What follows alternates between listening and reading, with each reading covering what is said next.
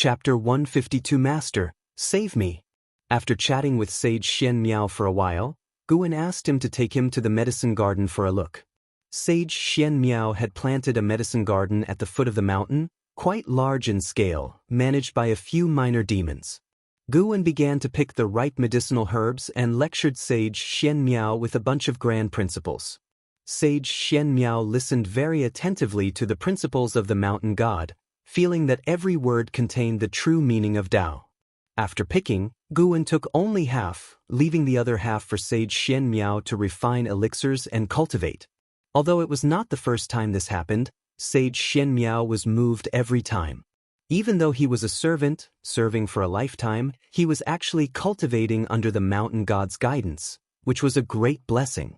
Sage Xian Miao felt that the mountain god had an important mission to entrust to him, because the mountain god said, "When heaven is about to bestow a great responsibility on a man, it first exercises his mind, toils his bones, starves his body, empties him of possession, and disturbs his deeds." The planting of medicinal herbs might not be something the mountain god needed, but rather a way to temper his character.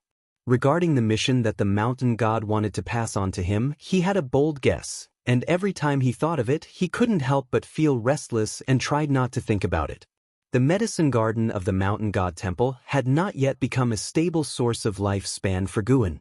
He now mainly relied on Mystic Valley, 8 scenic caves, 3rd Medicine Valley, Tianya Valley, and Yanchu Cave. Each year, he could obtain nearly 200,000 years of lifespan, although there were occasional fluctuations. His lifespan had already exceeded 5,600,000 years. If nothing unexpected happened, he would reach 10 million years in 20 years. The great calamity of the demons and monsters was unlikely to erupt within 20 years. According to the predictions within the Supreme Sect, it would take at least 50 years for the great calamity of the demons and monsters to erupt.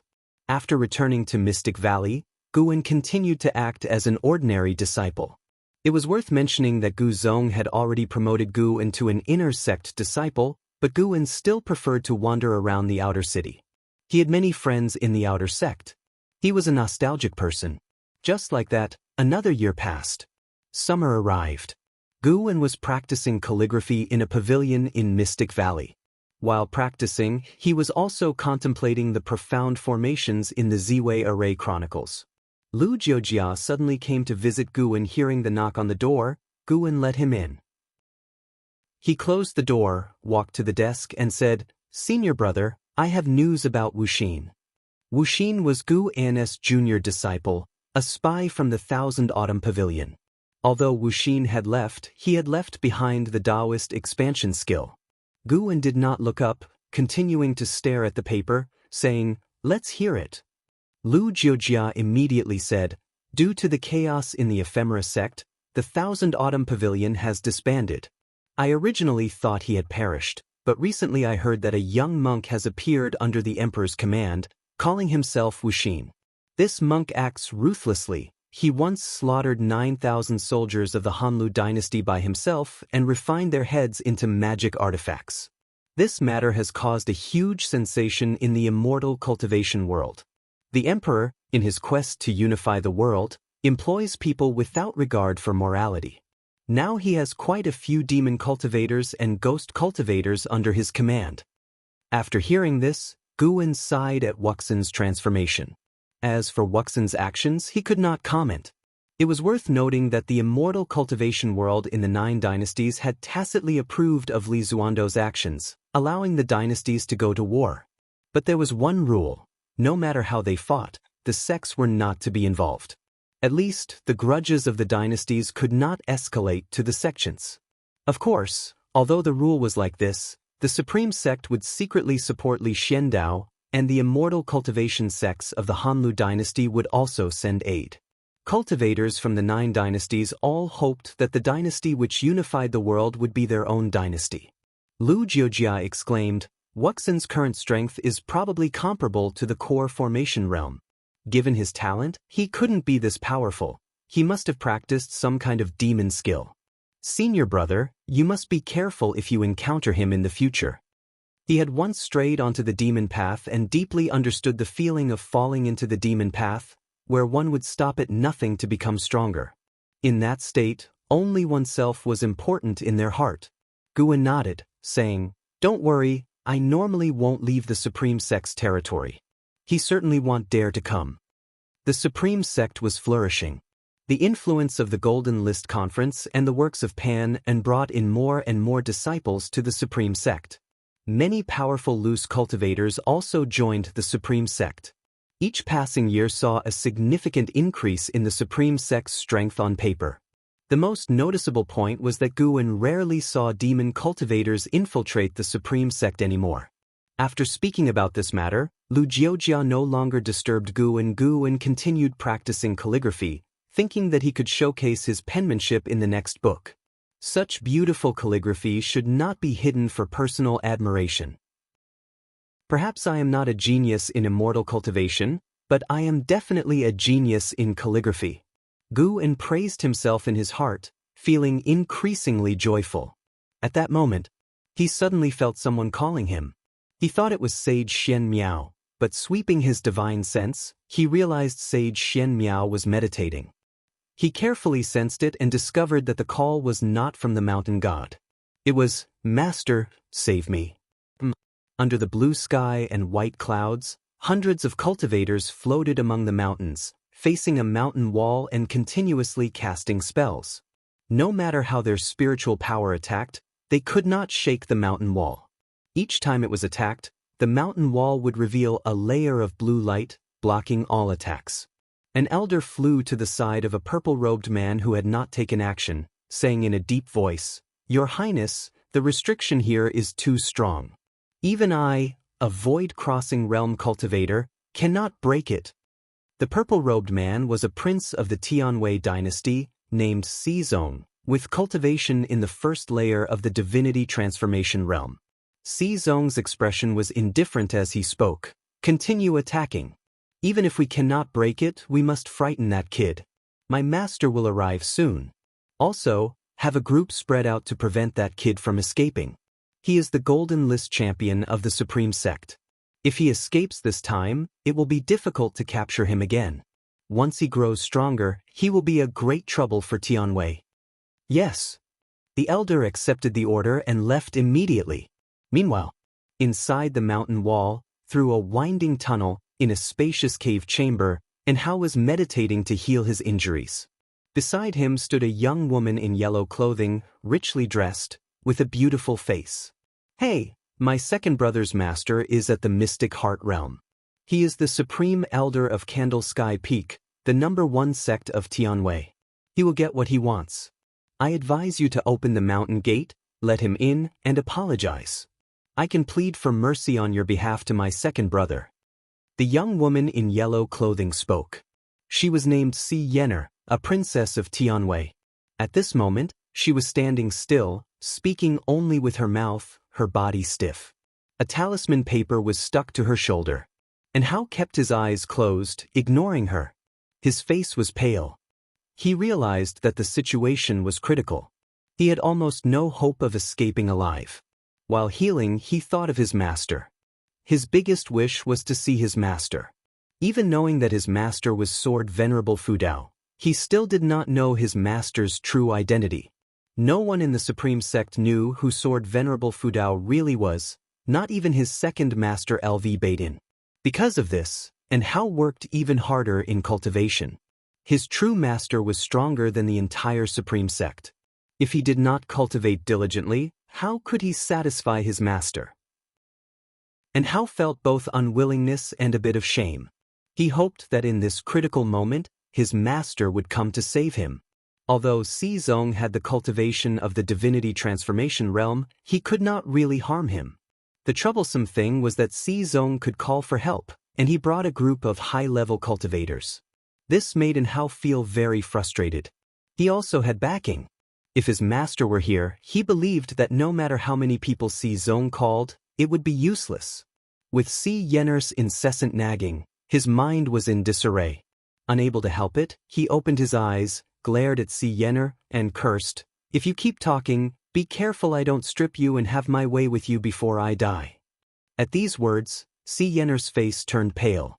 She quickly shut her mouth, staring at him with large, aggrieved and angry eyes. Cough, cough. And Hao's anger caused a backflow of blood, leading to a fit of coughing. He disliked spitting blood, so he swallowed the backflowed blood, enduring the discomfort. Soon, he calmed down and continued to practice and heal his wounds. An ancient hour later, Si Yenner couldn't help but ask, "Hey, and Hao, do you think that statue is the statue of the cave owner?" Following her gaze, one could see a stone statue standing in the center of the cave chamber. It depicted an elderly man standing on a tortoise, holding a wooden staff, with a hunched back and a kindly face. Although it was a stone statue, it had a feeling of coming to life. With eyes closed, and Hao responded, "Perhaps."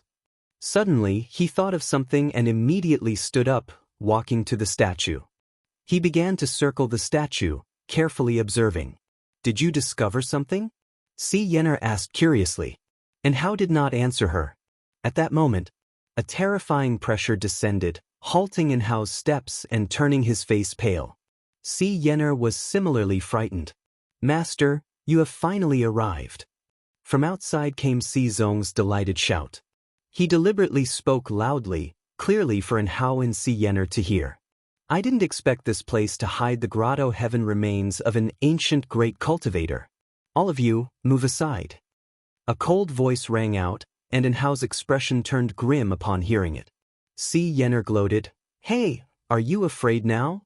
Quickly unseal me. Otherwise, when they break in, you will surely die." Rumble. The cave chamber shook violently, sand and dust fell, as if it would collapse at any moment. A terrifying divine sense had already penetrated inside, making Hao's heart jump and his forehead sweat. No matter how talented he was, he could not be a match for the Mystic Heart Realm. Not to mention Mystic Heart Realm, even a void-crossing realm could crush him. At this moment, Hao could not remain calm. He clenched his fists, inexplicably thinking of his master's figure. "Damn it, master, save me," Hao gritted his teeth, muttering under his breath. Si Yenner laughed gleefully upon hearing this. "Isn't your master the sect leader of the Supreme Sect? It said he is only at the Unification Realm. He's not a match for my brother's master. Besides, he's far away in the Supreme Sect. He couldn't possibly come to save you." Hao glared at her, shouting angrily, "The master I speak of is not LV Baden." Si Yenner pouted and asked, "Do you have a Mystic Heart Realm master then?" Hao could not answer because he had promised his master not to reveal his master's existence. At that moment, a hand pressed on Hao's shoulder, startling him. Then he heard a voice that made his eyes redden. "Silly disciple, it's only been how many years, and you're already calling for me to save you?" Chapter 153. Get Lost. The hand pressed against Hao's shoulder belonged to Guan. Hao turned his head cautiously, and upon seeing Guan, the joy in his heart erupted completely.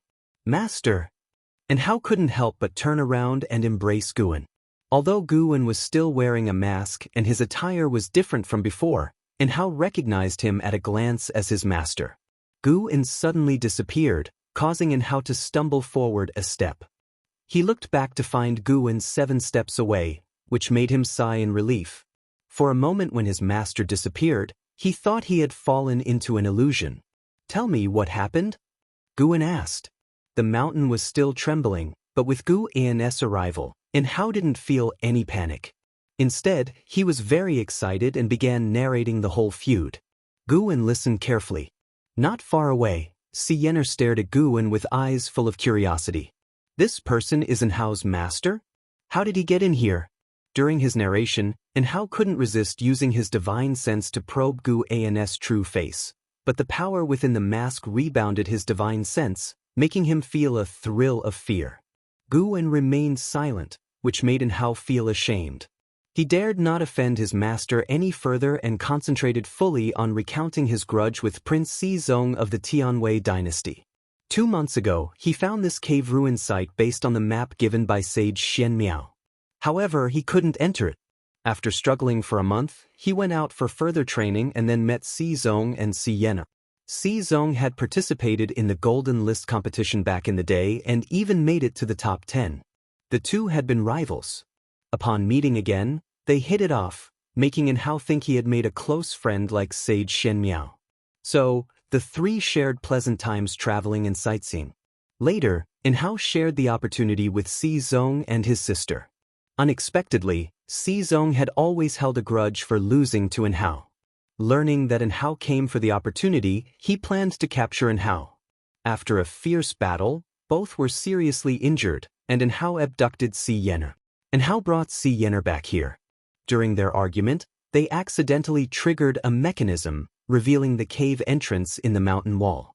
Just as they were about to enter, they didn't expect Si Zong to catch up so quickly, with even a void-crossing realm cultivator accompanying him. Hao was severely injured by an ambush while bringing Si Yener into the cave. Fortunately, the cave entrance closed in time, saving him from further danger. After Hao finished speaking, he was very angry and cursed, "That dog Si Zong. I trusted him so much, I must have been blind." Si Yener pursed her lips but didn't speak up for Si Zong, as she also disapproved of his actions. Boom! An explosion echoed from the cave passage, followed by a gust of wind that ruffled the robes of the three. Guan then looked at the statue in the center of the cave chamber, deep in thought. Footsteps sounded, and Hao didn't panic. He moved next to Si Yener, preparing to use her as a hostage. Let her go. There's no need to use a woman as a threat, it's meaningless. Gu An's voice rang out. Si Yener immediately beamed, quickly saying, "Thank you, Senior, you are indeed wise." Hao glared at her but obediently removed the talisman paper from her body. As soon as the talisman paper was removed, Si Yener regained control of her body and sighed in relief. She didn't run toward the cave passage but stood beside Hao. Just then, a group of cultivators came through the cave entrance, led by Si Zong. Behind him was a man in a black robe with golden patterns, an imposing presence, half-white hair, a handsome face, and cold eyes exuding an indescribable pressure. Si Zong's gaze fell on Guan, his brows furrowing. He raised his hand in greeting and asked, "May I ask who you are, Taoist friend, and why are you here?" Si Yener spoke up, "Second brother, he's Hao's master. Let's end this matter here." "Master?" Si Zong's frown deepened and he asked, "Are you sect master LV?" Guan glanced at the black-robed man behind Si Zong and performed lifespan detection. Ancestor Xingyan, Mystic Heart Realm 2nd Layer 1904/4400/4600. The Tianwei dynasty truly hid dragons and crouching tigers. It's unclear if this person had been cultivating in Tianwei all along or if he returned from overseas due to the ephemera sect. Guan spoke, "I am not LV Baden. This cave was found by my disciple first. I advise you all to leave it at that." The cultivators behind Si Zong were taken aback, surprised by this person's firm attitude. Hao grew excited and looked at Si Zong provocatively. Ancestor Xingyan stepped forward, standing in front of Si Zong. He scrutinized Guan, asking, "May I know your name, Taoist friend? Why not show your true face?" His divine sense couldn't penetrate Guan's mask, making him wary of Guan. But only a little. After all, he was a Mystic Heart Realm cultivator. He had fought other Mystic Heart Realm experts during his battles with the ephemera sect, with mixed results. As a fellow Mystic Heart Realm cultivator, he couldn't be killed. Unless this person was as powerful as the ephemera sect hierarch at the Mahayana realm. Mahayana realm? Ancestor Xingyan didn't believe it. If there was such a powerful existence, why hadn't he heard of it before? Guan turned to Ancestor Xingyan and uttered one word, "Scram." Scram. Everyone's faces changed drastically, especially those on Si Zong's side. They knew Ancestor Xingyan's background. Audacious! How dare you speak rudely to a great cultivator of the Mystic Heart Realm? An elder scolded angrily, while Ancestor Xingyan laughed coldly. Hao was extremely excited. As expected of his master, how domineering!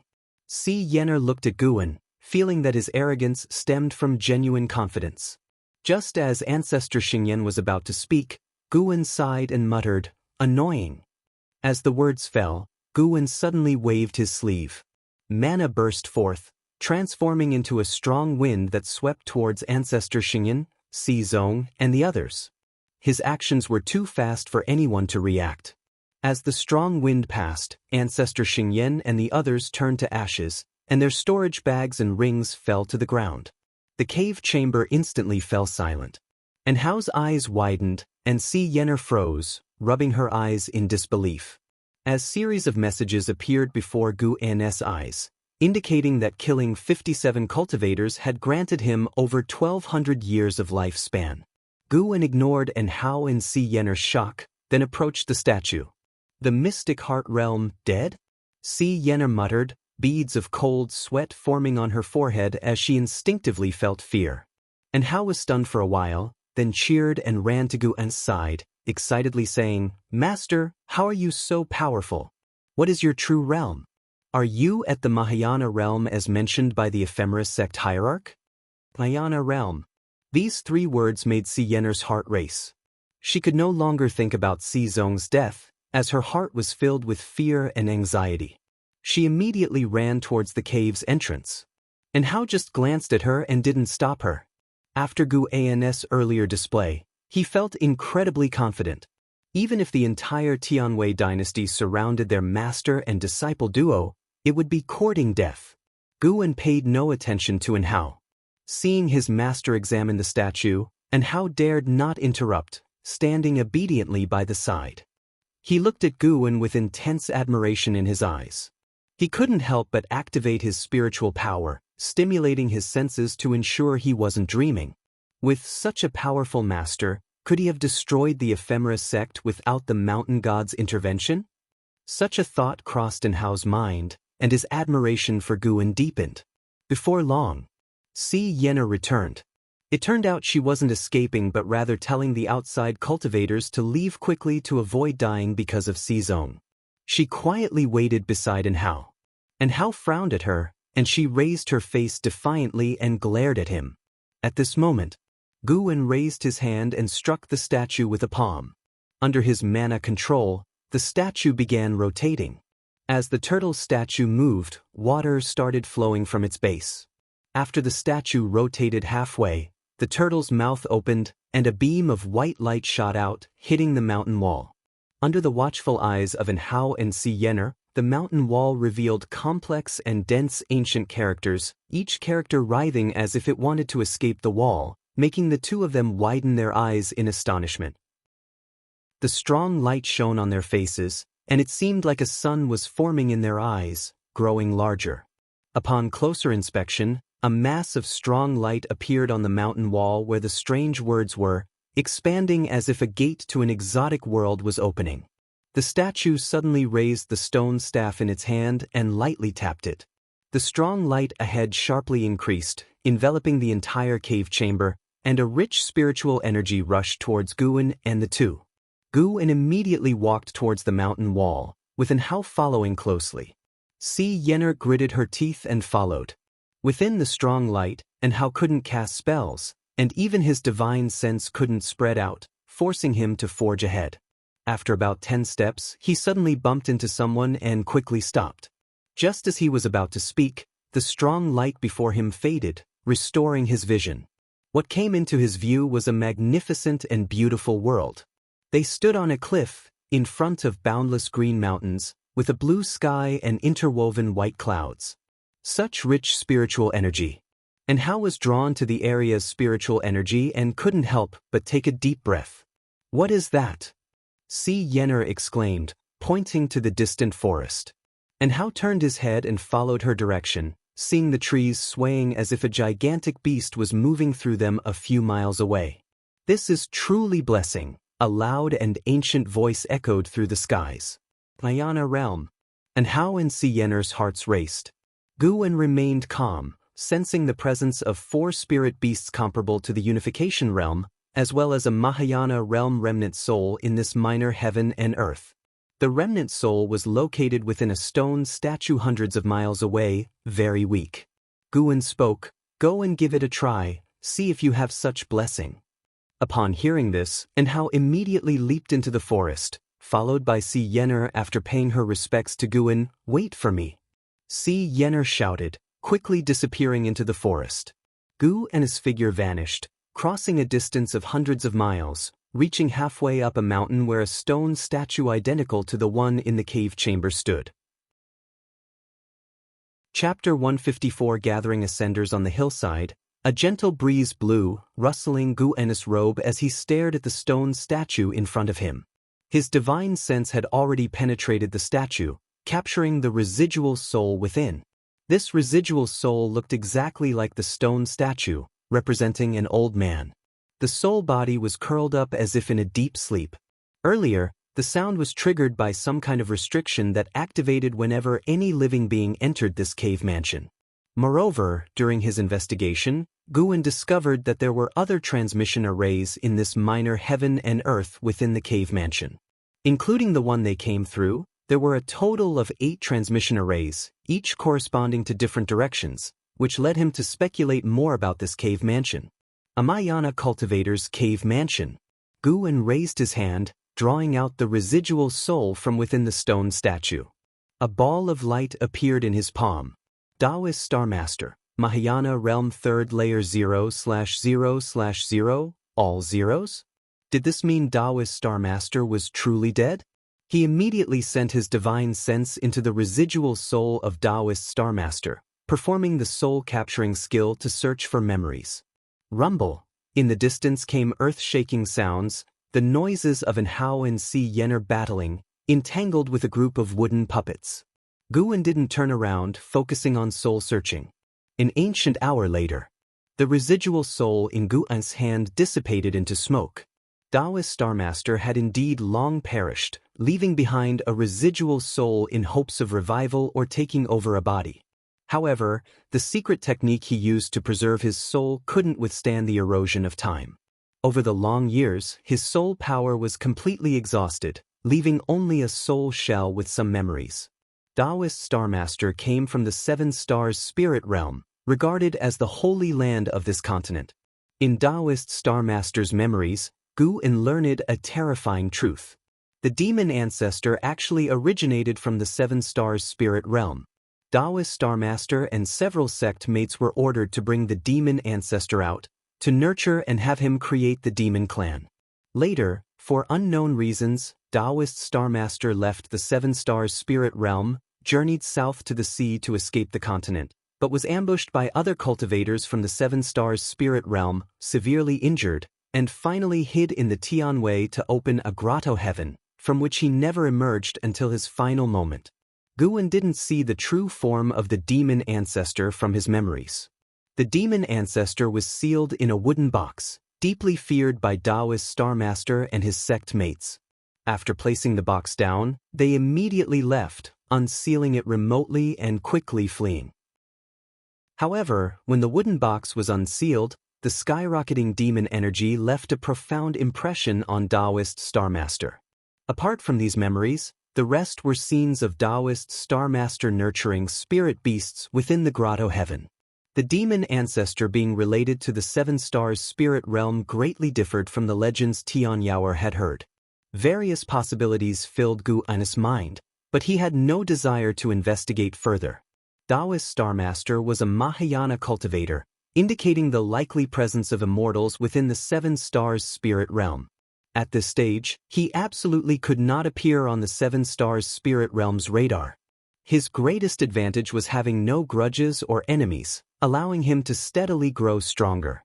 With that thought, Guwen turned around, ready to harvest the medicinal herbs here and transport a batch of heavenly treasures away.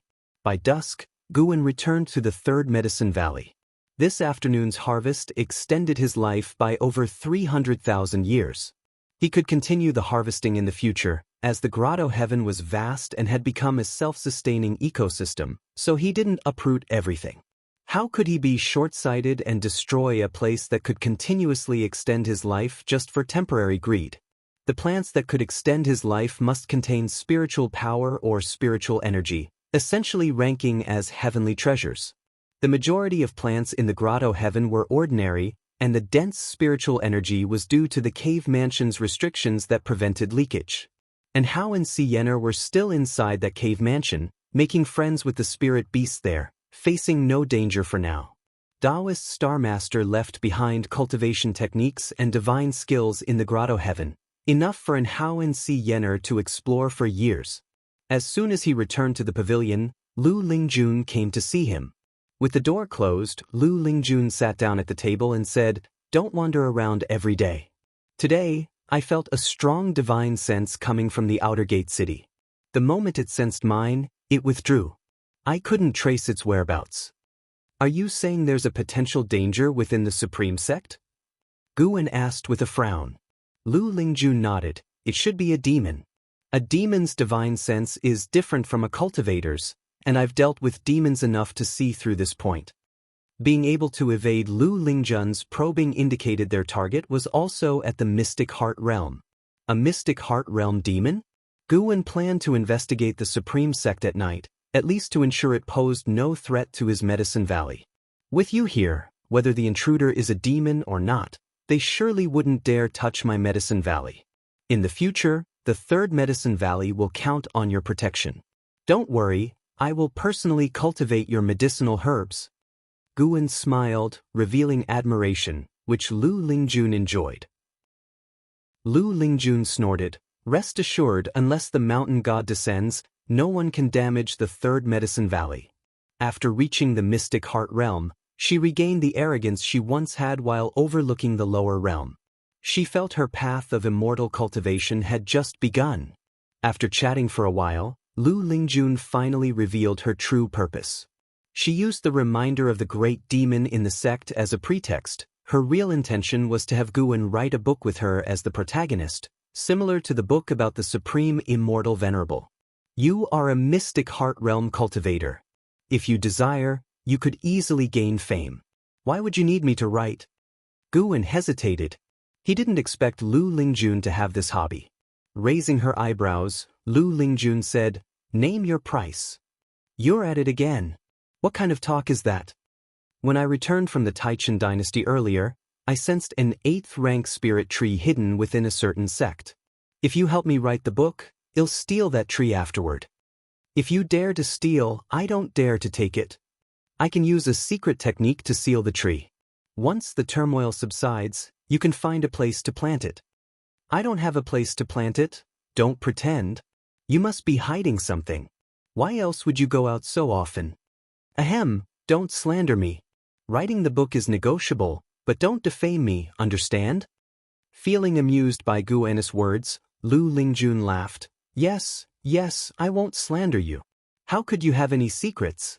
You are selfless and dedicated to the Supreme Sect." That's more like it. Now tell me your story so I can seek inspiration." Guwen nodded in satisfaction.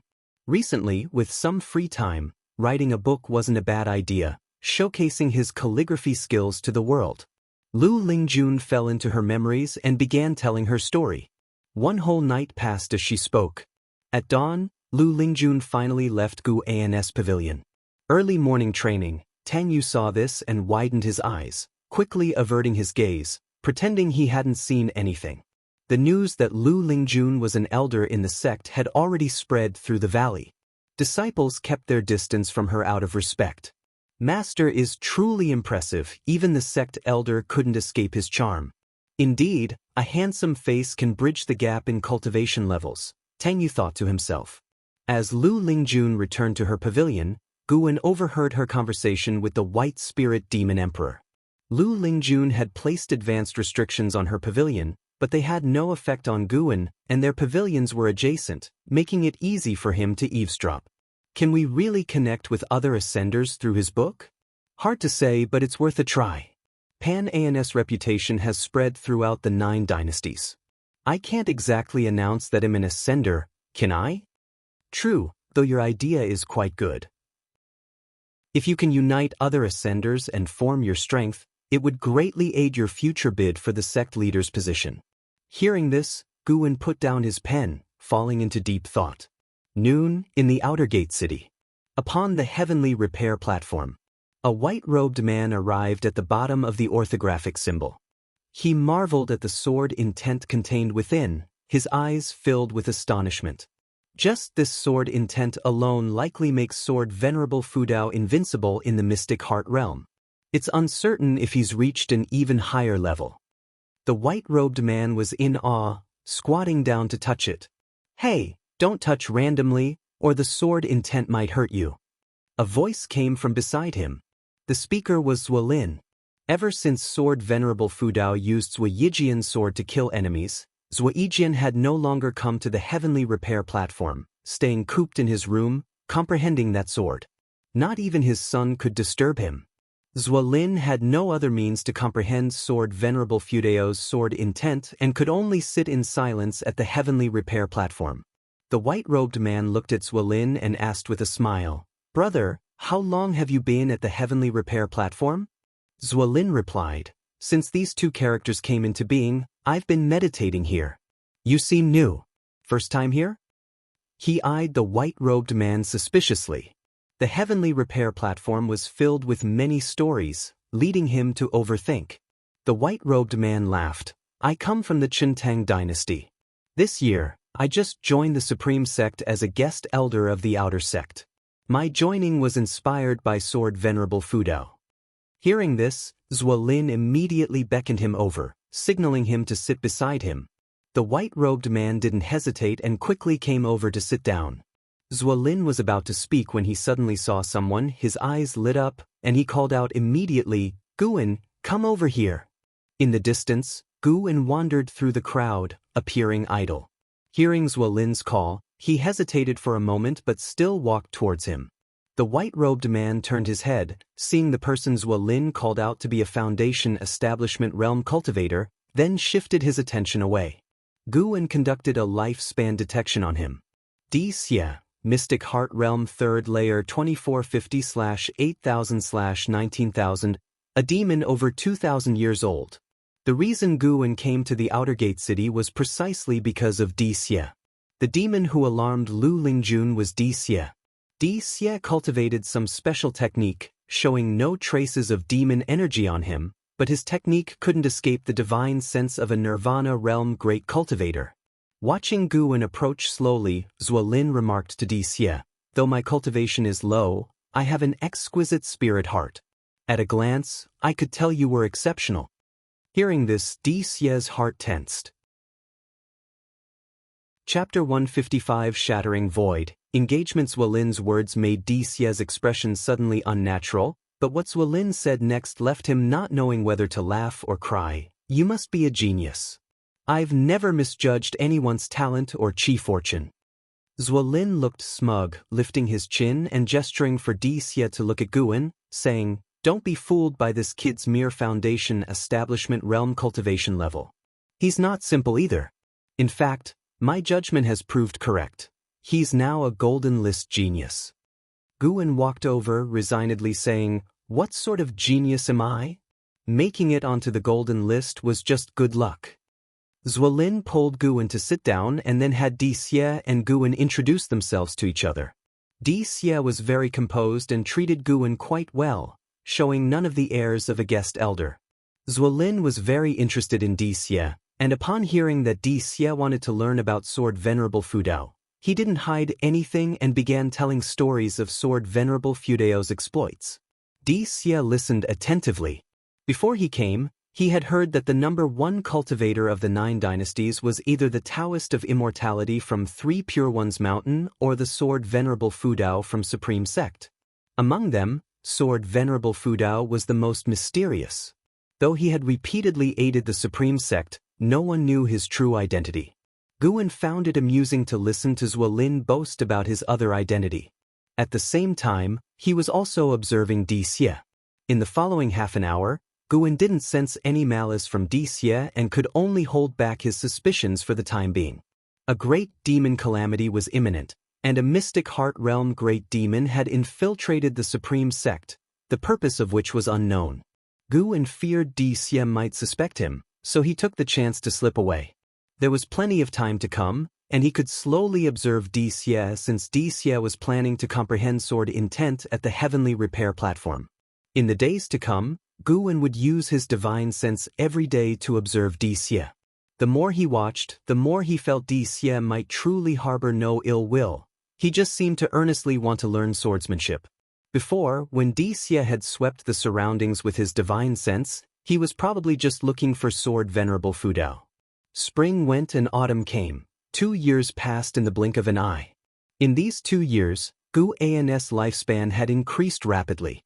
Starmaster Cave had provided him with an enormous amount of lifespan. His lifespan had already broken through 6,500,000, getting ever closer to the 10 million mark. One day, Guan visited the book collection hall in the Outer Gate City and, under the name Pan An, published a new book titled Shattering Void. Lu Chang, the elder who had once taken care of Pan An, had passed away, and he was received by Feng Shang, the great elder of the book collection hall. Feng Shang was thrilled to receive Pan An for the first time, bombarding Guan with compliments and guaranteeing that he would handle the book's follow-up matters well. Only after an hour at the book collection hall did Guan manage to get away. Feng Shang was simply too enthusiastic. In Feng Shang's eyes, Guan was a tremendous opportunity. As long as he arranged Pan An's new book properly, his career would skyrocket. After leaving the book collection hall, Guan strolled around the city. As the Supreme Sect grew stronger each year, the Outer Gate City became very bustling. Every street was crowded, and even stalls appeared, selling all kinds of odd and remarkable items. In the last year, Guan had taken to wandering the city streets whenever he was free. As he walked, Guan spotted a familiar face. Du Yi. Guan approached to greet him. Both being house servants of the Ji family and having been accepted into the Supreme Sect together, their relationship was not close, but they would chat if they bumped into each other in the outer sect. Du Yi was fiddling with a small gourd at a stall. Hearing Guan's voice, he reluctantly set the gourd down, stood up, and looked at Guan. When Guan reached him, Du Yi greeted him with a smile, asking, "Are you here treasure hunting too?" Guan laughed and replied, "There aren't that many treasures to find. I'm just browsing and enjoying the buzz. How have you been lately?" 92-year-old Du Yi looked just over 40. He hadn't taken any youth-preserving pills when he was younger, unlike Guan, who appeared youthful. In the Immortal cultivation world, not every cultivator seeks a youthful appearance. Some believe that maturity conveys more presence. Don't get me started. I attempted the foundation establishment recently and failed, wasting a foundation establishment pill in the process, Du Yi said gloomily. He was genuinely a low-level cultivator in the Immortal cultivation world, of mediocre talent, who had to do odd jobs for young masters from significant families for cultivation resources. Guan consoled him, then took out a medicine bottle with 2 foundation establishment pills inside. Holding the medicine bottle, Du Yi hesitated. He didn't want to accept Guan as charity, but he couldn't bear to refuse. For a low-level cultivator like him, reaching the foundation establishment was a lifelong dream. Guan smiled and said, "Don't mention it. After all, we grew up together. I hope you live a few more decades. When we're old, we can reminisce about our youth." Hearing this, Du Yi felt a warm sensation and remembered that he had once told Guan to seek his help if he ever encountered any troubles. If there was any way he could help, he wouldn't hesitate. Half a lifetime later, Guan had never sought his help. Instead, Du Yi began to owe Guan favors. Du Yi lightly patted Guan's shoulder, no longer refusing. He put the medicine bottle into his storage bag. "By the way, I heard something recently. Our third miss has been betrothed," Du Yi suddenly said in a low voice. Hearing this, Guan was stunned and asked with curiosity, "Betrothed? To?" Hearing of Ji Xiaoyu's engagement, his heart couldn't help but ripple. Perhaps it was because Ji Xiaoyu had once saved him as a child. Even after growing up, Ji Xiaoyu had been kind to him, not treating him like a house servant and giving him many things to help with his cultivation. Could even such a girl of heavenly pride not escape an arranged marriage? Thinking of this, Guan felt quite emotional. Du Yi shook his head and said, "How would I know? But it seems that only the engagement is set, there's no date for the wedding yet. I think the young master and the others are very happy, so the other party must be quite significant.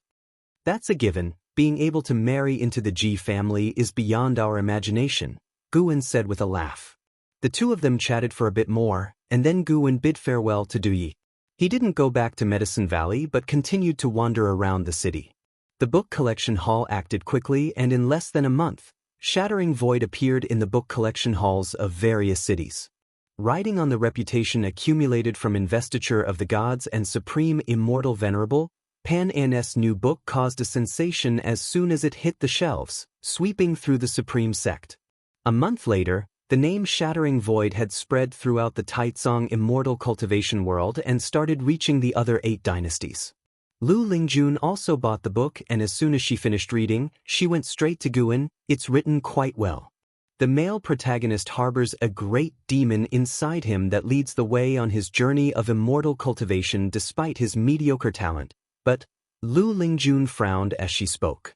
What but? Asked Guan. Why is it called Shattering Void? She stared intently at Guan, as if trying to see through him.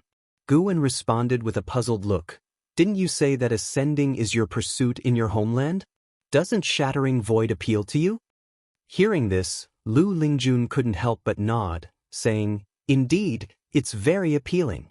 Then you should continue writing it well. She mocked herself internally. How could this kid have guessed that she was an ascender? Then they started discussing the book Shattering Void, and Lu Lingjun made many demands. Guan wasn't agreeable at first, but when she brought out a pile of heavenly materials and earthly treasures, he changed his tune, saying he would consider it. Lu Lingjun was amused by his greed. After Lu Lingjun left, he took out Daoist Xuanchuan and started to read. Shattering Void was only written because someone asked for it, but the classics that are truly worth appreciating are in Daoist Xuanchuan. With the release of Pan An's book, the servant disciples of Mystic Valley and the Third Medicine Valley also began discussing it, and Pan An's name proved to be more influential than Guan had imagined. Half a month later, when Guan returned to the Third Medicine Valley, he sensed LV Baitian's presence. Counting the days, it had been more than 10 years since he last saw him. Guan went to the attic to meet with the long-waiting LV Baitin. He closed the door of the room and then approached LV Baitin, raising his hand in salute. LV Baitin looked the same as he had many years ago. He gestured for Guan to sit down. After Guan took his seat, LV Baitin finally asked, What made you think of publishing a book recently? It was a spur-of-the-moment thing. Did you read it too? Replied Guan. I did. It's not as good as Investiture. That's true, Guan said sincerely. He believed that himself. LV Baitin changed the subject abruptly. Is Su Han your disciple? Upon hearing this, Guan feigned nervousness and asked, He used to be. What about him? LV Baitin stared at Guan and said, He has also cultivated the Defying Fate divine skill. What? Guan was visibly shocked. He hastened to explain, I didn't teach it to him. Over these years, I haven't even seen him. Since LV Baitin had passed the Defying Fate divine skill to Guan, he had barely practiced it because he couldn't abandon his cultivation to start over. LV Baitin snorted and said, Of course, I know you didn't pass it on. As a matter of fact, I didn't create the Defying Fate divine skill either. I also received it from someone else. I can tell you directly that Defying Fate divine skill comes from the Ephemera sect. Now that Su Han has also learned it, it indicates that the remnants of the Ephemera sect have not been completely eradicated. Guan's eyes widened, displaying a look of disbelief. He thought of the 9 Nether 13 Evil and the Ghost Mother of Ephemera. Could it be that they had approached Su Han? Sect leader, Guan looked at LV Baitin, unsure of what to say, a mix of emotions crossing his face. He really wanted to say, I also have an identity concerning the Ephemera sect. I am the sect hierarch of the Ephemera sect. LV Baitin chuckled, Don't worry. I just have karma with the Ephemera sect. I don't actually come from there. In my youth, I made a Taoist friend who was from the Ephemera sect. Before she died, she passed the Defying Fate divine skill on to me. It is because of this skill that I could achieve what I have. Don't talk about this past to anyone. If you do, I surely won't be able to hold onto my position as sect leader. Ever since the Supreme Elders returned, my position has become increasingly unstable. He concluded with a self-deprecating laugh. Guan immediately responded, Of course, I won't speak of it as long as you don't harm the interests of the Supreme Sect. LV Baitin glared at him, feigning annoyance, but he was inwardly very pleased. He's truly worthy of being the sect leader I picked. Following that, LV Baidian said, Su Han has learned the Hateful Heaven Divine Sword and inherited the Defying Fate Divine skill. His progress will be rapid from now on. How close are you with him? If you're close, be cautious. It's clear that Su Han has a mastermind behind him. I'm afraid that person will come after you to make Su Han hate this world even more. Chapter 156 Innate Divine Skills Persecuting Me? Guan almost laughed. Whoever wanted to persecute him must have had a death wish. With his ability to foresee potential threats, he could detect anyone who harbored hostility towards his true self at the first moment. At least for now, no one bore him ill will.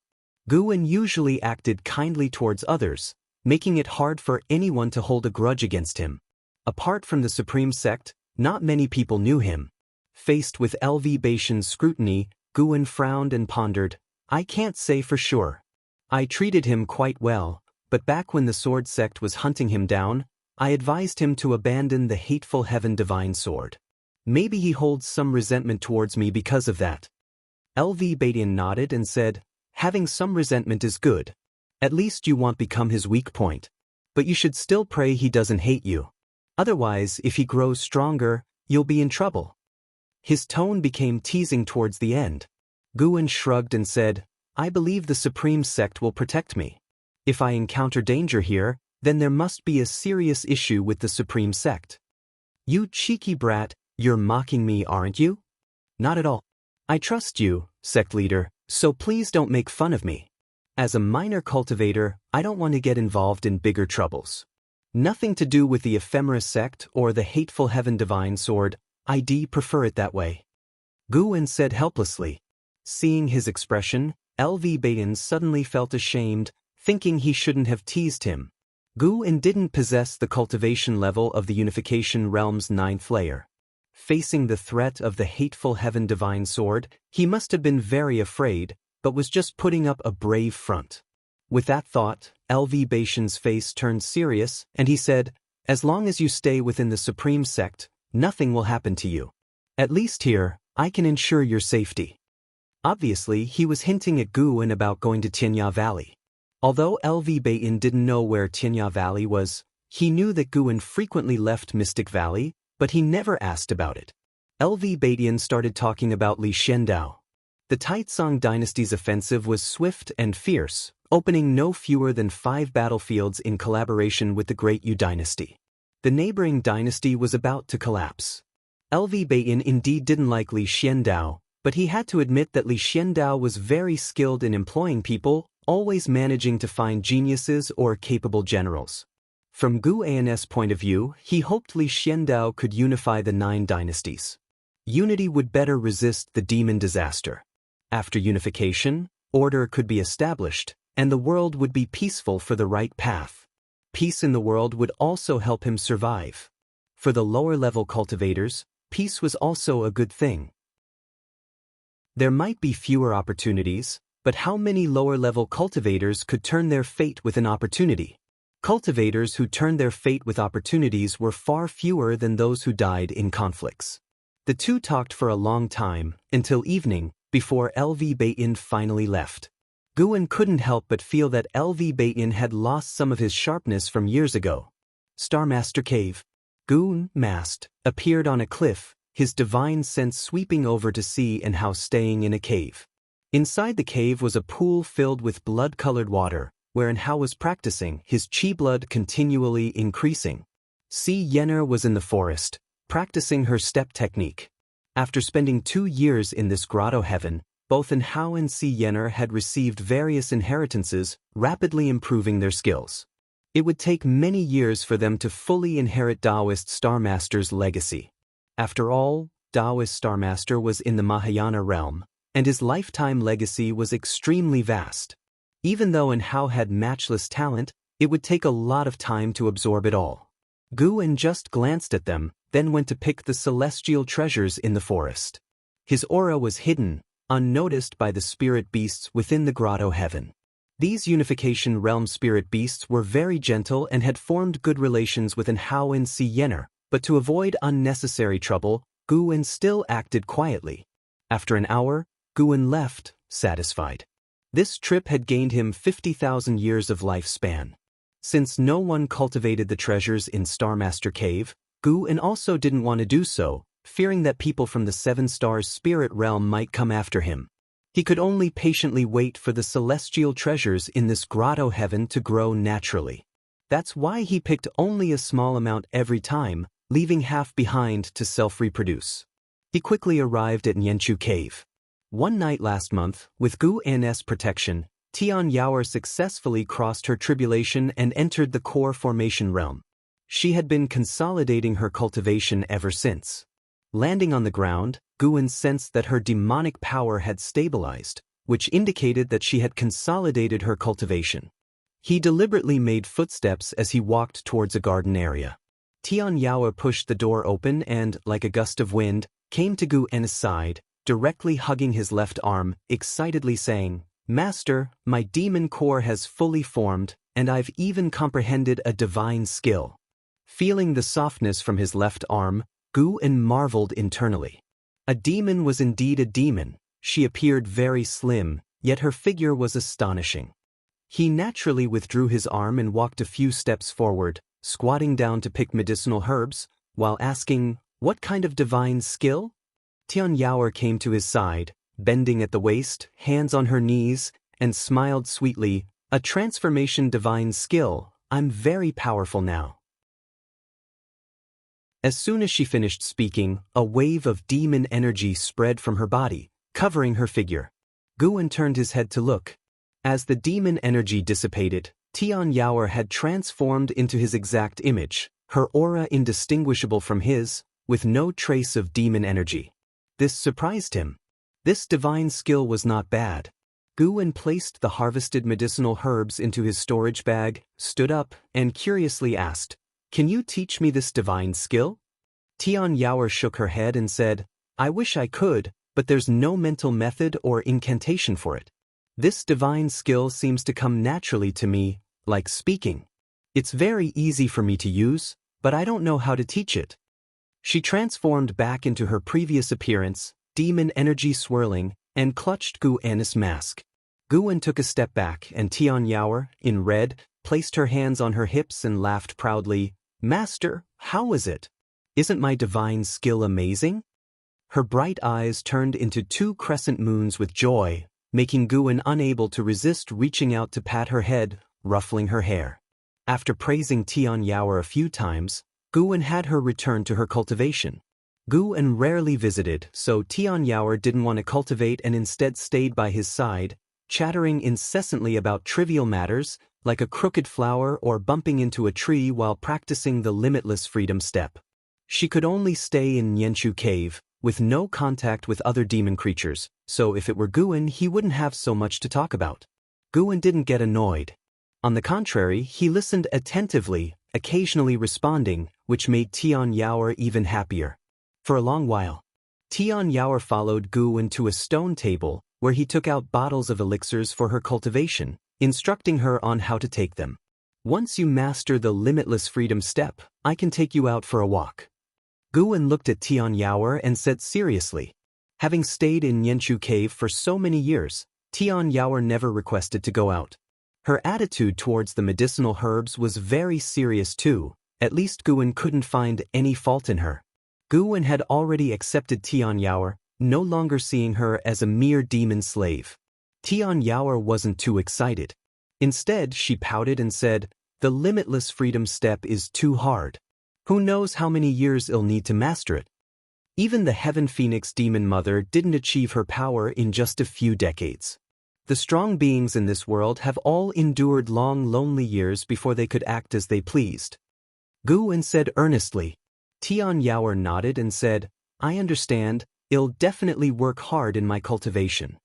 Guwen noticed that she no longer kept talking about revenge. He wondered if she kept it in her heart or had given up on the idea. He didn't leave immediately but sat down and started explaining the primordial earth immortal skill to Tian Yaoer. The core formation was just the beginning. Tian Yaoer still had a long way to go. If he could nurture a peerless great demon, Gu would certainly feel a sense of accomplishment. Tian Yaoer's ultimate lifespan was 18,000 years, meaning she would be with Gu for the longest time. Perhaps to avoid loneliness in the future, Gu An's teachings to Tian Yaoer were no less than his instructions to Hao. Dark clouds covered the sky, the mountainous terrain undulated unevenly, and as far as the eye could see, the hills and valleys were sparse with vegetation. Most of the trees were withered, stripped of their leaves. Desolate, silent. Two figures walked through the mountains, one of them being Gu's disciple Su Han. After decades, Su Han had undergone a complete transformation. He wore black, carried a bone sword, and had a red string tied around his forehead and knotted at the back, casually binding his black hair. His eyebrows exuded malevolence, with a cold, indifferent gaze. Ahead of Su Han walked a frail old man, turning back repeatedly with obsequious smiles. "Sir, up ahead is the habitat of the holy beast sky dragon. Although this sky dragon is under 100 years old, it has a peculiar temper, so you must be careful," the frail old man warned. Su Han looked forward, where amidst the darkness, a massive mountain faintly appeared, intermittently echoing with shrill cries, making the place daunting and terrifying. He ordered, "You go attract it first, it'll follow soon." The frail old man's face turned pale upon hearing this, quickly waving his hands.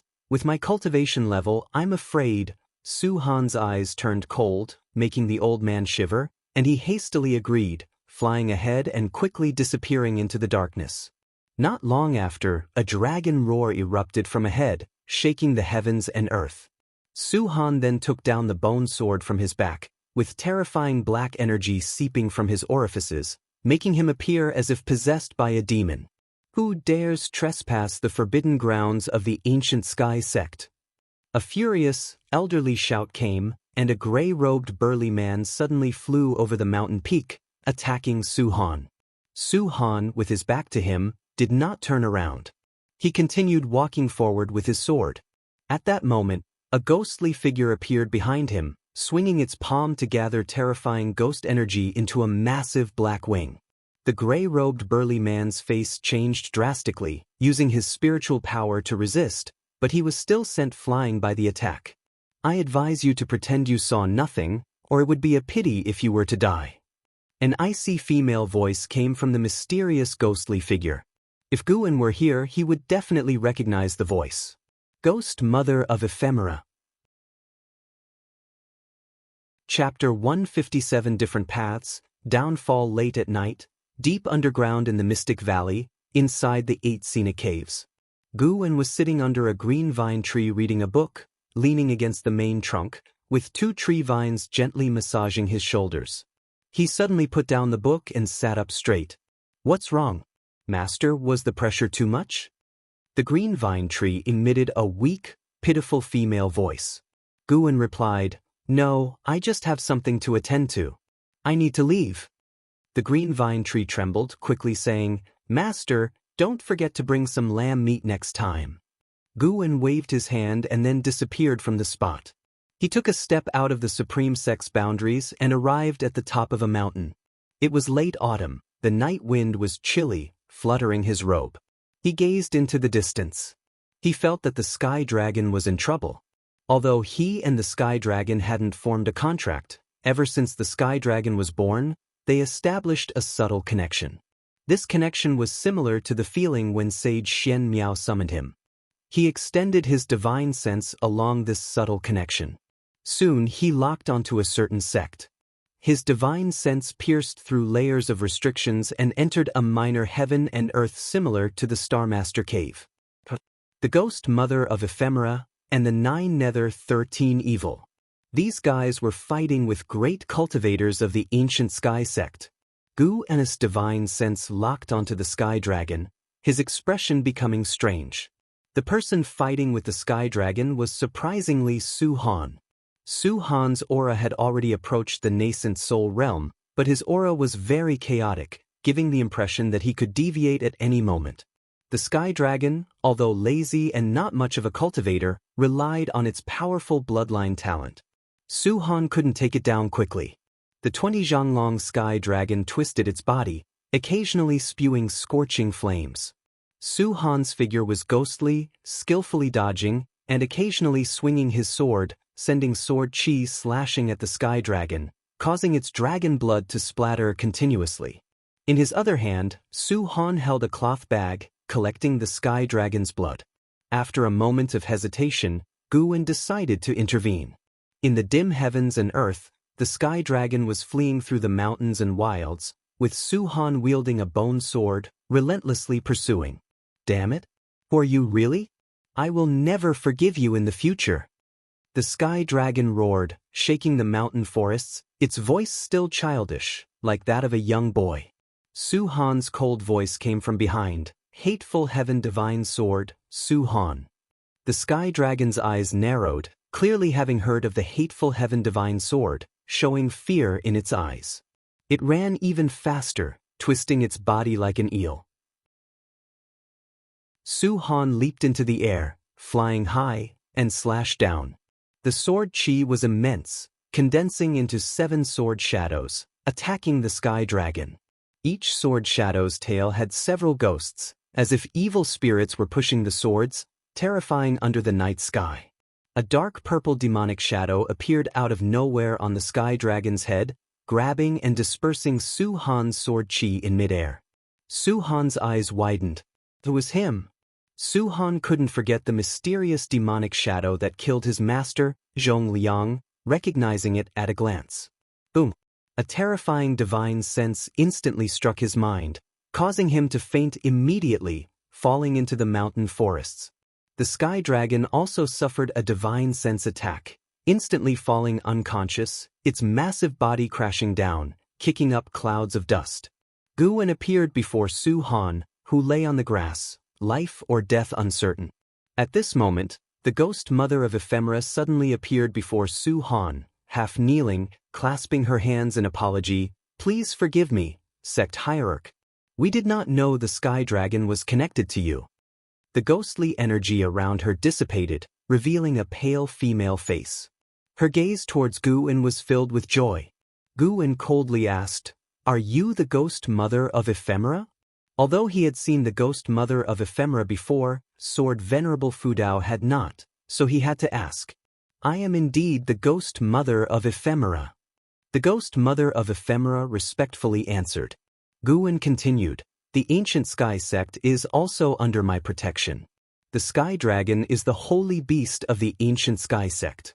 You are not allowed to seize it." By saying this, he indicated that he intervened for the sake of the ancient sky sect, not for the sky dragon. Upon hearing this, the ghost mother of ephemera cautiously asked, "Why do you protect both sects?" Guwen countered, "The ephemera sect is already destroyed. Why don't you return to the Nine Nether Road?" The ghost mother of ephemera replied helplessly, "We indeed wish to return, but the path back on the Nine Nether Road has been blocked by cultivators of the 7 Stars Spirit Realm. We can only escape back." The 7 Stars Spirit Realm? Hearing this, Guwen became more certain that the demonic catastrophe was being driven by the 7 Stars Spirit Realm. "Is this young man your disciple?" Guwen asked.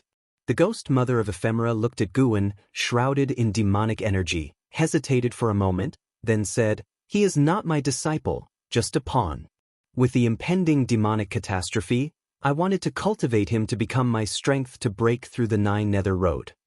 Using Su Han to fight against the cultivators of the 7 Stars Spirit Realm within the Nine Nether Road? Guwen couldn't help but feel pity for Su Han, but he had no intention of saving him. Su Han's desire for power had become an obsession. Even without the ghost mother of ephemera, he would still go astray. In Su Han's eyes, he wasn't committing evil, but merely striving to become stronger. Guwen didn't personally eliminate Su Han because he had not heard of Su Han slaughtering innocent civilians. Those who died at Su Han's hands were indeed many, but they were all people with grudges against him.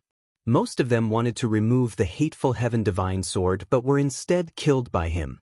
The hateful Heaven Divine Sword was Su Han's ancestral swordsmanship, so he and Guwen were not true master and disciple. Guwen merely provided him with some elixirs. Past ties of master and disciple had been severed. Su Han's life or death was no longer related to Gu and mainly wanted to see Su Han's fate. Su Han, who had mastered the defying fate divine skill, could devour the spiritual power of other cultivators. To some extent, it was similar to Gu's ability to seize lifespan. But Su Han's path was completely different from Gu's. Wherever this young man went, he fought, and his fierce reputation spread far and wide. The ghost mother of ephemera revealed the effects of the defying fate divine skill, which were exactly the same as those known to Guan, with no exaggeration. From the ghost mother of ephemera's perspective, she naturally didn't know Sword Venerable Fudao knew the defying fate divine skill, so she spoke frankly. Perhaps she genuinely wanted to make Gu and the sect hierarch of the ephemera sect. In the land we come from, the ephemera sect has stood for tens of thousands of years. The spiritual energy there far surpasses that of the 9 dynasties. Although the ephemera sect has been destroyed by the mountain god, it was the traitors who defected to butcher Immortal Jing who were wiped out. Our sect's orthodox disciples still remain. If you return with me, in at most 1,000 years, the ephemera sect can restore its former glory. The ghost mother of ephemera said earnestly. Guan asked, "Is it just because I know the Taitsong divine shocking sword? Aren't you afraid it'll sacrifice you all, like the actions of the ephemera sect?" Knowing the Taitsong divine shocking sword is one reason. I have stayed in the Supreme Sect for many years and learned about your deeds. Your ability to inscribe the words righteous path on the heavenly repair platform speaks to your character. If you are willing to lead the ephemera sect, you can certainly guide it towards the right path.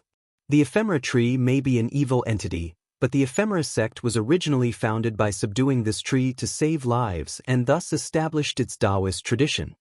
As she spoke, she raised her right hand, and a token appeared in her hand.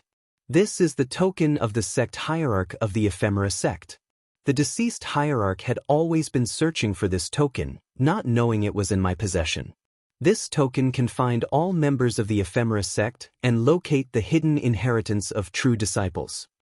Guan extended his hand, his divine sense entering the token.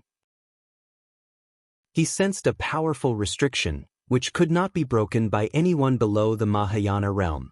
Of course, this restriction was formidable to others, but it was as if non-existent before him. As his divine sense entered the token, he felt as if he was overlooking the land. He saw a chaotic, dim world with only landforms, no flowers or living beings. Through the scenes within the token, he could see the positions of other ephemera sect cultivators. Apart from this, the token had many other functions with numerous restrictions that intrigued Guan. He retracted his divine sense and said, "I'll temporarily hold onto this token. In the future, treat the token as though it's me." Upon hearing this, the ghost mother of ephemera was overjoyed and quickly bowed to thank Guan and then disappeared from the spot. The ghost mother of ephemera immediately stood up and left with Su Han. As for the distant sky dragon, she dared not touch it again. Late autumn in the Mystic Valley. Guan watched his disciples sweep away the fallen leaves in various gardens while his divine sense was focused on the distance, observing the decisive battle between the Taitsong dynasty and the Hanlu dynasty. LV Xian and Wu Ju were also participating, showcasing their prowess.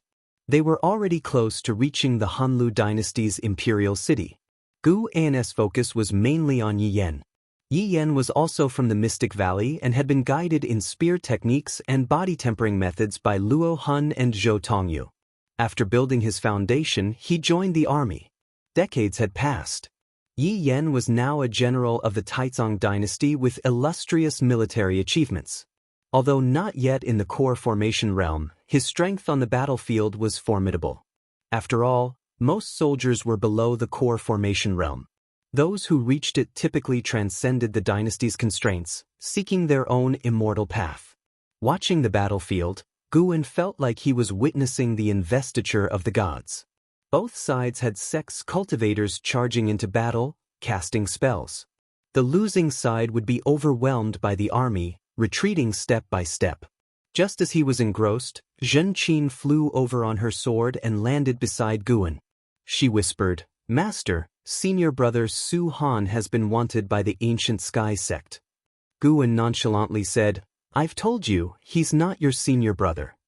Zhen Qin pouted. He might not be my senior brother to outsiders, but we grew up together. How can I completely sever ties with him? Telling me want help. What can I do? Master. I'm just feeling anxious and wanted to talk to you. Zhen Qin glared at him. Guan glanced at her, smiling. Don't worry about him. He's survived many years of being hunted. Instead of worrying about him, you should worry about yourself. You seem to encounter more danger than him. He referred to the time Zhen Qin was saved by Sage Xian Miao from the law enforcement hall disciples. Although she didn't mention the existence of the mountain god, Yi Lan knew about her perilous experience and had informed Guan. Just as Zhen Qin was about to retort, she suddenly sensed something and took out her disciple token from her storage bag. Guan did the same, taking out his Valley Master token and inserted his divine sense.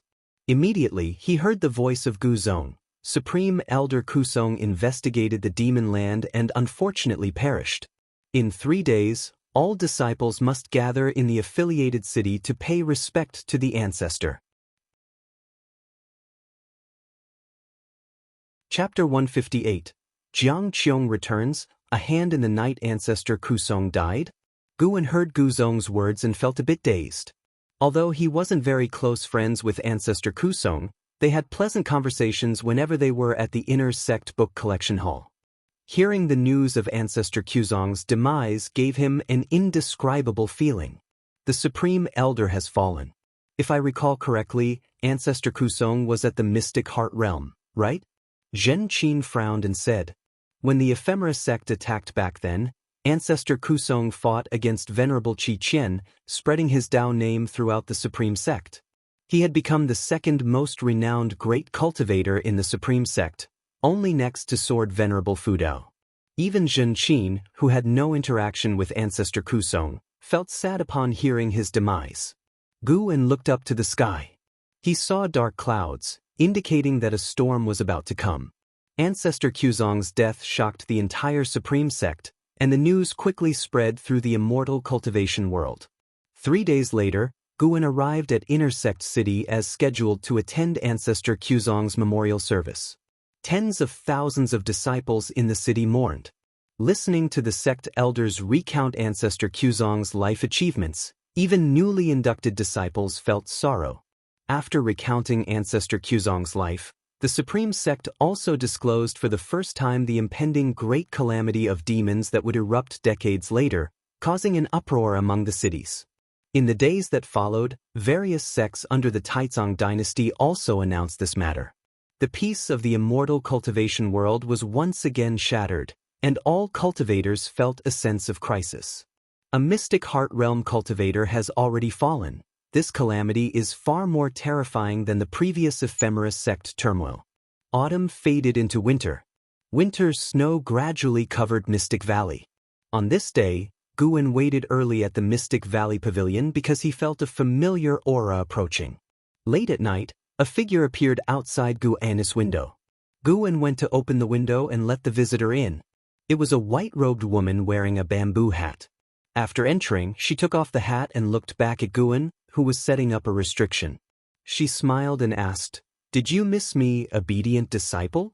After finishing the restriction, Guan turned around and curiously asked, "Where have you been all these years? Are you all right?" He cast a lifespan detection spell on Jianghu. Jianghu, nascent soul realm level 6243/700/5490 5,490 years of maximum lifespan. Guan remembered that Jianghu's maximum lifespan was around 2,400 years. It seems there were great opportunities on the Nine Nether Road. Jianghu smiled and said, "I went to a mysterious place and got great opportunities. How could your martial master not fare well?" Seeing Guan's concerned expression warmed Jianghu's heart. Someone still thought of her in this world. Guan invited Jianghu to sit down first and then started brewing tea. "Disciple, how have you been these years?"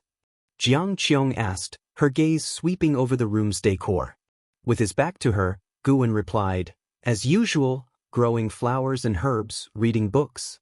Oh, and in the last Golden List tournament, I ranked among the top 500 thanks to the magic artifact bestowed by my sect seniors.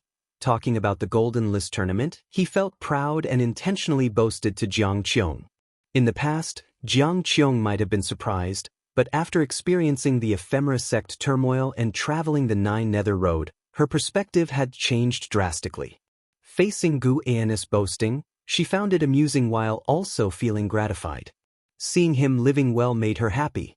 After Guan finished speaking, he carried some hot tea to the table.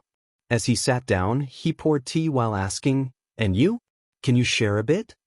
Jianghu smiled and said, "I offended a significant figure and have to hide in the 8 scenic caves for a while. Are you sure you want to know?" Upon hearing this, Guan immediately shook his head and said, "Then forget it. If you need to hide, just hide. I certainly won't betray you." In the past, Jianghu had taught him many things, and the 8 scenic caves belonged to her, so sheltering her was only natural. More importantly, Guan already knew who was hunting Jianghu. Before going to the Ancient Sky sect, Guan detected Jianghu's presence during a divine sense probe. He accepted the sect hierarch token from the ephemera sect to give it to Jianghu later. Just in time, Jianghu had ambitions. 2 great cultivators in the void-crossing realm were chasing Jianghu, but they had lost her trail and were now wandering in the Great Yu dynasty. Hearing Gu Annis' words, Jianghu smiled, raised her hand, and produced a white jade bottle. She said, "The spirit juice inside is good stuff. Drink a mouthful each month, no more, to avoid chi blood disruption. This juice can enhance your root bone quality." "How can I take this?" "You should keep it for yourself. I've already consumed a lot. This is the leftover, and it no longer benefits me. You keep it, no refusals." With a stern face, Jianghu said this. Hearing her words, Guan had no option but to accept. After chatting for an hour, they moved to the 8 scenic caves. Guan revealed that the green vine tree had developed spiritual wisdom, but Jianghu was nonchalant, stating that the green vine tree in the Thousand Autumn Pavilion also had spiritual intelligence. Earlier, while in the pavilion, Guan had already messaged the green vine tree, instructing it on what could be said and what should be kept secret. Back in the 8 scenic caves, Jianghu sensed the spiritual energy was denser than before, making her very pleased with Guan. "Disciple, the Thousand Autumn Pavilion has disbanded, and my kin have all perished. From now on, I will depend on you. You won't mind, will you?" Jianghu rested her hand on Guan's shoulder with a smile. Guan stepped to the side and said, "Why would I mind? I even want to learn formations from you." He then went to the green vine tree and dug out the divine power collection of the Ji family, handing it to Jianghu. Jianghu had robbed this item during a banquet at the Ji family. It recorded the Heaven and Earth Path Gang divine skills. Guan had already mastered the Heaven and Earth Path Gang and upgraded it to Taoist Gang Primal Energy. Now, even if caught off guard, it would be hard for enemies of the same rank to kill him instantly. The Taoist Gang Primal Energy could autonomously protect his body. Looking at the divine power collection in her hands, Jianghu felt mixed emotions. For some reason, her mood was quite complicated. Seeing her expression, Guan felt uneasy. "Don't tell me she's moved?" He immediately found an excuse and left. Watching his departing figure, Jianghu sighed and thought, "This kid is really foolish." He didn't even research it thoroughly. She could sense that the restriction on the divine power collection was intact, so she assumed Guan hadn't touched it. Such foolishness would surely lead to trouble someday. She needed to teach him. Jianghu's return didn't change Guan's life. Every 7 days, he would visit the 8 scenic caves, bringing along various medicinal herbs for her, asking her not to pick any, leaving that task to him. Jianghu, aware of his habits, behaved accordingly upon returning to the 8 scenic caves. Since Guan had prepared the herbs, why should she bother? Due to Ancestor Quzong's death, the atmosphere in the Supreme Sect was colder than in previous winters. At the year's end, a major event occurred. The Hanlu dynasty surrendered. Thus, the Taizong dynasty annexed the Hanlu dynasty, breaking the millennial 9 dynasty balance. Li Xuando's prestige soared, with even the outer sect of the Supreme Sect discussing him. If he truly united the world, his name would be engraved in history. Guan heard in the outer sect that Li Xiandao had begun deploying troops against the Wuxian dynasty. This time, there were no public objections, but rather praises for Li Xiandao. Rumor had it that the Tianwei dynasty in the distant land also waged war, with the current emperor harboring ambitions no less than Li Xuando's. Significantly, Ancestor Xingyan's death hadn't spread, and Tianwei made no inquiries with the Supreme Sect about Xizong's death, clearly determined to swallow this loss. These matters were irrelevant to Guan. He simply listened for entertainment. With the new year, Yi Lan and Zhen Qin came to spend the festival with Guan. Guan divided the spirit juice given by Jiang Qiong into 3 portions, giving them to Yi Lan, Zhen Qin, and Xiaochuan individually, asking them not to tell anyone. Right after the Spring Festival, the Supreme Sect began recruiting disciples to explore the demon land. Facing the inevitable calamity, the Supreme Sect didn't want to sit idle, so they offered generous rewards to attract disciples for reconnaissance. Some disciples nearing their lives' end or faced with cultivation obstacles eagerly applied, but Guan instructed Yi Lan and Zhen Qin not to participate. Thankfully they listened. In the following years, news about demons frequently reached the Supreme Sect. Demons increased across the 9 dynasties, clearly a precursor to the demon calamity. Time flew like a white steed's shadow passing a crevice. 2 years later, during late autumn, in a mountain forest under the night sky, Di Xie walked. He stopped as black crows flew out from the darkness ahead. These crows swept past Di Xie, settled on a large tree behind him, and coalesced into a figure, dark and eerie, with no clear features. "The Emperor is looking for you. Won't you return?" the mysterious figure asked. "Isn't the southward movement inevitable?" Di Xie's tone was full of sarcasm. "Why do you resist the Emperor's plan?" the mysterious figure asked in a deep voice. Di Xie mocked, "This world isn't big enough? Even in the demon lands, there are countless hills beyond his control. Why push humanity to extinction?"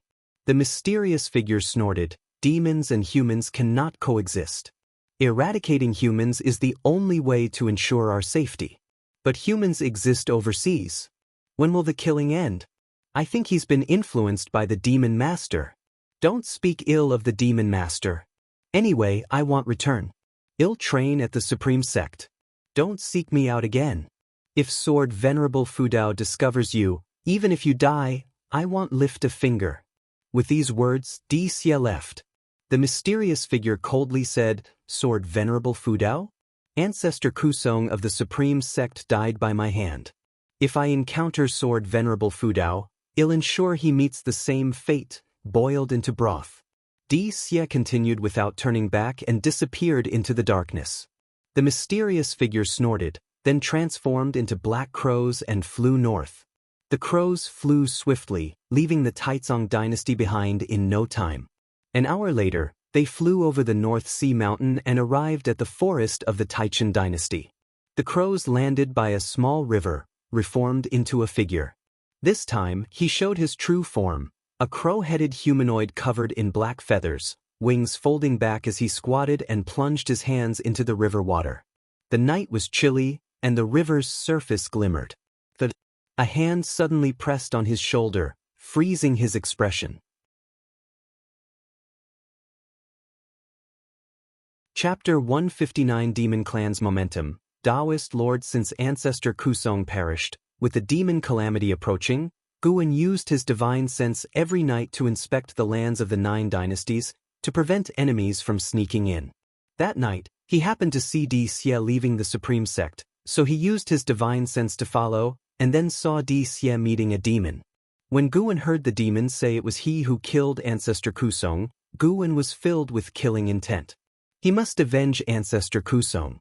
After all, Ancestor Kusong counted as an ancient friend of Guan.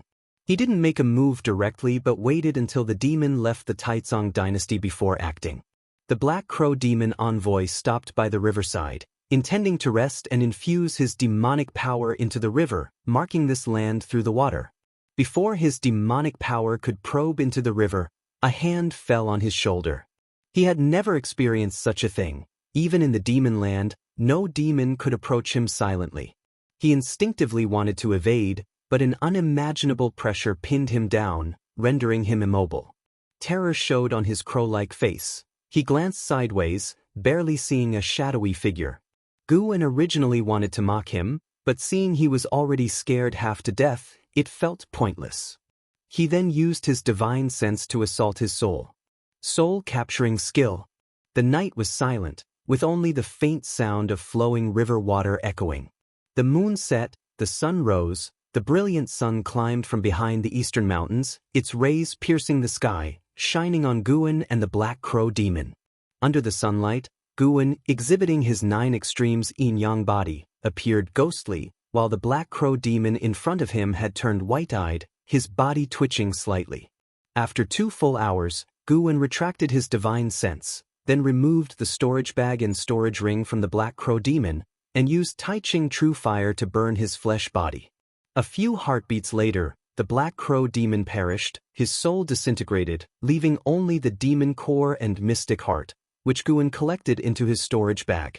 You successfully seized 380 years of lifespan from the Black Crow demon envoy, 8th layer of Mystic Heart Realm. Guwen then disappeared from the scene. At noon, in the 3rd Medicine Valley, Guwen walked down from the transmission array platform, heading towards the distant gardens. Along the way, the servant disciples he encountered greeted him warmly and saluted him. Now, the number of servant disciples in the 3rd Medicine Valley had reached 400. Guwen did not overly covet natural treasures, and together with earnest planting, the production of medicinal herbs in the 3rd Medicine Valley was very impressive. Even compared to the inner sect's Medicine Valley, the 3rd Medicine Valley's harvest handed over to the sect each year ranked in the top 3. Thanks to this achievement, the sect was increasingly satisfied with him, continuously assigning more servant disciples. Along the way, Guwen spotted an Exen who was sweeping the ground. He immediately waved his hand, beckoning her to come over. Upon seeing this, an Exen quickly walked over and saluted upon reaching him. Having stayed in the 3rd Medicine Valley for so many years, an Exen had successfully entered the Foundation establishment realm, thanks to the elixirs secretly given by Guwen. She was very grateful to Guwen. Back then, both an Hao and an Exen apprenticed under Guwen simultaneously for cultivation. Now, an Hao had reached the 3rd layer of the nascent soul realm, while an Exen was only at the 1st layer of the Foundation establishment realm. Even Guwen couldn't help but sigh at the unfairness of the heavens. "Accompany me for a walk," Guwen said. An Exen naturally had no objections and followed him step by step. During the harvest, Guwen occasionally explained to her how to cultivate high-rank medicinal herbs, and she listened attentively. Nowadays, she was also very interested in medicinal herb cultivation. After about an hour, Guwen took out a secret book and handed it to an Exen. "This skill can hopefully enhance your aptitude. Don't let anyone discover it," Guwen whispered, then glanced warily into the distance. Receiving the secret book, an Exen immediately beamed and said, "Thank you, Master." After so many years, she had completely trusted Guwen, referring to him as Master, just like other servant disciples, but differently compared to others. In her heart, Guwen had become her true master, second only to the mysterious master who once saved her. Guwen patted her head, gesturing for her to continue her work. An Exen immediately saluted and turned to leave. Watching her back, Guwen wore a smile on his face. He hoped that the primordial reincarnation skill could help an Exen. Even if it didn't transform her, just letting her live a few more years would be a good thing. Life in the 3rd Medicine Valley was not dull. Guwen had already built a book collection hall, a tavern, and even bought some equipment for the loft area for the disciples to enjoy. He also created chess, which became popular in the 3rd Medicine Valley. After that, Guwen flew towards the inner sect city, having just avenged Ancestor Kusong. He wanted to chat with Elder Su Lu of the inner sect's book collection hall. Of course, he wouldn't tell Su Lu what happened this morning. He simply wanted to talk with Su Lu. He saw the tragic end of Ancestor Kusong in the memories of the Black Crow demon envoy, which made him feel depressed. At Heavenly Phoenix Mountain, in Yenchu Cave, Tian Yao was curiously watching Gu plant a tree. The tree was already 2 zhang tall, its leaves crimson, with long vines growing from it, making it look like a tree ablaze with flames. This was a 7th-tier spirit tree, the sun-nurturing tree, which Guan had moved from the Star Master Cave. It was considered a sapling, for the sun-nurturing trees in the Star Master Cave were 1,000 zhang tall, bearing sun-nurturing fruits that could enhance qi and blood, and even the perception of fire-attributed spiritual energy. After finishing the planting, Guan satisfactorily inspected the sun-nurturing tree. He turned and patted Tian Yao's forehead, snapping her out of her daze. "Come, I'll teach you a demon spell." Upon hearing Guan's words, Tian Yao immediately became excited and hurriedly followed him. Guan had obtained many spells and cultivation techniques from the memories of the Black Crow Demon Envoy. He intended to teach Tian Yao the Black Crow Demon Envoy's spell to transform into a flock of black crows. It had to be said, Tian Yao's aptitude and comprehension were very high. After an hour, she could already transform into several fire crows. That's right, fire crows, not black crows. Flame-imbued crows made Guan suspect even more that she had the phoenix bloodline. The most important aspect of this spell was not the transformation, but the flight speed. Tian Yao would need to spend a lot of time to master it fully. Watching her practice the spell, Guan's thoughts wandered. Demon emperors, demon masters, 72 routes of great demon kings, and the soon-to-be-revived demon ancestor. Even Guan, who had reached the 9th layer of the Nirvana realm, felt the pressure. The lowest cultivation level of the 72 routes of great demon kings was the mystic heart realm, with the top 3 great demon kings having stepped into the Mahayana realm. This was why the ephemera sect did not dare to set foot in the demon land. And the reason the demon clan did not head south was not out of fear of the 9 dynasties but rather waiting for the revival of the demon ancestor, who would need a large amount of flesh and blood to restore his body. The people of the 9 dynasties were the food designated by the demon emperor. Of course, there were also mysterious great cultivators protecting the 9 dynasties. 2,000 years ago, a mysterious Mahayana cultivator heavily injured the demon emperor during his southern invasion, nearly causing his death. However, that great cultivator had already headed south across the sea, a fact discovered by the Black Crow Demon Envoy's subordinates, who then informed the demon emperor. That great cultivator came from the great Jiang dynasty's Zhangtian sect, known as the Taoist Lord. Whether he was still alive after 2,000 years remained unknown. The great Jiang dynasty was the strongest dynasty among the 9. Although the world was now in chaos, the great Jiang dynasty remained stable, and the Zhangtian sect solidified its position as the leading faction in the world by opposing the ephemera sect. The demon land was vast and boundless. Besides the openly acknowledged great demon kings, who knew what else was hidden there? This made Guan more eager to reach a lifespan of 10 million years. If possible, he didn't want to escape. He wished to continue living on this land with the supreme sect. The death of the Black Crow Demon Envoy did not cause any impact.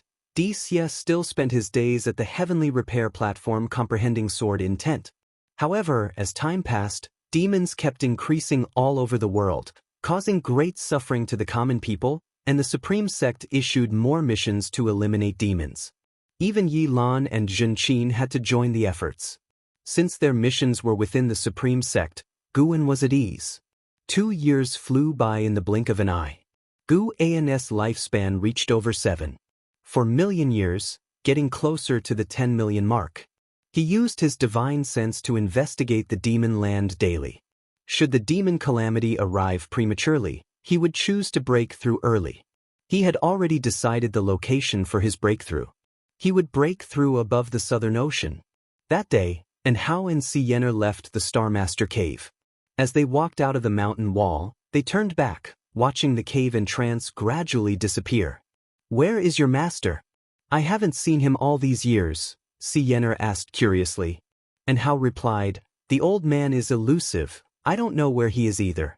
But one thing is certain, if I encounter danger, he won't stand by and do nothing." Hearing this, he showed a pleased expression. Sienna pursed her lips, wanting to mock him, but she held back. She couldn't forget the scene when Guan obliterated the mystic heart realm with a flick of his sleeve. Such a great cultivator, Tianwei could not afford to offend. Just then, a figure leaped out of the forest, landing swiftly in front of the two. And Hao frowned, thinking it was an ambush, and prepared to fight. The newcomer was a man in Tianwei's official attire. He raised his hand in salute and said, "Your Highness, I have come under the Emperor's orders to escort you. His Majesty plans to marry you to an Hao, the top scholar on the golden list." Upon hearing this, Si Yenner's face turned pale, and she angrily asked, "Is father insane? How can he marry me to this kind of person?" And Hao originally wanted to refuse, but hearing this, he immediately retorted displeasedly, What kind of person am I? Do you think I'm not worthy of you? Then I must marry you." The two began arguing. Meanwhile, the official attire man maintained his smile, watching their argument. Far away in the Supreme Sect's mystic valley, Guan was observing them. He had no objections to an Hao and Si Yenner marrying because he had long seen the budding feelings between the two. However, he remained wary of Tianwei. Should Tianwei attempt to scheme against an Hao, he wouldn't be lenient. It would be an excuse for the Taizong dynasty to annex Tianwei's territory. After the trio set off, Guan closed the Taoist Xuanchuan. Someone was approaching Mystic Valley. He stood up, exited the house, and went downstairs. After an hour, Yi flew his sword into Mystic Valley. From a distance, he saw Guan and waved in greeting. The valley disciples, seeing him acquainted with Guan, did not stop him. Yi landed, stowing his flying sword into his storage bag, then dragged Guan to a secluded place. The family sent a message. They're planning to move out of the Supreme Sect. The third miss specifically asked to bring you and me, Yi whispered, his expression exuberant, feeling honored that the Ji family hadn't forgotten him. Chapter 160 You are not strong enough relocate from Supreme Sect? Guan was stunned. He didn't expect that Yi had come to him regarding this matter. How could he leave Supreme Sect? His foundation was still here. Moreover, where could the Ji family go if they left Supreme Sect? Guan frowned and asked, "Why do they want to relocate?" Yi replied, "It seems to be related to the demonic calamity. The family has already found a place to avoid the calamity. No matter what, the family is willing to take both of us. We should be grateful. Get prepared.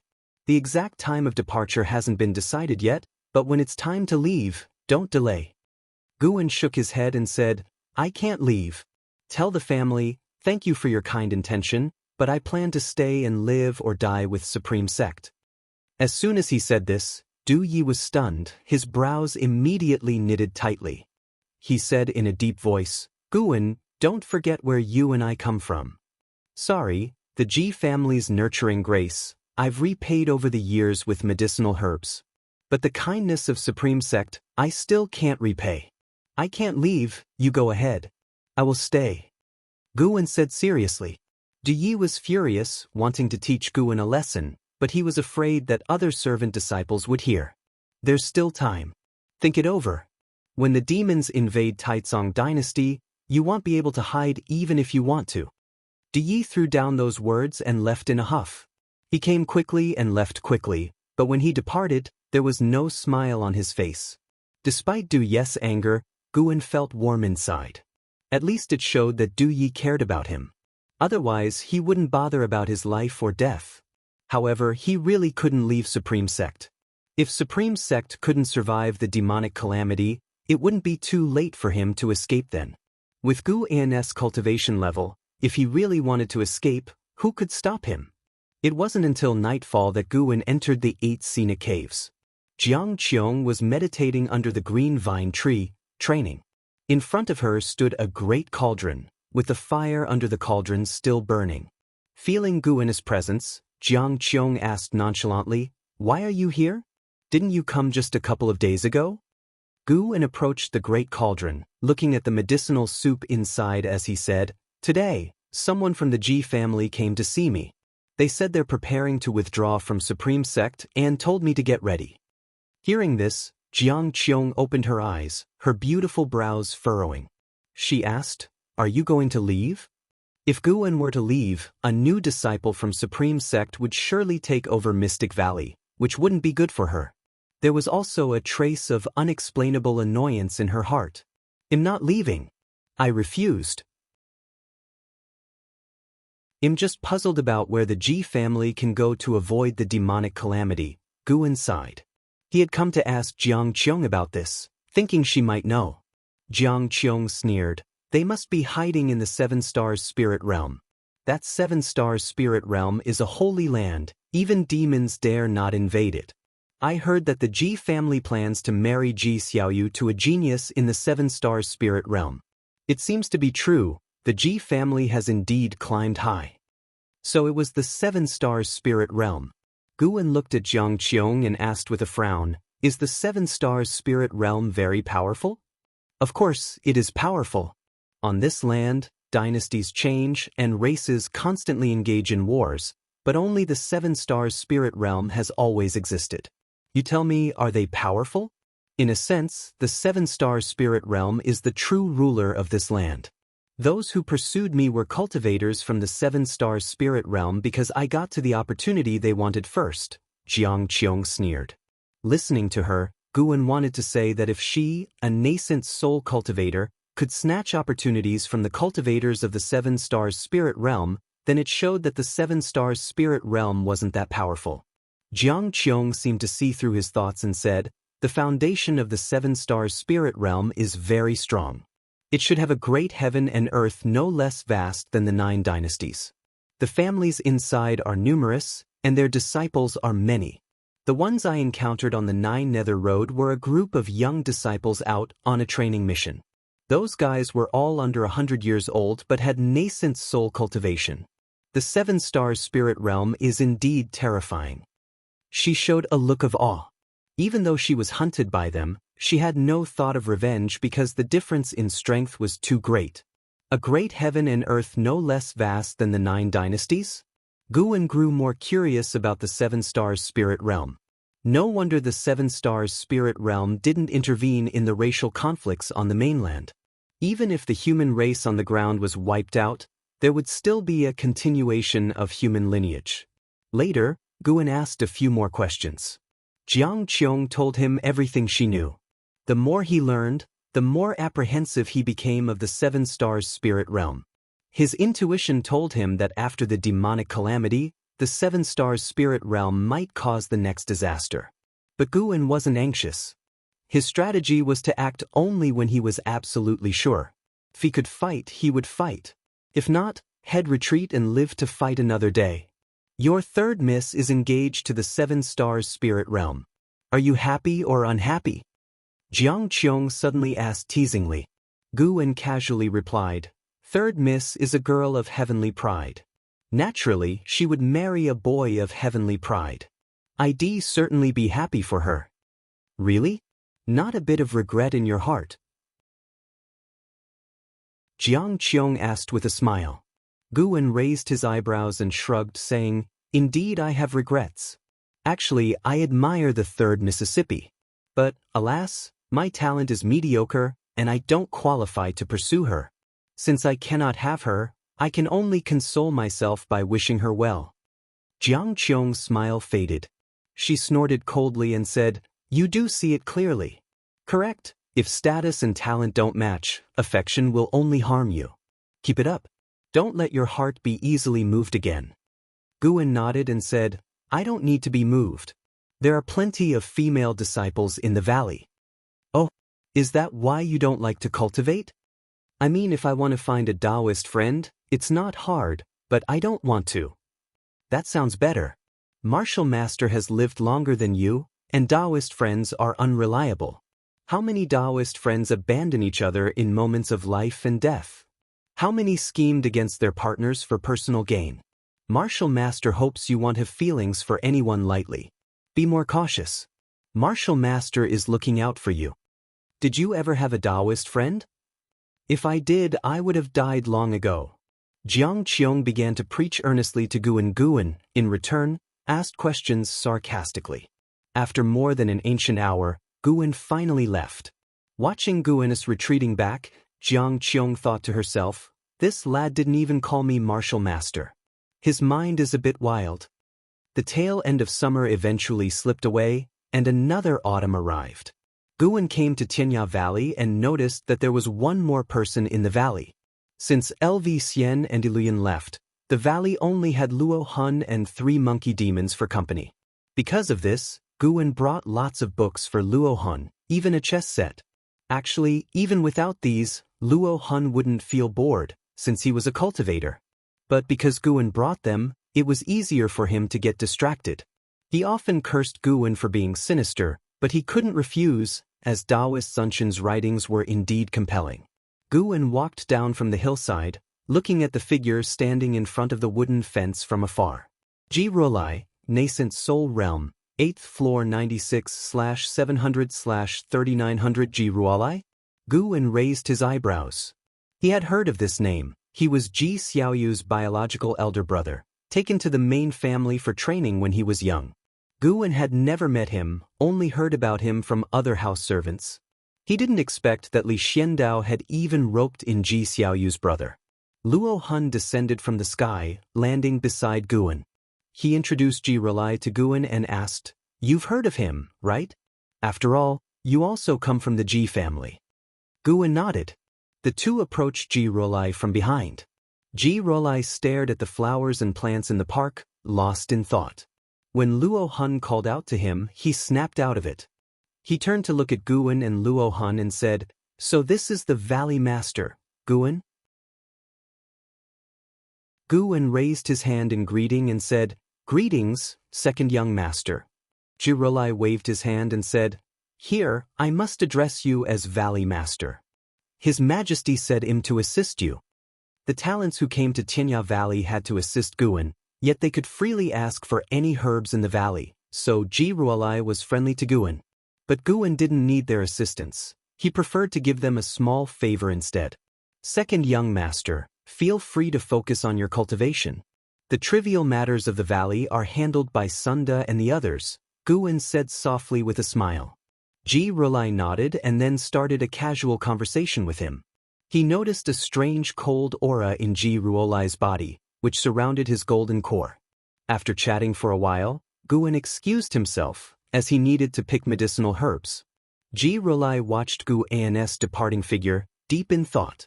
Luo Hun caught up with Guwen and whispered, "Did you find the supreme secret records I asked you to look for?" Guwen reluctantly refrained from rolling his eyes and whispered back, "No, that book has already disappeared without a trace. Forget about it.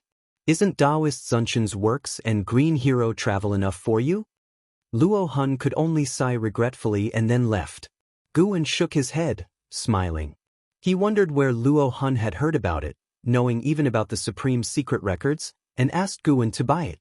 Guwen feared it might lead Luo Hun astray, affecting his training, so he didn't help him buy it. It was all Shenzhen's fault for corrupting the ethos of the immortal cultivation world. Late at night, in a dilapidated temple, a man in plain clothes fell to the ground, his right foot twitching a few times before he completely stopped breathing. Standing beside him was a man in black, Su Han. Su Han had just absorbed the spiritual power of the plain-clothed man. He was cultivating energy with both hands, trying to harmonize it. From his tightly knit brows, it was evident that he was in discomfort. There were 4 other corpses beside him, both male and female, all dead. A gust of ghostly air entered through a hole in the roof, forming the figure of the ghost mother of Ephemera. Under the moonlight, the ghost mother of Ephemera's pale face looked eerily terrifying. She stood aside, watching Su Han. For a long time, Su Han opened his eyes, exhaling a breath of murky air. The ghost mother of Ephemera began, "I've already leaked your whereabouts. In no more than 7 days, many cultivators will come to hunt you down. I will have the 9 Nether 13 evil intercept the great cultivators. Seize this chance and don't let anyone escape." Su Han nodded, then asked, "Ghost Mother, why are so many people seeking their own death when I have no grudge against them?" The ghost mother of Ephemera replied calmly, "Some want to kill you to make a name for themselves. Someone to kill you to claim the sword sex bounty. The fundamental reason they pursue you is that you're not strong enough. They think they can kill you.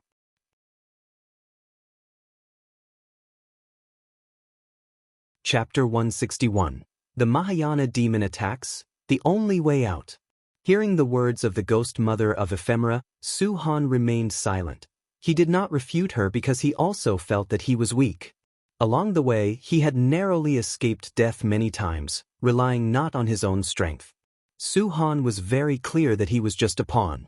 Like the ghost mother of ephemera in front of him who was helping him wholeheartedly, she must have had her own motives. But he had no other choice. The time left for you is running out. The demon calamity is approaching. The defying fate divine skill can only absorb the spiritual power of cultivators, not demonic power.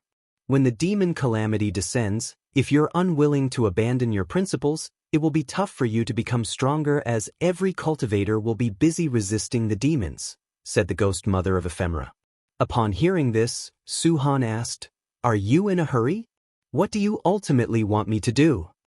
The ghost mother of ephemera answered, "That depends on how strong you can become. It's not me who should be in a hurry but you. Since the day you began cultivating the hateful heaven divine sword, your lifespan has been limited. No matter how high a realm you reach, your lifespan will not increase unless you can reach the legendary immortal realm." Su-han frowned. The ghost mother of ephemera had mentioned the drawbacks of the hateful heaven divine sword more than once. It seemed like a reminder for his own good, but he felt threatened and oppressed. "I will do my best," Su-han said and then sat down to meditate, beginning his cultivation. The ghost mother of ephemera watched him for a while, then transformed into a wisp of ghostly energy and dissipated. Su-han looked up, gazing at the full moon outside. For some reason, he suddenly felt an immense sorrow and confusion. It seemed no one in the world remembered him anymore. Winter snow arrived, covering the third Medicine Valley in a vast expanse of white, making everything look desolate. Gu-en stood on the balcony, appreciating the snowy scenery while thinking about the next volume of Shattering Void. Shattering Void had become incredibly popular, and its popularity far exceeded Gu-en's expectations. The first 5 volumes alone had outsold the entire series of Supreme Immortal Venerable. The essence of Shattering Void was the same as Supreme Immortal Venerable, a feel-good story. But the theme of Shattering Void resonated deeply with the current mindset of cultivators across the world. With the demon calamity looming, various sects continued to send disciples out to gather information. As more intelligence came in, the whole immortal cultivation world grew increasingly oppressive. More and more people felt they were at the end of their path in cultivation. If only they could shatter the void and escape, how wonderful that would be. In the distance, a white spirit rat scampered across the snow, with Xiao Chuan chasing behind it. Not only did he fail to catch it, but the white spirit rat also kicked snow into his face, amusing Gu-en greatly. It was hard to tell what charm this plump rat had that Xiao Chuan liked it so much. Lu Lingjun walked to Gu-en's building, looked up at him, and said, "Valley Master, have you felt anything?" Gu-en lowered his eyes and asked, "Cold?" "Indeed, you could say that. There is a powerful demonic energy coming from the north. Could it be a sign that the demon calamity is about to arrive?" Lu Lingjun replied, her gaze also shifting to the north.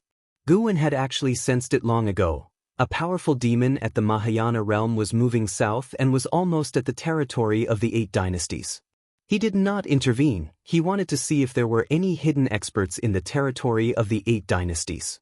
When the demon calamity erupted, he couldn't rely on his strength alone to turn the tide. Apart from the danger, doing so would draw too much hatred, making it easy for the 7 Stars spirit realm to target him. Although Gu-en's divine sense could cover the 9 dynasties' territory, the world was vast, and some people always managed to hide, like the Star Master Cave, which he hadn't discovered with his divine sense before. Gu-en asked, "If the demon calamity descends, what will you do?" Lu Lingjun replied, "Naturally, I will fight alongside the Supreme Sect, but if we are overpowered and see no hope, I will head south to seek an immortal fate." Having ascended for so many years, She had a deep understanding of this world. Since ancient times, when great cultivators hit bottlenecks, they would venture south. Even though the seas were more perilous than the demon lands, there were still those who pressed on without hesitation. As an ascender, Lu Lingjun naturally would not perish with the supreme sect. Guwen nodded slightly, not making any comment. Lu Lingjun looked at Guwen and asked, "What about you, Valley Master?" Guwen feigned hesitation and said, "I will diligently plant medicinal herbs and contribute my strength. If the supreme sect were to fall, then I would take my own life to avoid being devoured by demons." Hearing this, Lu Lingjun rolled her eyes at Guwen, thinking he was hopeless. Guwen chuckled and didn't continue the topic to prevent panic among the other servant disciples. However, how would the immortal cultivation world deal with the impending Mahayana realm demon? The snow kept falling incessantly as if it wanted to bury the world. Night fell. Guwen arrived at Nianchu Cave in Heavenly Phoenix Mountain. As soon as he entered, he saw Tian Yaoer crouching by the medicine cauldron, warming herself by the fire, hugging her knees, shivering, even burying her head. Guwen walked towards Tian Yaoer, deliberately making footstep sounds, causing Tian Yaoer to lift her head. Seeing Guwen, she immediately beamed and rushed towards him, hugging him. "What's the matter with you?" Seeing that she was really frightened, Guwen did not push her away but asked concernedly. Tian Yaoer buried her head in Guwen's chest and whispered, "I'm scared. It feels like something terrifying is approaching." She clung tightly to Guwen's waist, afraid he would leave. Guwen patted her shoulder and comforted her, saying, "Don't be afraid. That creature isn't heading towards Heavenly Phoenix Mountain. It's far away from us." Upon hearing this, Tian Yaoer looked up and cautiously asked, "Really? Really? Besides, haven't I come to stay with you? But you can't even defeat the demon mother. I feel that terrifying presence is even stronger than the demon mother.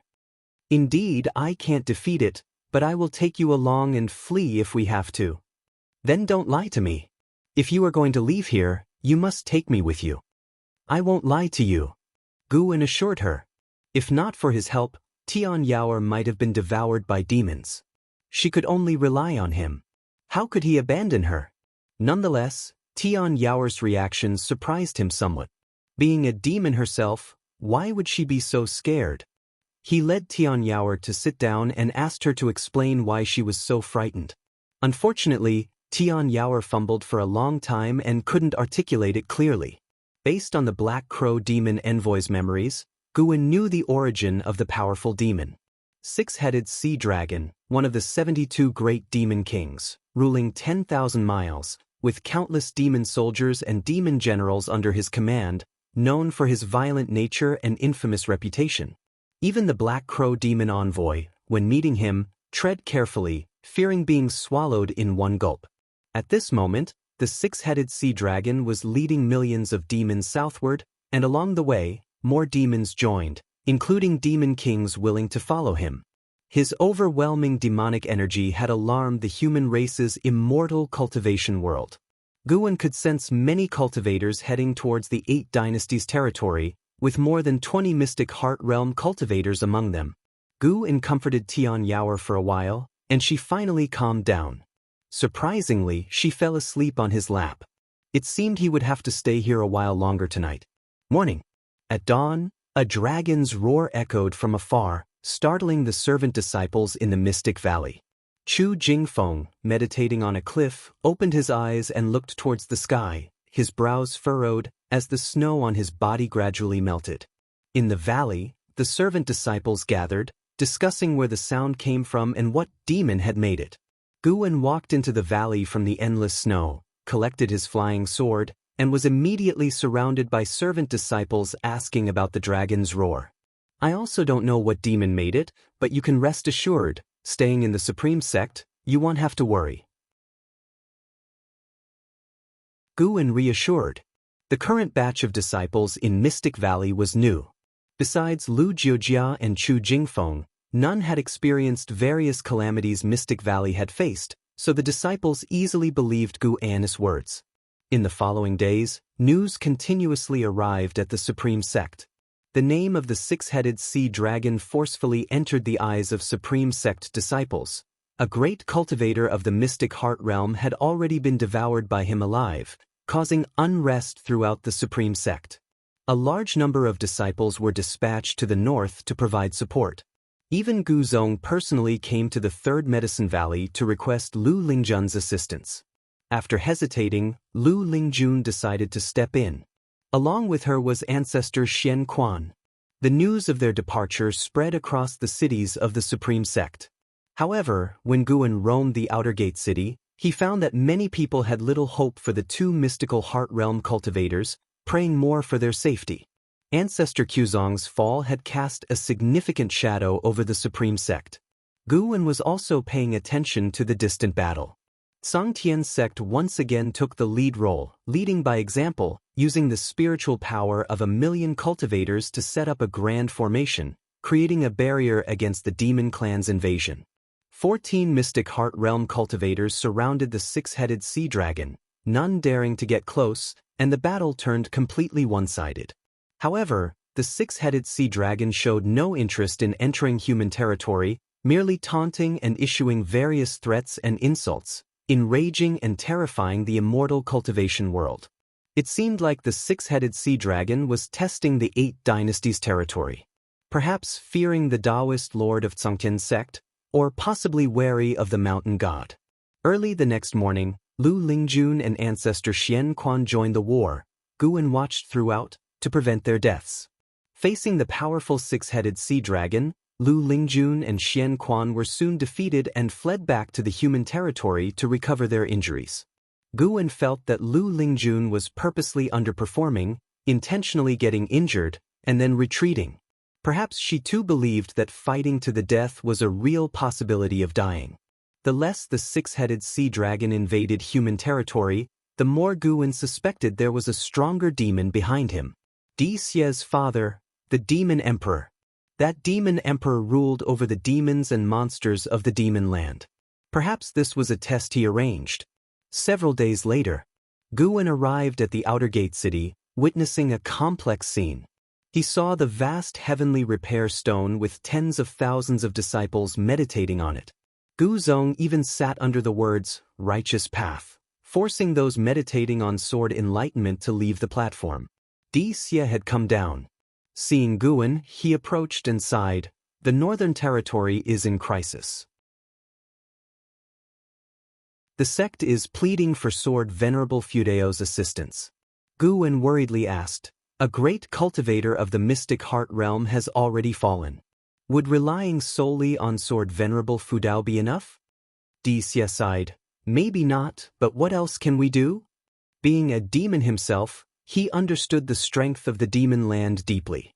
With a compassionate tone, he said, "This calamity is inevitable. Perhaps the sea is the only way."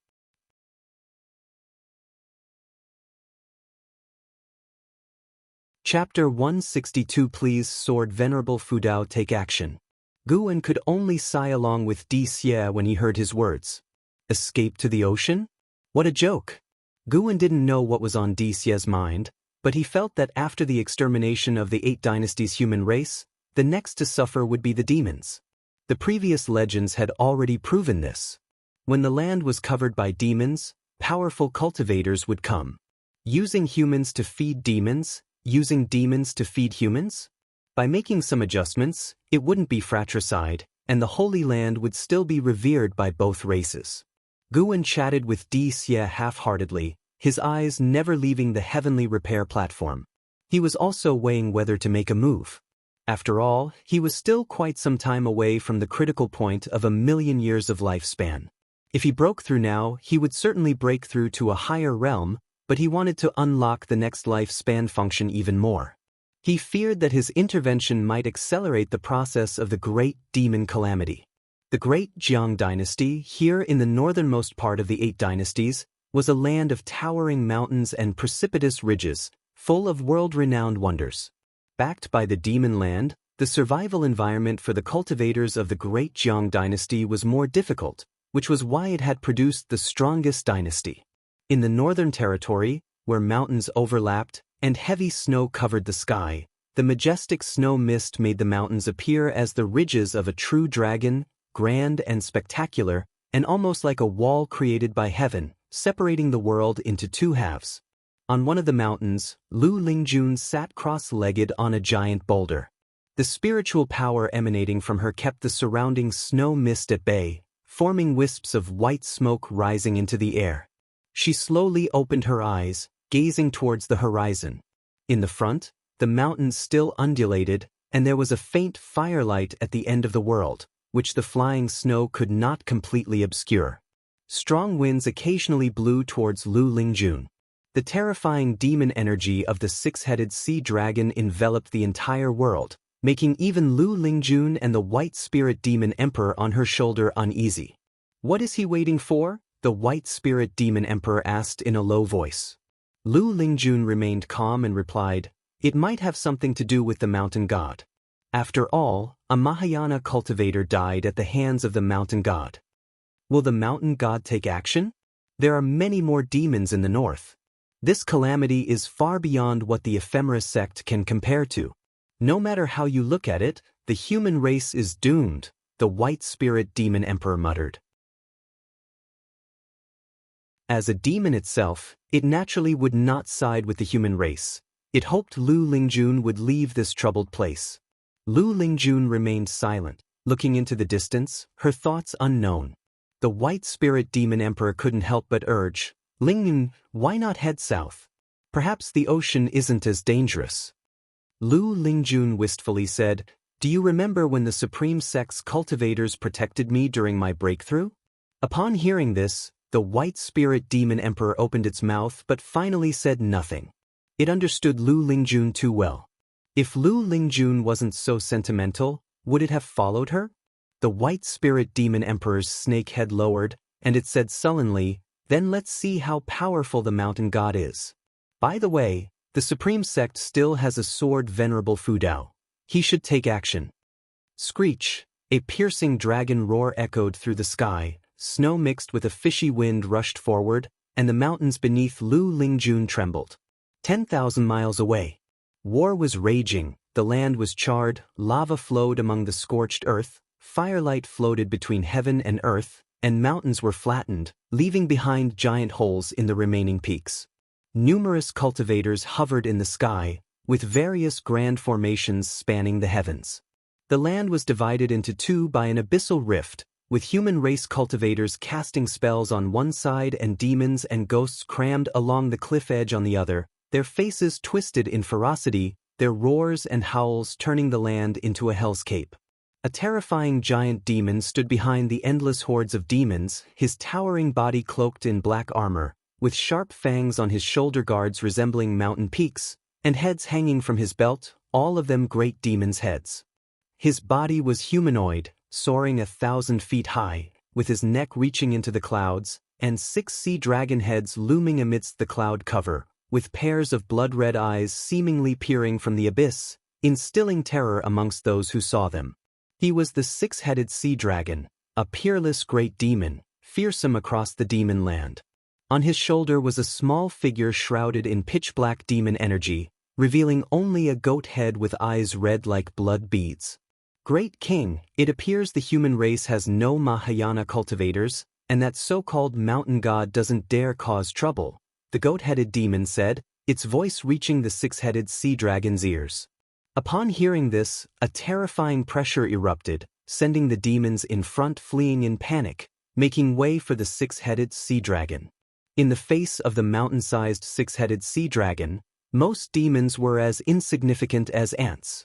As the 6-headed sea dragon stepped forward, ghostly energy surged, forming countless seductive female ghosts, whose laughter gathering together caused disorientation among the distant human race cultivators. The 6-headed sea dragon is coming. A burly man in a gray robe roared in anger, his voice thunderous. The Tsangtian sect master, Liang Tsenghai, flew to the front of the formation, raising his long sword high and shouting angrily, "Disciples of the Tsangtian sect, follow orders, take your elixirs and fight to the death." As his voice fell, 1,000,000 Tsangtian sect disciples without hesitation took out their elixirs, which were dark brown.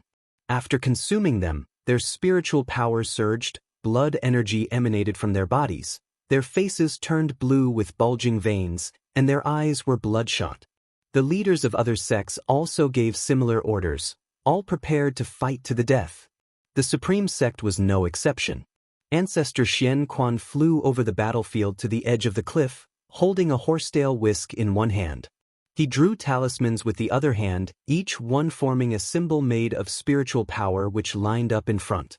More and more mystic heart realm great cultivators flew to the skies above the cliff that divided the battlefield, facing the approaching six-headed sea dragon together. Mad swordsman Han Ming was also in the Great Yu Dynasty's formation, ready to fight to the death. Lu Lingjun arrived, stepping on a 100-zhang-long white python, holding a sword in both hands, her presence dominant, with no fear in her eyes. It seems the human race has no Mahayana cultivators. If that's the case, they should become livestock for the demon clan. The icy voice of the six-headed sea dragon echoed throughout heaven and earth. Following this, the 6 terrifying dragon heads roared simultaneously, shaking the world. The dragon roar converged and spread far, reaching the land of the 8 dynasties. The great battle reignited. This time, the 6-headed sea dragon's advance signified the official start of the demon calamity. The Supreme Sect, Outer Gate City. When the dragon roar came from afar, the flying snow seemed to pause, and the hundreds of thousands of disciples on the heavenly repair platforms simultaneously opened their eyes. Gu Zong, sitting in the center, had a drastic change in his expression, his eyes full of worry. Disciples in the streets, manors, and courtyards were all disturbed. Even without seeing the situation in the Northern Territory, just hearing the sound made them tremble with fear. What kind of demonic monstrosity could produce such a terrifying roar? Even the Medicine Valley outside the outer gate was alarmed. Mystic Valley, mountaintop. Gu In and Chu Jingfeng stood side by side, gazing northward, their robes billowing in the wind and snow. Chu Jingfeng frowned upon hearing the dragon roar of the 6-headed sea dragon and asked, "Valley Master, do you think the Supreme Sect can survive this calamity this time?" Guin, observing the battle with his divine sense, said, "Of course, trust the Supreme Sect, trust our immortal cultivation world." When the 6-headed sea dragon crossed that ravine, waves of mystic heart realm auras from the 8 dynasties began rushing towards the Northern Territory. Not just from the 8 dynasties. Even from the Southern Ocean, powerful auras emerged. At this moment, Gu In felt the deep foundation of the 8 dynasties' human race, the accumulation of nearly 10,000 years. Some would seek fortune in the ocean, but many others, even in foreign lands, yearned for their homeland. Gu An's left hand touched the double heart ring on his right hand. Even without this ring, he could sense Lu Lingjun's peril. Despite the remote assault, Lu Lingjun was severely wounded. The 6-headed sea dragon was overwhelmingly strong, its attacks heaven-shattering, forcing the entire human race to retreat continuously. "It's a shame I'm a cripple now, otherwise I would join the fight, even if it meant dying on the battlefield," sighed Chu Jingfeng. Gu In patted Chu Jingfeng's shoulder, saying, "How can you be a cripple? As long as one lives, there is hope. You can turn your current frustration into motivation. Maybe one day, the Supreme Sect will need you to save it. At that time, you will be its hero. I hope to see that day in my lifetime." Chu Jingfeng couldn't help but turn to him and asked, "Do you really think I can do that?" Gu In smiled, "Of course. Brother Chu, in my eyes, you are a chosen one. What I can't achieve, you certainly can." "A chosen one?" Chu Jingfeng, in a daze, looked at Gu In a smile, feeling a surge of strength within him. For years, Gu In had been encouraging him. If there was even a hint of insincerity, it wouldn't have lasted until today. This meant that Gu In genuinely had high hopes for him. "Call for Sword Venerable Fudao to take action." A voice from afar shouted with all its might, followed by a gust of wind and snow rushing towards both of them. Before Chu Jingfeng could speak, another shout rang out from the distance, the voice of tens of thousands of cultivators, in unison, resonating, which even the sound of wind and snow couldn't drown out. "Call for Sword Venerable Fudao to take action." Call for Sword Venerable Fudao to take action. The voices grew louder as more people joined in. Chu Jingfeng sighed. I may not know if I can become a hero in the future, but now, Sword Venerable Fudao is the hero of the Supreme Sect. In the distance, within the Outer Gate City, on the heavenly repair platform, hundreds of thousands of disciples sat, shouting with all their might. Even the disciples on the streets joined in, pleading for Sword Venerable Fudao to take action. Suddenly, Gu Zong, who was shouting, seemed to sense something. He looked down and saw his treasure sword trembling, as if wanting to be unsheathed. He took off his sword, and so did other disciples. Some even retrieved their swords from their storage bags. On the streets, disciples paused, looking in amazement at the swords at their waists or in their hands. All the swords were trembling, and they felt a mighty sword intent enveloping them. Could it be? The Supreme Sect cultivators' hearts filled with a daring speculation.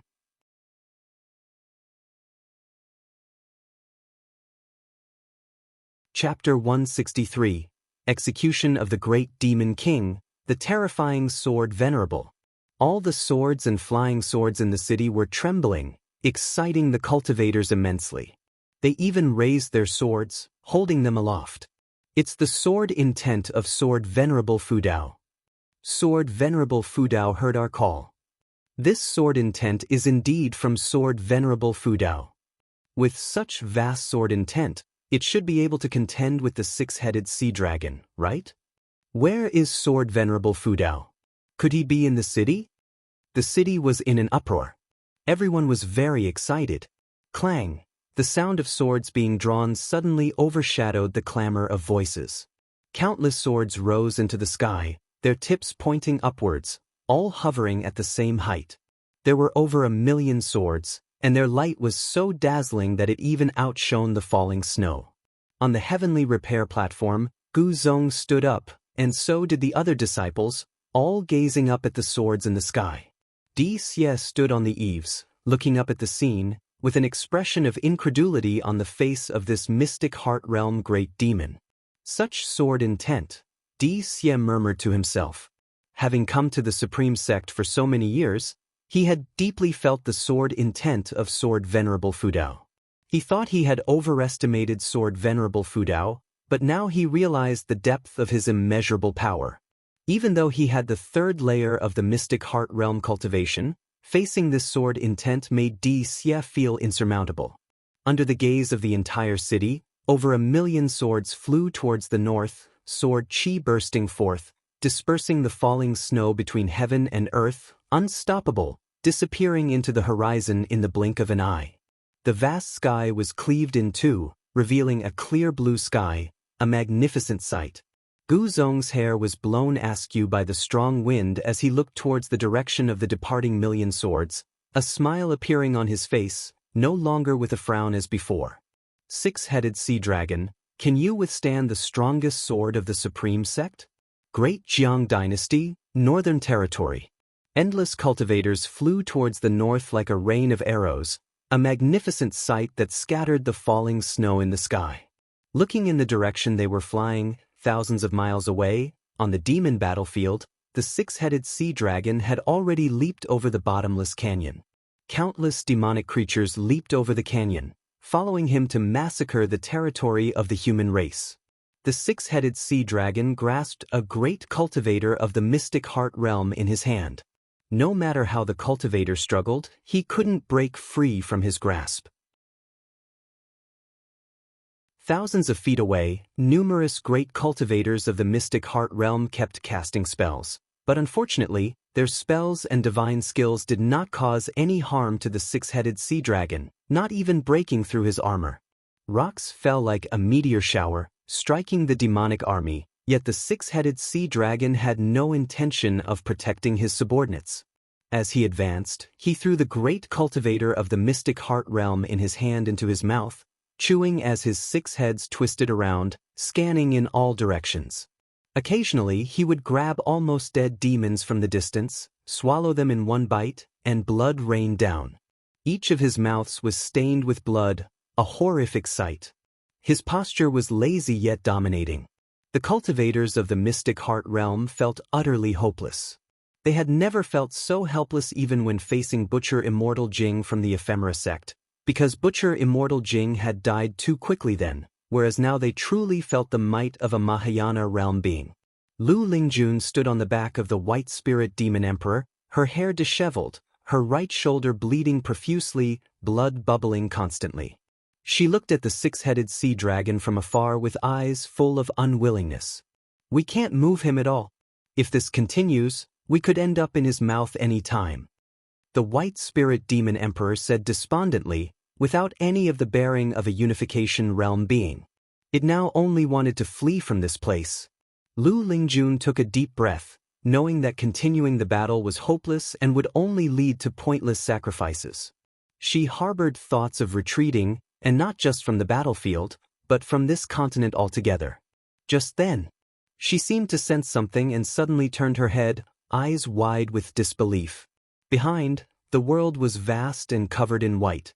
Snow obscured everything, and the snow mist blew towards her with the wind. Not only her, more and more cultivators felt something, all turning their heads to look. Liang Tonghai, the master of the Tangqian sect, blood-covered and disheveled, held a great cauldron in his right hand, emitting tens of thousands of green lights, sweeping across the battlefield. Blood flowers burst wherever the lights swept, but his attacks on the six-headed sea dragon had no effect. He suddenly turned sideways, eyes widened in shock, looking back. The six-headed sea dragon, advancing and feeding simultaneously, also seemed to sense something. All six heads turned forward. His six dragon faces twisted ferociously, roaring forward in unison, the dragon's roar shaking heaven and earth. Countless lower cultivation cultivators and demons bled from the 7 orifices, stunned by the roar. The six-headed sea dragon raised his hand, demon energy bursting from his palm, manifesting a giant bone knife out of thin air. He gripped the knife with both hands and slashed forward in fury. As the knife slashed out, demon energy surged like waves, transforming into black dragons that vied to reach the end of the world, sweeping heaven and earth. Any cultivator in the path was turned to ash on impact. Boom! A shocking thunderous sound came from the horizon. Sword light illuminated heaven and earth, and a terrifying sword chi, at a speed far surpassing the black dragon's demon energy, came killing from the horizon. Countless cultivators were overtaken by the sword chi along the way. These cultivators only felt heaven and earth brighten suddenly. Next, they were enveloped by a mysterious and vast sword intent, their pupils dilating, a multitude of swords surrounded by sword chi passing by them and forcefully entering their field of vision. Lu Lingjun, being of higher cultivation, reacted faster, yet she was still overwhelmed by the countless swords. She didn't dare move, only able to watch the swords rush towards the six-headed sea dragon.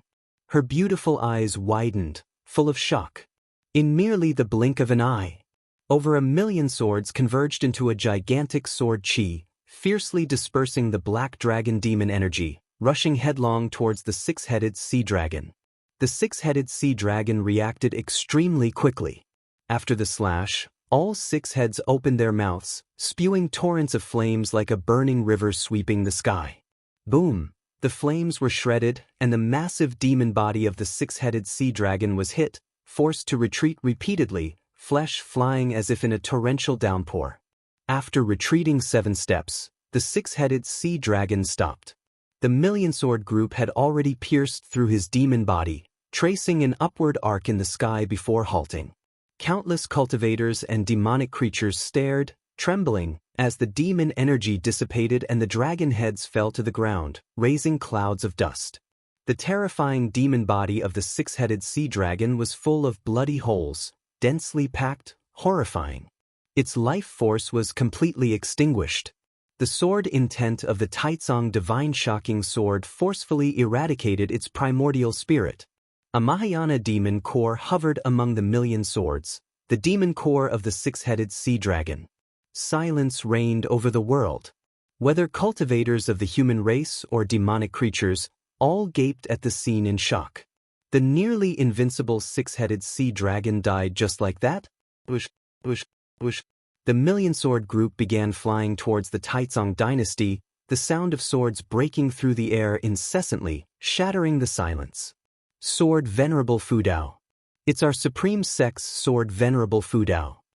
A great cultivator shouted in ecstasy. It wasn't just him. Those cultivators who had experienced the sword intent at the heavenly repair platform were all excited, chanting the name of Sword Venerable Fudao. Lu Lingjun looked up at the million-sword group resembling a meteor shower, eyes full of complex emotions.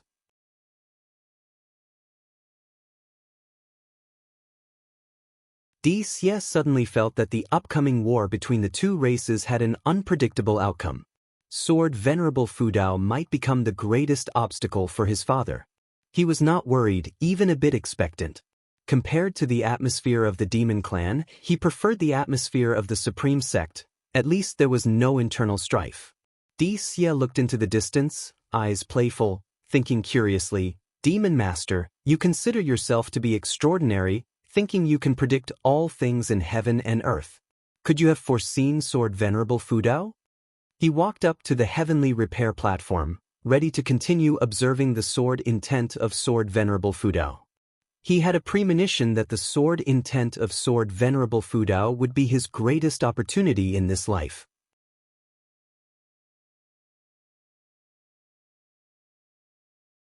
Chapter 164. Demon Invasion, Hunting Down the Mountain. At the end of the year, Guan arrived at Outer Gate City and noticed that the streets were full of disciples discussing Sword Venerable Fudao's feat of slaying the six-headed sea dragon. Some stalls were even selling six-headed sea dragon dolls, and there were various depictions of the creature, including illustrations of its death. As he looked at those pictures, he inexplicably thought of Shenzhen. Shenzhen was still in seclusion. If she weren't, she might have been inspired by this event as well. Not having seen her for many years, Guan found himself somewhat missing her. He wasn't missing her as a person, but rather her creative skills. He didn't want Shenzhen to stop writing, as long as she didn't write about him in her next book. Guan started wandering around the city, listening to the disciples praise Sword Venerable Fudao, feeling secretly pleased, and the anxiety had been unable to shake off gradually diminished. The demons in the Northern Territory had been swept away, and no great demon king on par with the six-headed sea dragon had appeared. It seemed like everything was moving in a positive direction. However, Guan knew that the great demonic calamity was still approaching. Not only in the Northern Territory of the great Jiang dynasty, but demons were also continuously invading human territories from east to west, near the demon land borders, although on a small scale that various sects could not completely stop. Thankfully, the number of demons infiltrating was not yet large enough to shake the foundations of the 8 dynasties, so Guan could still endure. After wandering for a long time, Guan finally headed towards the book collection hall to submit his book. What happened next made Guan laugh and cry. Great Elder Feng Shang hoped Guan could write Sword Venerable Fudao into Shattering Void and enhance his image. This was the sect's intention. Guan pretended to be in a difficult situation, but then Feng Shang said the sect had prepared 106th-tier medicinal herb seeds for him, so he reluctantly agreed. When the new year arrived, Yi Lan and Zhen Qin did not return, making Guan spend the festival with the disciples, feeling that something was missing compared to previous years. This suddenly made him feel a bit uneasy. Years later, if all his old friends had passed away, would New Year's become a sad occasion for him instead of a joyful one? As midnight approached and he arrived at Nianchu Cave, these feelings began to fade. No matter what, Tian Yaoer could at least accompany him for 18,000 years, and if she could undergo nirvana within that time, she'd accompany him even longer. However, he also had to learn to manage his own feelings and understand the nature of the world to achieve enlightenment. Next to the stone table, Guan and Tian Yaoer began roasting lamb legs, chatting and laughing. Tian Yaoer was always talkative when facing him, creating a festive atmosphere. "By the way, Master, I've been hearing a strange sound lately, as if it's coming from outside. Could it be that a demon has discovered this cave?" Tian Yaoer suddenly asked, her mouth greasy, face smeared with sauce, her frowned look making Guan want to laugh. Guan replied, "Don't worry, no demon will intrude here. I've seen the one making that sound. It's only temporarily residing in heavenly Phoenix Mountain. Hearing this, Tian Yaoer immediately felt relieved. Oh, master, where do you go after leaving the cave? Did you go live among humans? Tian Yaoer asked. Yes, I have other caves to tend to. Master, you don't have other demons raised, do you? There are a few, but none as powerful as you. Are there any female demons? Of course not. Those demons lack the capacity to shapeshift. That's good. Master, do you have a Taoist friend? Tian Yaoer seemed to have opened a can of worms, constantly pressing with questions. Guan raised an eyebrow under his mask and asked, Where did you hear about Taoist friends? Tian Yaoer took a bite of lamb, replying unclearly, From the books you left, do you have a Taoist friend or not? Guan answered, Of course not. Tian Yaoer looked pleased, but Guan's next words made her face fall. But there are a few women who might become my Taoist friends. I'm quite troubled, not knowing whom to choose. Tian Yaoer put down the lamb leg, wiped the grime off her face, and asked seriously, Master, do you think I'm suitable? Guan glanced at her and said irritably, What? You want to climb ranks? It's not that. I just thought I could meet the standards of the Taoist friend in the books. Besides, I'll never betray you like those in the books. I'll definitely live and die with you in the future. Tian Yaoer hastily explained. You want to live and die with me, but I don't want to. I'm aiming for longevity. Guan was determined to live longer than heaven and earth, so he wouldn't be moved by such words. He replied grumpily, Focus on your cultivation, little demon, and don't think about nonsensical things. Whether human or demon, cultivation should come first. Emotions should be at most a secondary pursuit. All right, then what requirements do you have for a Taoist friend? I was just teasing you earlier, I won't seek a Taoist friend. If I did, imagine the sorrow when I have to bury her in the future. That does seem reasonable. I asked you to read books so you could understand the world's ways, not think about feelings. I understand, no thoughts about feelings, but if Master wants, I'm always ready. Seeing Tian Yaoer's serious expression, Guan's eyes couldn't help but drift downward, but he quickly looked away. He changed the topic and started talking about cultivation.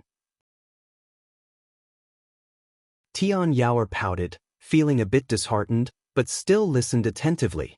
She could only see Guan twice a month, so she cherished their time together. After the new year, the name of Sword Venerable Fudao was already spreading across the world. The Supreme Sect wasn't idle either, issuing many demon-slaying tasks, prompting more disciples to descend the mountain to save the common people. Mystic Valley, inside a pavilion. Guan was weaving a robe for himself. Normally, he didn't need to meditate or absorb energy, so he had plenty of time to pursue his hobbies, tailoring being one of them. The reason he wanted to weave a robe was that he was preparing to descend the mountain to slay demons and monsters.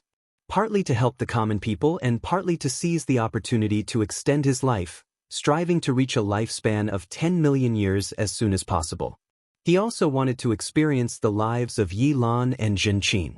Finally, Guan finished the robe, stored it in his storage bag, and then took up the Qinghong sword and walked out of the pavilion.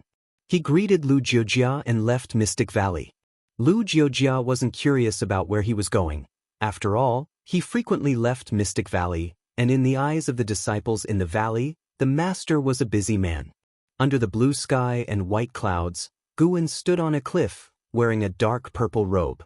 A belt cinched his waist, and an embroidered dark red phoenix adorned his robe, with the Qinghong sword sheathed at his waist. He took out an opera mask, put it on, and then placed a bamboo hat on his head. After adjusting himself, he used his divine sense to inspect his appearance.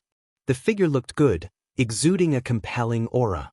Like a wandering hero in martial arts legends.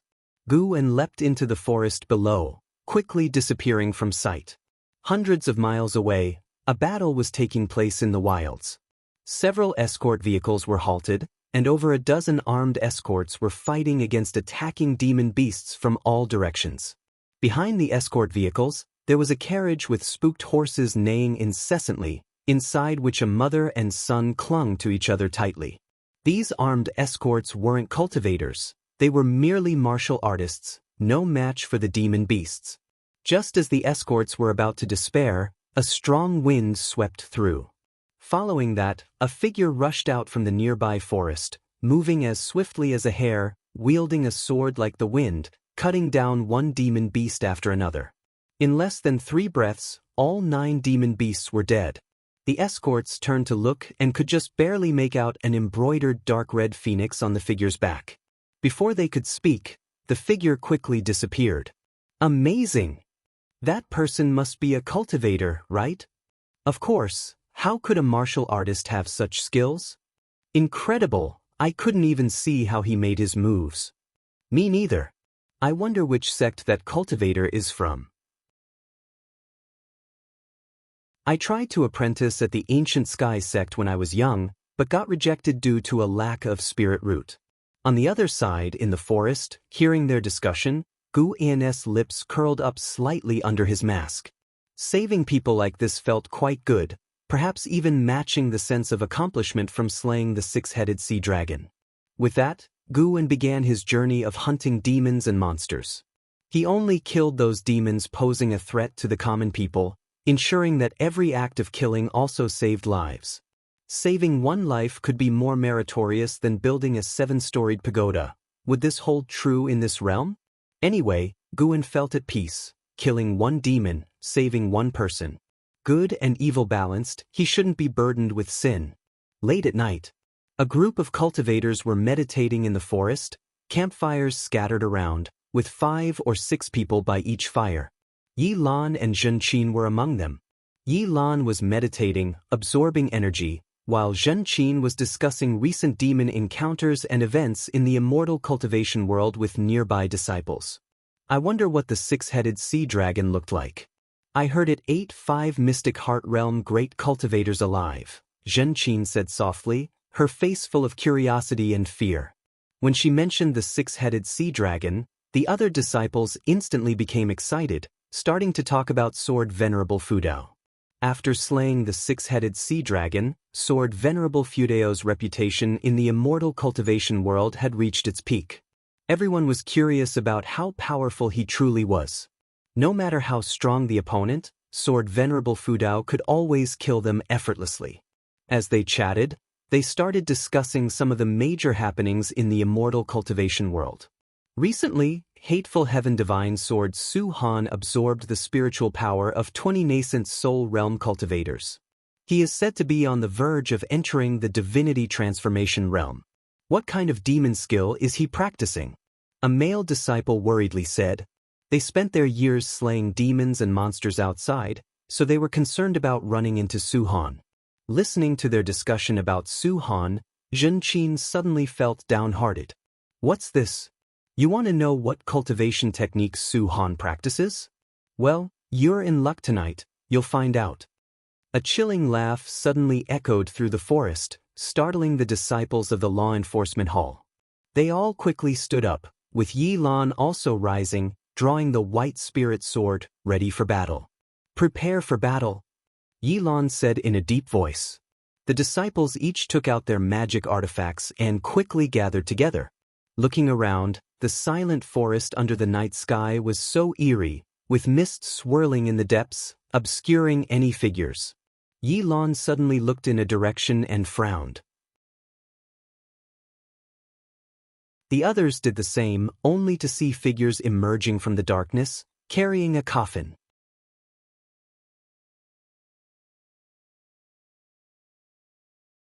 Chapter 165. 8 million years of lifespan. Looking at the group of black silhouettes carrying a coffin, Yi Lan furrowed her brows tightly. The other disciples were the same. They couldn't discern the aura of the other party, which made their hearts sink. The newcomers were indeed the 9 Nether 13 evil. Underneath the night sky, they were like 13 ghostly shadows, so terrifying. We are disciples of the law enforcement hall of the Supreme Sect. What do you intend to do? A male disciple shouted in a deep voice. In the Taizong dynasty, as disciples of the Supreme Sect, they still had some confidence. Upon hearing this, the 9 Nether 13 evil were unmoved. Seeing them continually approaching, the disciples of the law enforcement hall had to retreat. All right, don't scare them. Let them leave quickly. A weak voice came from inside the coffin. Zhen Qin widened her eyes and couldn't help but shout, "Senior brother Su? Suhan?" The disciples of the law enforcement hall were greatly shocked, speeding up their retreat, and Yi Lan's face also became serious. Su Han's name in the world of immortal cultivation was like thunder, but his reputation was of fiendish ferocity. "So it's your junior sister. No wonder you want to let them leave. Then hurry up and get lost." A black silhouette said sinisterly. Zhen Qin wanted to speak, but Yi Lan stopped her, and without uttering harsh words, led the disciples away immediately. As they left, Zhen Qin frequently looked back, her gaze falling on the coffin, but unfortunately, she couldn't see through it. Just like that, Yi Lan and the others quickly departed. The 9 Nether 13 Evil then put down the coffin, and the coffin lid was opened. Su Han sat up from inside, his hair disheveled, one hand clutching the coffin board. The 9 Nether 13 Evil spread out, setting up formations in all directions. Su Han stared in the direction where Yi Lan, Zhen Qin, and others had left, his eyes complex, lost in thought. Thousands of miles away. Above the forest, Guan stood atop a tree, watching the scene from afar. He embraced the Qinghong sword, his face concealed by a mask, only his eyes flickering with a ghostly light. After watching for a while, Guan finally turned around and leaped into the mountain forest. Spring arrived, everything revived, the sky over the supreme sect turned blue, dotted with white clouds, and the scenery was delightful. In the third medicine valley, Guan was picking medicinal herbs, an Exen following beside him, holding a bamboo basket.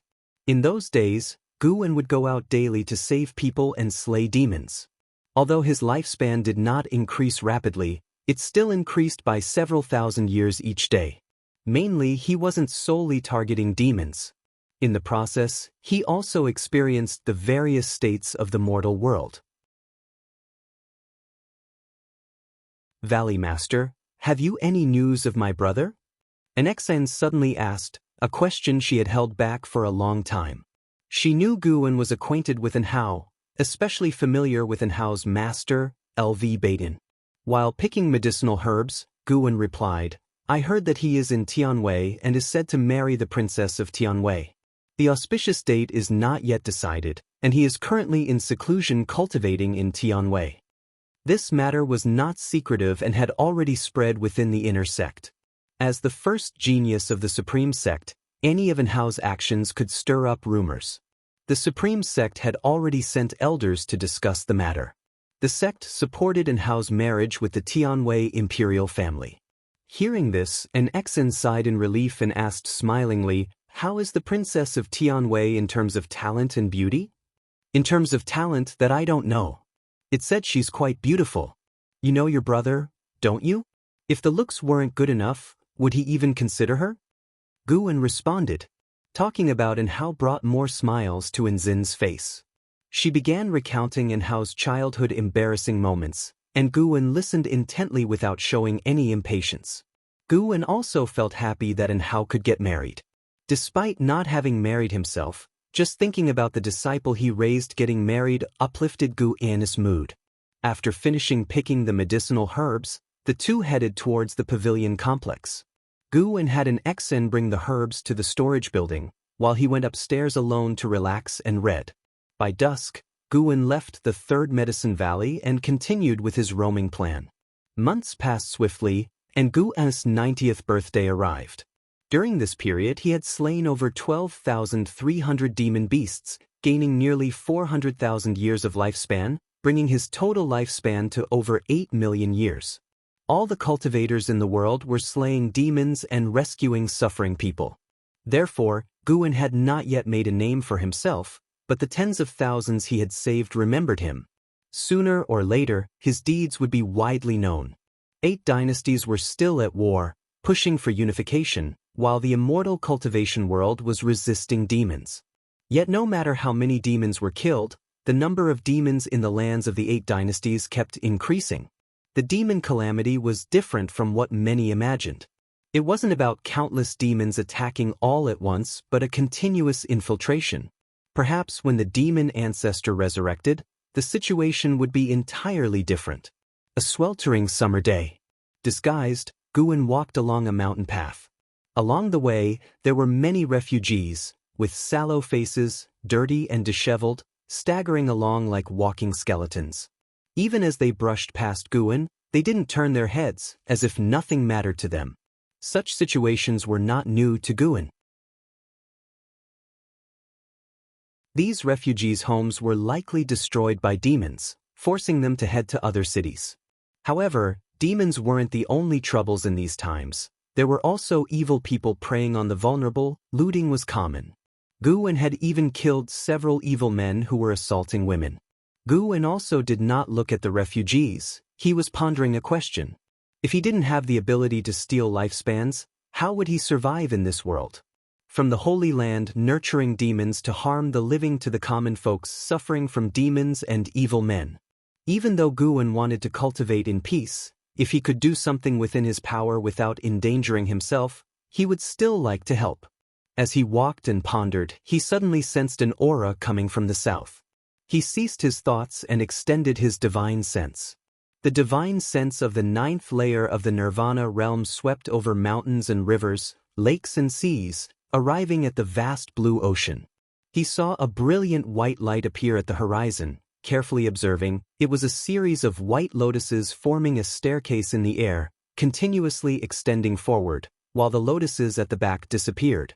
A Taoist was stepping on the white lotus steps as if an immortal walking in the mortal world. Mahayana cultivator. Finally, a Mahayana cultivator returned. Guwen felt relieved. If he had to face the demon calamity alone, he would indeed consider fleeing with others. Relying on a lone individual's strength to avert the calamity of extinction would certainly attract the attention of all factions in the Seven Stars spirit realm and those hidden forces. They would investigate him madly. Even if he hid deeply, he couldn't guarantee they wouldn't find him. This didn't align with his cultivation philosophy. He needed others to share the burden, so he could act with less pressure. Subsequently, Guwen quickened his pace and continued his demon-slaying plan. He didn't kill every demon he encountered. He only targeted those attacking villages and people. If he could earn hundreds of thousands of years of lifespan each year, it wouldn't take more than 3 years for him to break through to the next realm. Guwen had high expectations for the second realm of the Immortal Path. The return of the Taoist Lord of Tsungtian's sect. This news was like a bombshell, shaking the entire world of immortal cultivation. The news reached the Supreme Sect, and the disciples were thrilled. Legends about the Taoist Lord started spreading wildly in various cities. When Guwen went to the book collection hall at the outer sect to return books, he heard many disciples discussing the Taoist Lord. Although information about the Taoist Lord was scarce, one thing was clear: the Tsungtian sect regarded him as a Mahayana cultivator. After years of calamities, Mahayana realm was no longer a secret in the world of immortal cultivation. It symbolized the pinnacle that mortal spirits could reach, representing the highest realm in immortal cultivation. With the return of the Taoist Lord, various sects were actively contacting their long-out supreme elders, hoping for the emergence of a Mahayana cultivator. It's worth mentioning that this month, the Wuxian dynasty surrendered to the Taizong dynasty, which expanded its territory yet again, and Tianwei annexed the Great Zhao dynasty. Thus, the land of the once 9 dynasties turned into 6 dynasties. In terms of vastness, the Taizong dynasty was the largest. Even in the world of immortal cultivation, the name Li Xiandao was often mentioned. After leaving the book collection hall, Guwen walked on the streets, listening to the surrounding disciples' discussions about the various events in the immortal cultivation world. He enjoyed it greatly. The immortal cultivation world was consolidating its strength, so he couldn't afford to fall behind. He aimed to break through to the second realm of the Immortal Path quietly before the world was unified. An hour later, Guwen left the outer gate city and headed towards the North Sea Mountain to the medicine garden of sage Xian Miao to pick herbs. By midnight, Guwen moved again. This time, he came to a valley, just under 200 miles from the nearest town. The valley was filled with dense demon energy, and there were dozens of captives and over 200 demons, the strongest of whom had reached the nascent soul realm. That demon was severely injured and had ordered his subordinates to capture people. Guwen stood on a cliff, overlooking the flickering firelight in the valley, suddenly capturing an aura, his eyes narrowing beneath the mask. He didn't hesitate and jumped down. Facing the demons in the mortal world, Guwen never used spells or divine skills. He relied solely on swordsmanship to slay demons. After half an hour, in the valley, dozens of raggedly dressed commoners knelt on the grass, kowtowing to Guwen. On the cliff face before Guwen hung a huge cat demon, covered in blood, its demon body embedded in the cliff, with stones continually falling off. Besides that, surrounding Guwen were the bodies of demons, a chilling sight. Guwen said, "Hurry and leave." Upon hearing this, the commoners quickly got up and ran towards the valley entrance. Guwen's gaze then fell on a shape-shifting demon beneath the cat demon's corpse, writhing on the ground. A woman suddenly turned around and said, "Benefactor, that demon was good to us, even trying to save us. Please don't kill him." As she spoke, the other commoners who were running away also stopped. Seeing the demon, they all spoke up, pleading for mercy. Guwen waved his hand, and the commoners had to leave. The woman bit her lip and eventually left as well. Soon, the valley fell silent. The shape-shifting demon beneath the cat demon staggered to his feet, looking more like a human than a demon. "Kill me if you want." Jianghu looked at the mysterious sword cultivator ahead, gritting his teeth, his eyes showing no fear.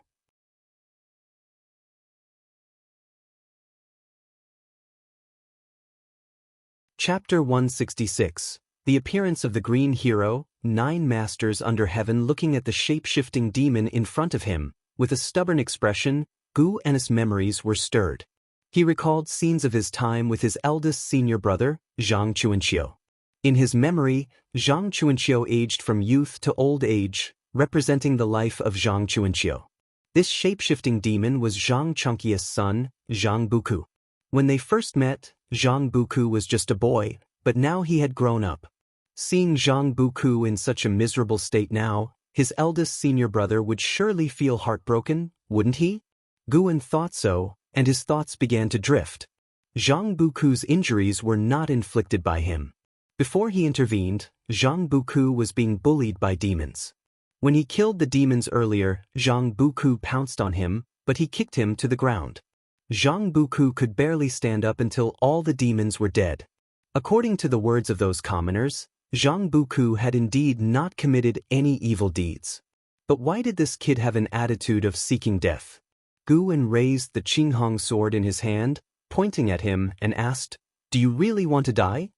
Zhang Buku did not hesitate. His face twisted in rage, and he lunged directly at Guwen. Guwen held the sword in a reverse grip, pressing the hilt against Zhang Buku's chest. His upper body leaned back, making Zhang Buku unable to reach him. Before Zhang Buku could change his move, Guwen took off his mask and placed it on Zhang Buku's face. Zhang Buku instinctively retreated, then took off the mask, glaring furiously at Guwen. As he was about to throw the mask at Guwen, his eyes widened and he looked astonished. "Who? Martial uncle?" Zhang Buku cautiously asked. Guwen wasn't afraid of revealing his identity, because although the strength he displayed when slaying demons was strong, it was far from his true cultivation level. And only this way would Zhang Buku stop his attack. Guwen asked with a smile, "Do you still remember me?" Zhang Buku wiped the blood off his face, excitedly replying, "Of course I remember. You even gave me a spirit energy elixir, how could I forget?" Guwen sheathed his sword, then took out some healing medicine and handed it to him, instructing him to heal first. Zhang Buku did not refuse. He took the elixir and sat down to meditate, healing his injuries while watching Guwen collect demon treasures. An hour later, the two of them came to a small river. Zhang Buku squatted down, beginning to wash his face and clean his wounds in the process. After he finished cleaning, he turned to look at Guwen, who had put the mask back on, and asked, "Martial Uncle Gu, why are you dressed like this?" He was no longer the ignorant boy of the past. After wandering the immortal cultivation world for so long, he was well aware of the supreme sex's status.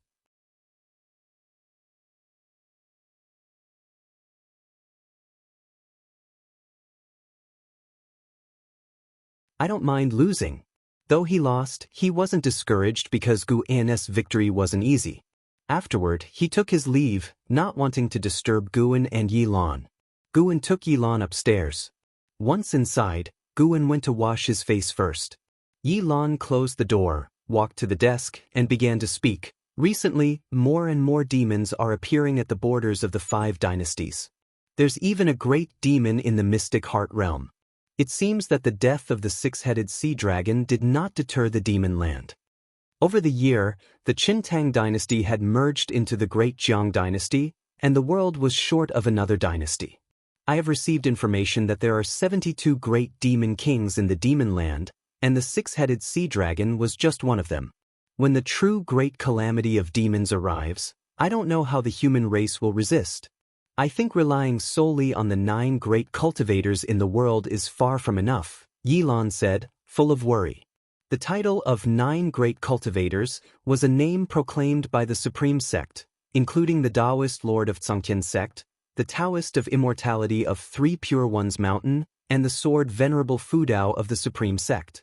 With the title 9 Great Cultivators spreading, the Immortal Cultivation world's morale was greatly boosted, and the Supreme Sect was frequently mentioned as a result.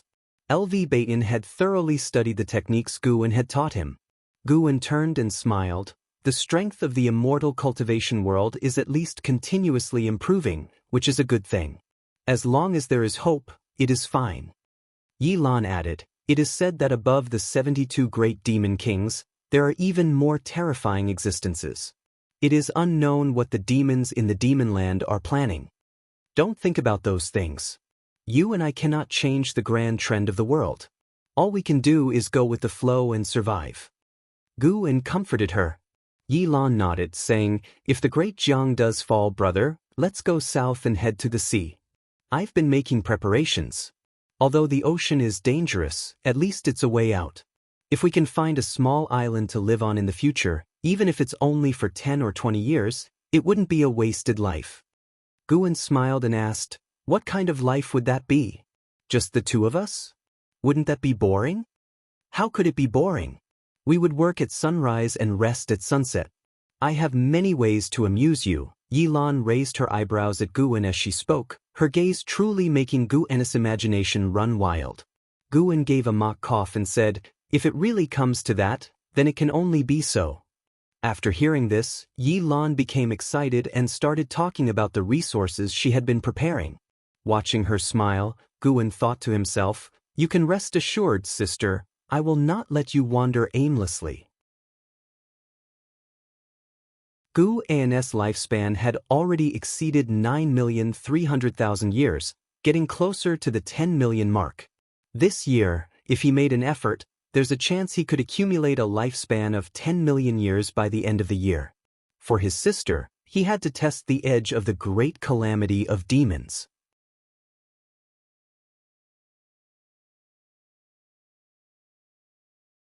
Chapter 167 Breakthrough of 10 Million Years Lifespan. The clouds churned ominously, the sky was darkened, the ground below crisscrossed with rivers of lava. From a high vantage point, it seemed as though the earth had cracked open, with a searing hot air filling the space between heaven and earth, and a demon fog swirling with embers. Volcanoes stretched endlessly into the horizon, some still erupting. Within the mountains, countless demons twisted and soared. Fish even leaped from the lava, causing bones to rise and fall. Upon the peak of a majestic volcano stood an altar. Seated atop the altar in meditation was a man in a black robe. The robe was vast, his long hair giving the impression that the black robe covered 1/3 of the altar's surface. A snake-like tail, covered in black scales, extended from beneath the robe, draping over the edge of the altar. In front of the black-robed man, a giant skeleton held a bronze mirror, inside which demon energy surged, as if thousands of evil ghosts struggled to break free. A great demon with a tiger's head and a human's body flew in on a demonic cloud, landing beside the altar. Demon Master, His Majesty the Demon Emperor is preparing to go to the ancient tomb of the demon ancestor. He asks if you will accompany him? The tiger-headed demon bowed respectfully as it inquired. The black-robed man on the altar was the Demon Master, a figure within the demon land second only to the demon emperor in power. With an air of indifference, the demon master replied, "Tell His Majesty my divination is at a critical juncture. I cannot accompany him." The tiger-headed demon continued to ask, "His Majesty wants to know what he should do if the demon ancestor regains consciousness earlier than expected. Assure His Majesty that the soul of the demon ancestor is merely a shell. Its spiritual wisdom has been eroded by heaven and earth. Without finding a suitable soul, it's impossible for him to be resurrected. But His Majesty needs an answer." The tiger-headed demon hesitated. Hearing this, the demon master became silent, and his tail ceased its movement, increasing the tiger-headed demon's tension. After a long while, the demon master said in a low voice, "If he indeed regains consciousness, have His Majesty destroy him." "As you command." Relieved, the tiger-headed demon bowed deeply and departed immediately. Once the tiger-headed demon disappeared into the horizon, the demon master slowly raised his head, revealing a nightmarish face. Half of it was just bare bones. His eyeballs seemed on the verge of falling out, and two dagger-like fangs protruded from his mouth. With blood-red pupils, he gazed into the bronze mirror ahead, mumbling to himself, "Why have the fates changed?" In the late autumn, in the book collection hall of the inner sect. Guan arrived on the third floor and found Elder Su Lu, asking, "Recently, a batch of disciples from overseas has returned, including a supreme elder. Is there an ocean map available?" Su Lu raised his eyes to look at him, smiling as he said, "You've already asked 3 times. It seems your patience has paid off." He opened a drawer, took out a jade scroll, and said, "The map is here. Use your divine sense to read it, but you can't take it away. You have to look at it here." "Thank you, Elder." Guan quickly expressed his gratitude, then picked up the jade scroll and walked to a nearby chair. He did not fear suspicion. If anyone investigated, he could present himself as Pan, and Pan's justification would be sufficient. Guan's lifespan was already 9,995,000 years, just 5,000 years short of the 10-million-year mark. In his current situation, 5,000 years of lifespan was no problem at all. If he waited a month, he would achieve it slowly, or he could expedite it by harvesting heavenly treasures from the Star Master Cave. Sitting down, Guan focused his divine sense into the jade scroll. Soon, he saw the vast ocean from a high perspective, seeing the edge of the Taizong dynasty leading down into the ocean. The edges of the map were shrouded in dense fog, signifying the unknown. From a macro view, the ocean seemed devoid of landmasses larger than this continent, with only islands of various sizes, some as large as the Taizong dynasty. When he focused his divine sense on a particular point, the view zoomed in, allowing him to see detailed scenes of that part of the ocean, including mighty waves and the silhouettes of sea demons. The cultivator who created this jade scroll likely had a very high cultivation level, perhaps even a supreme elder. An hour later, Guan withdrew his divine sense, stood up, and returned the jade scroll to Su Lu, sighing, "The ocean is truly vast." Su Lu placed the jade scroll back in the drawer, smiling as he asked, "You're studying ocean maps. You're not planning to escape, are you?" Guan responded righteously, "How could that be? I believe the Supreme Sect can overcome the great demon calamity. Why would I flee? I am merely curious about this world." "Really? Quite a few people have asked me for ocean maps lately, even true disciples. I thought the Supreme Sect was about to disband." Su Lu chuckled. Guan asked, "And what about you? If the Supreme Sect needed all disciples to fight to the death, what would you choose?" Su Lu smiled. "This old bag of bones is ready to be buried within the Supreme Sect. I've even prepared my tombstone." Guan couldn't help but show a look of admiration. After chatting for a while, Guan bowed and took his leave. After descending the stairs, a figure emerged from the staircase leading upstairs. It was a masked woman, dressed in simple robes, her hair wound into a bun by a wooden hairpin. She approached Su Lu. Su Lu raised his hand in greeting, smiling as he asked, "Senior, what do you need?" The masked woman drew several jade scrolls from her sleeve and said, "If that disciple comes looking for maps again, you can give him these." Accepting the jade scrolls, Su Lu couldn't help but ask, "Do you know him?" "In a way, someone wants to take him as a disciple, and he has another identity worth cultivating." Leaving these words, the masked woman vanished into thin air. Looking at the jade scrolls on the table, Su Lu muttered to himself, "Another identity? He's just a Foundation Establishment realm cultivator, always reading idle books. What identity could he have? Could it be Panin? Impossible. How could Panin enjoy reading Taoist Sunshin's books? Is he the author of the Supreme Secret Records, writing under his real name?" Winter set in, bringing late snowfall this year.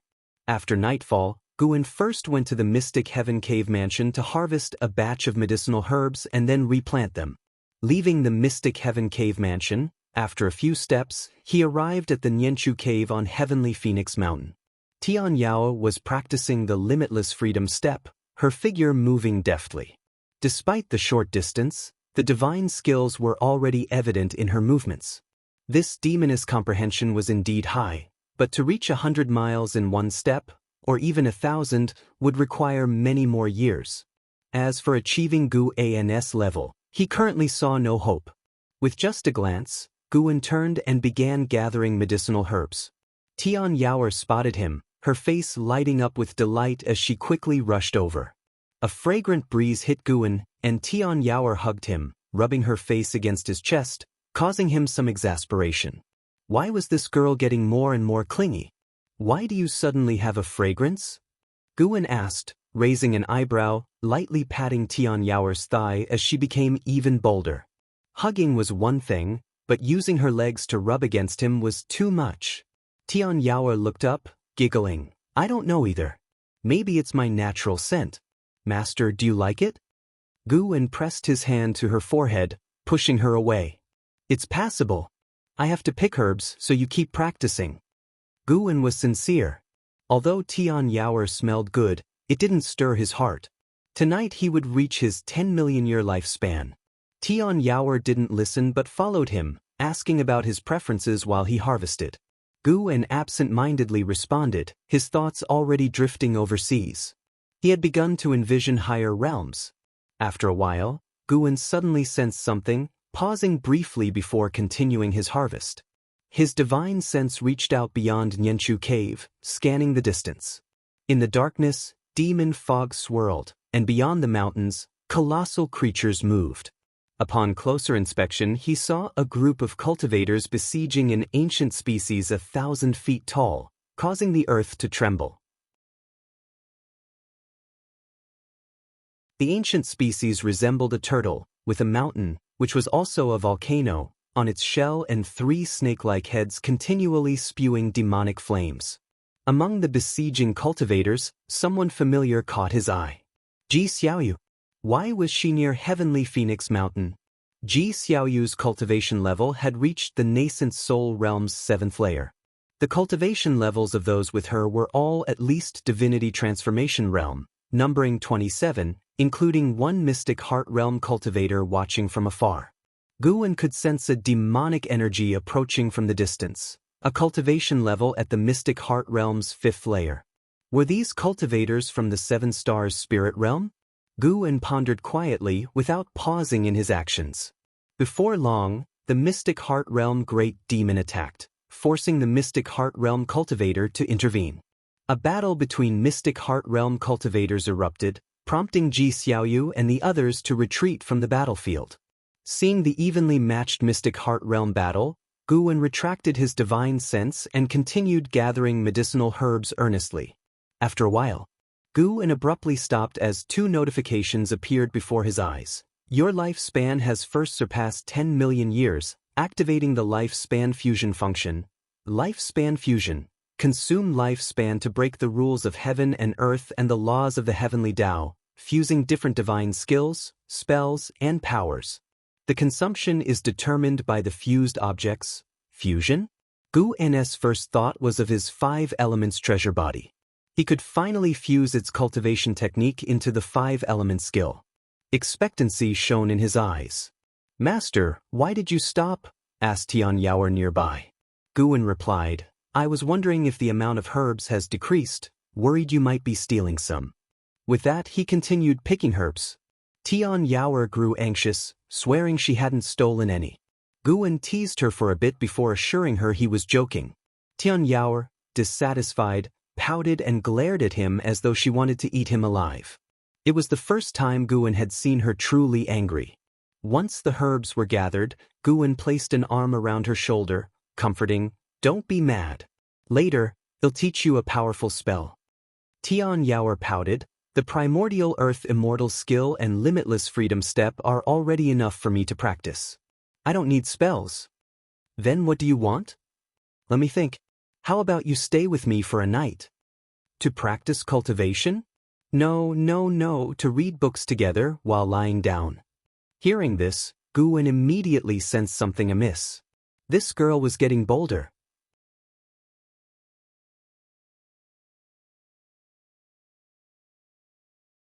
Chapter 168. Arrival in the Ocean, Merging Cultivation Technique. Faced with Tian Yaoer's multiple attempts at pleading, Guwen finally agreed to stay with her overnight. Tonight, he would break through a lifespan of 10 million years, allowing himself to relax for an evening. After Guwen agreed, Tian Yaoer became even more cheerful. To celebrate reaching a 10 million year lifespan, Guwen also returned to Mystic Valley to fetch some lamb for a barbecue, which moved Tian Yaoer greatly. She even thought Guwen was commemorating the special day.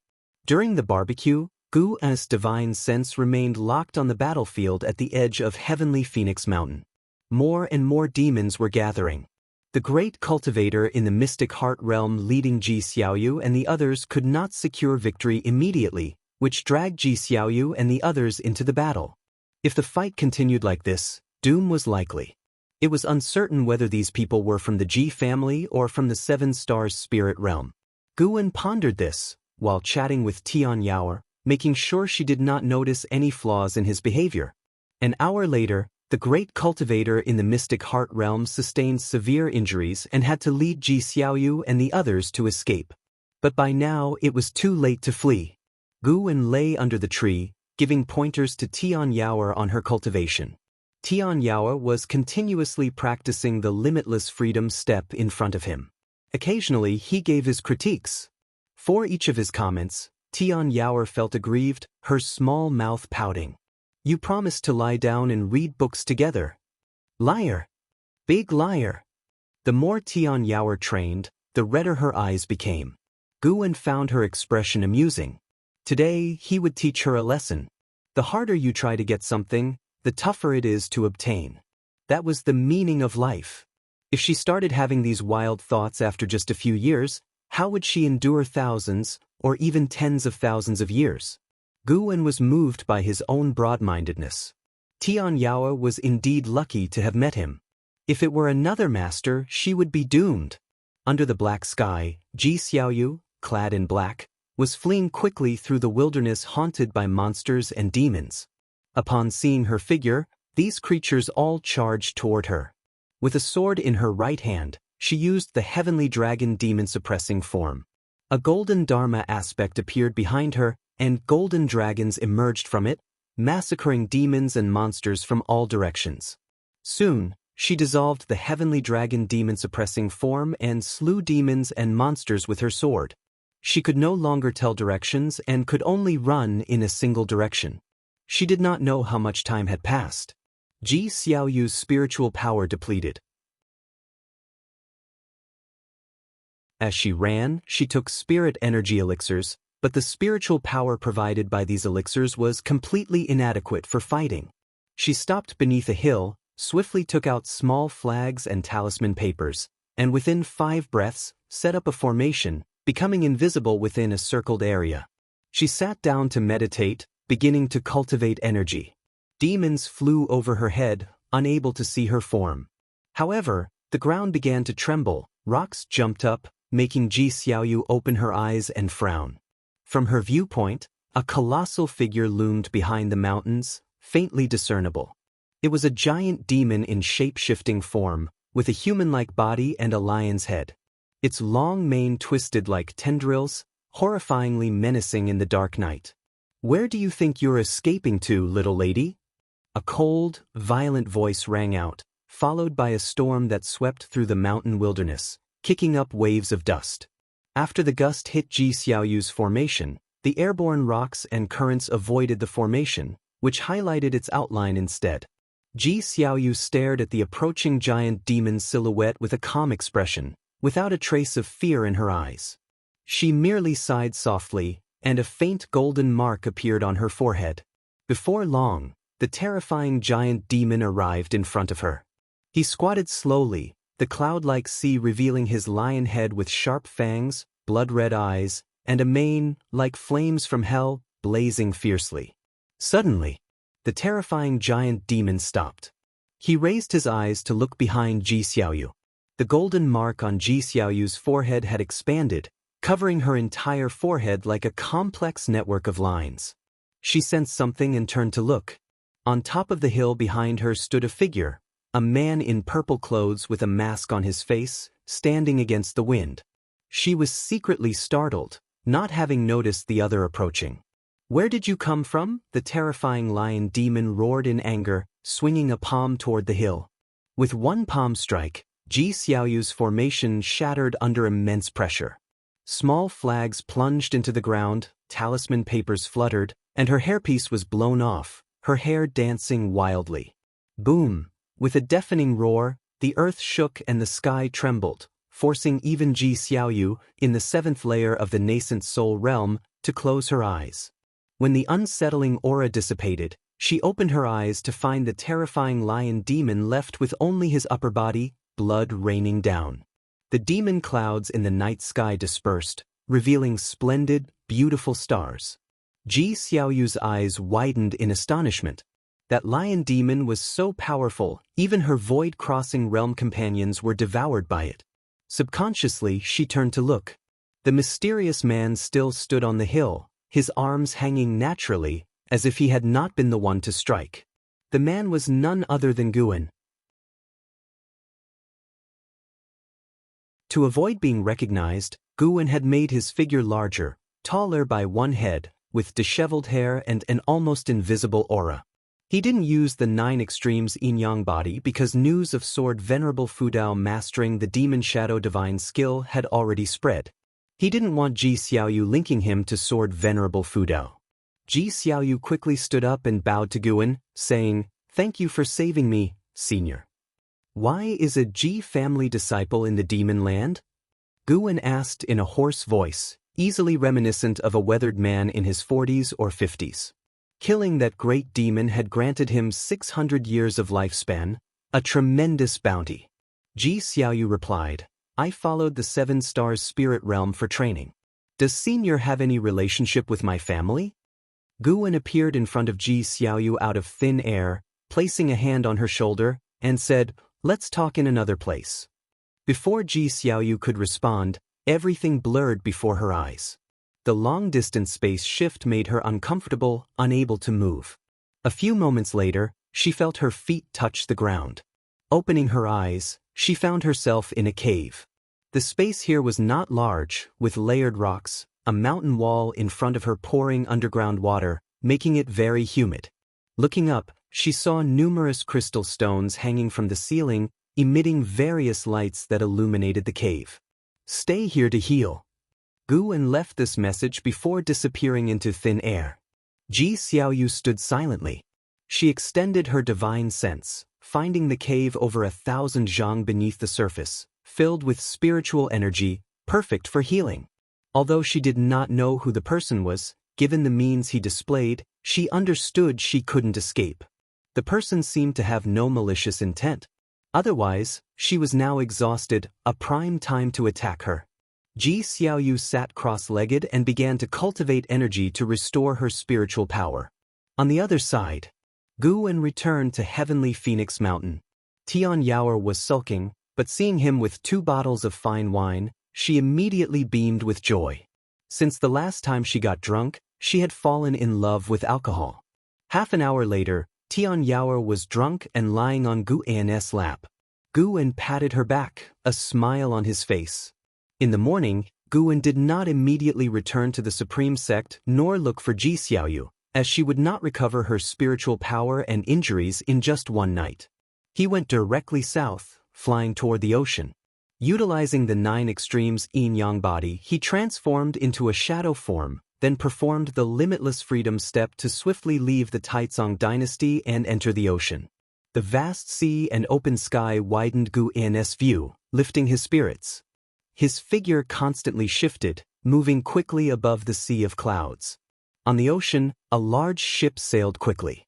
On the deck lay a man in green robes, lying on his back with a book in his hands. Suddenly, he saw something, sitting up abruptly. However, upon closer inspection, he found nothing in the sky. "That's odd, did I see wrong?" The man in green frowned deeply. He lost interest in reading, putting his book, The Investiture of the Gods, back into his storage bag before walking to the bow of the ship, gazing into the distance. The ocean stretched endlessly, but he could already feel the breath of his homeland. He smiled, murmuring, "A demon calamity, another opportunity for me to turn the tide in my favor." Guan took over 500 steps, finally landing on a mist-shrouded island. The island was vast, sparsely populated with living creatures, with only 6 islands within 10,000 li, perfect for his breakthrough. He quietly slipped into the forest, sitting under an old tree, and immediately activated the lifespan barrier. He pulled up his attribute panel, seeing his lifespan of 10,010,000 years, a smile forming on his face. First, upgrade his cultivation technique. Guan began using the lifespan fusion function, merging the primordial earth immortal skill with 4 basic cultivation techniques of different attributes. Due to the significant difference between these 5 techniques, forcibly merging them will not necessarily exceed the most powerful technique. Do you wish to continue? Well, did it mean the fusion would take an average? Guan cursed inwardly. Was this a way to waste his lifespan? Fortunately, he prepared other techniques. Over the years, he had killed countless enemies, searched many souls, and transcribed many techniques himself, just in case. He immediately took out 4 high-rank techniques, starting to cultivate them one by one. He did not need to abandon his original cultivation, nor did he need to cultivate other attributes of spiritual power. He only needed to run through the sorcery once, allowing the techniques to enter his attribute panel. After half an hour, Guan's attribute panel showed 4 more techniques. He intended to upgrade them one by one but received a prompt. The technique's attributes conflict. Please choose to abandon and start anew, or forcefully integrate, with a risk of deviation. Damn. Even with a golden finger similar to a system, he could still risk deviation? Guan had no choice but to enable the lifespan fusion function, merging these 5 techniques. Fusion will cost 500,000 years of lifespan. Do you want to continue? This costs 500,000 years? Guan suppressed his heartache and chose to continue. You invested 500,000 years of lifespan to merge the primordial earth immortal skill, karma fire dark sky skill, golden light spirit body art, vast earth vital energy skill, great cold heaven sorcery.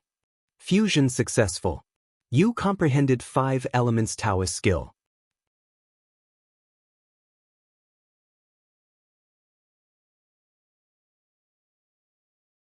Chapter 169 Breakthrough to the 9th layer of the loose immortal realm. As the prompt indicating successful fusion fell, a massive memory wildly surged into Guan's mind, plunging his consciousness deep into it. Earth's spirit energy rose, the ground turned into a sea of qi, and 5-colored spiritual energy swirled around his body like a whirlwind.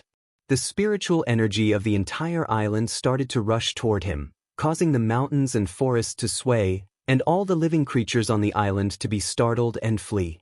Guan immersed himself in the cultivation memories, forgetting about the outside world.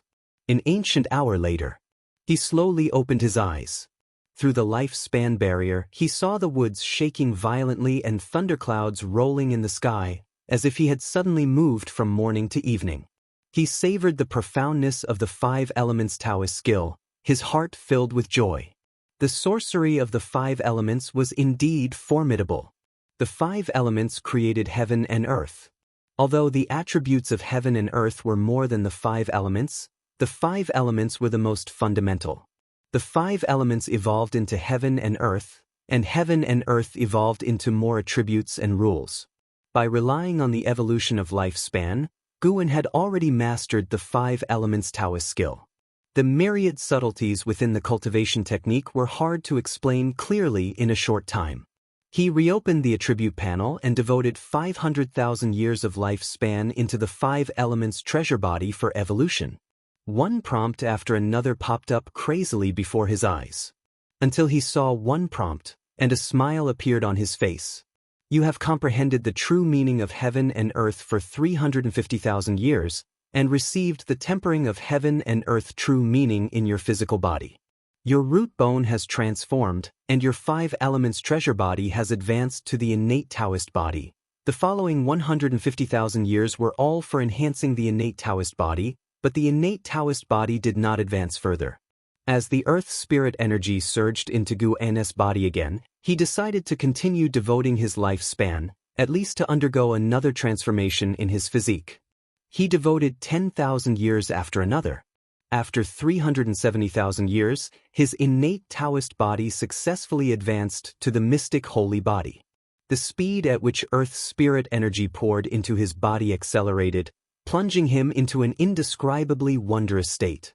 At that moment, a powerful divine sense swept over the island. Nirvana realm. Guan was secretly shocked. There were indeed immortal path realms hidden overseas. The continent he was on was just a small corner of heaven and earth. Guan did not panic at all.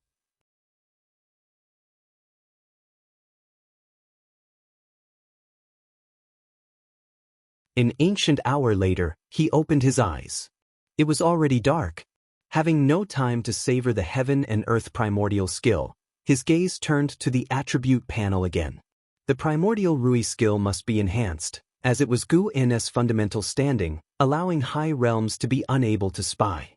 Another 50,000 years of lifespan. Unknowingly, Guan became bolder. One after another prompt popped up madly before his eyes, and ultimately the primordial Rui skill advanced to the all things form and energy art. The all things form and energy art not only enhanced the ability to conceal one's aura but also allowed one to change their aura, consistent with all things. In other words, if Guan encountered a demon, he could manifest demon energy. Encountering a demon, he could manifest demonic chi, without being seen through. At the same time, the all things form and energy art awakened a divine skill, heaven and earth 9 transformations. This was a transformation divine skill, with endless marvels. Just as the earth spirit energy dissipated, it started rushing toward Guan again, the ocean within 10,000 miles raising waves, with the scope rapidly expanding. This time, not only did divine senses sweep over the island, but also cultivators' figures flew over in the sky. Guan's presence broke the tranquility of the ocean. He couldn't care less.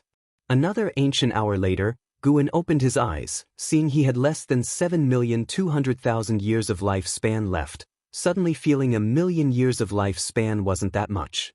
He couldn't enhance other divine skills, as what if it wasn't enough to break through? The higher the realm, the more lifespan consumed, especially the immortal path realm. Even without reference, Guan could guess that breaking through the realm of the immortal path was definitely not a matter of decades or centuries. He patted his face and silently began to pray. First, he devoted 1,000,000 years of lifespan into his cultivation level. Due to your reconstruction of cultivation techniques, you start from the energy cultivation realm comprehending the heaven and earth primordial skill. You cultivated chi absorption for 1 year, and your cultivation level restored to the foundation establishment realm. You cultivated chi absorption for 3 years, and your cultivation level restored to the core formation realm. You cultivated chi absorption for 5 years, and your cultivation level restored to the nascent soul realm. Cultivated chi absorption for 500 years, and your cultivation level restored to the Mahayana realm. You cultivated chi absorption for 5,000 years, and with great accomplishments in the heaven and earth primordial skill, you forcefully attacked the loose immortal realm and started tribulation crossing, but you did not endure the 5 mystical heavenly tribulation of the heavenly Tao. Tribulation crossing failed. You cultivated chi absorption for 10,000 years, and with great accomplishments in the heaven and earth primordial skill, you forcefully attacked the loose immortal realm again, but did not endure the 5 mystical heavenly tribulation of the heavenly Tao. Tribulation crossing failed. Seeing that he had to reconstruct, Gu N's face instantly stiffened. Fortunately, he only took 5,000 years to start attacking the second realm of the immortal path. The combination of the heaven and earth primordial skill and the mystic holy body was terrifying. One must know the lifespan evolution consumed more lifespan than real-time cultivation, because it needed more lifespan to evolve the cultivation process and quickly transform spiritual energy into his cultivation level. This time-compressed process naturally generated additional lifespan consumption. Gu gained infinite confidence in his current skill and foundation. 5,000 years for one tribulation crossing? Piece of cake. Failure, failure, failure. A series of failure prompts appeared before Gu N's eyes, and he remained unfazed, as he still had plenty of lifespan left. The cultivation speed had increased, but tribulation crossing was a different matter. Gu was already prepared for many failures. 1 million years of lifespan was enough for him to fail 200 times. Couldn't be that unlucky, could he? As Gu watched, his face really did darken. What exactly was the 5 mystical heavenly tribulation of the heavenly Tao? Why was it so outrageous? Gu thought of the previous heavenly tribulations he had endured. He had found no relevant records in the book collection pavilion.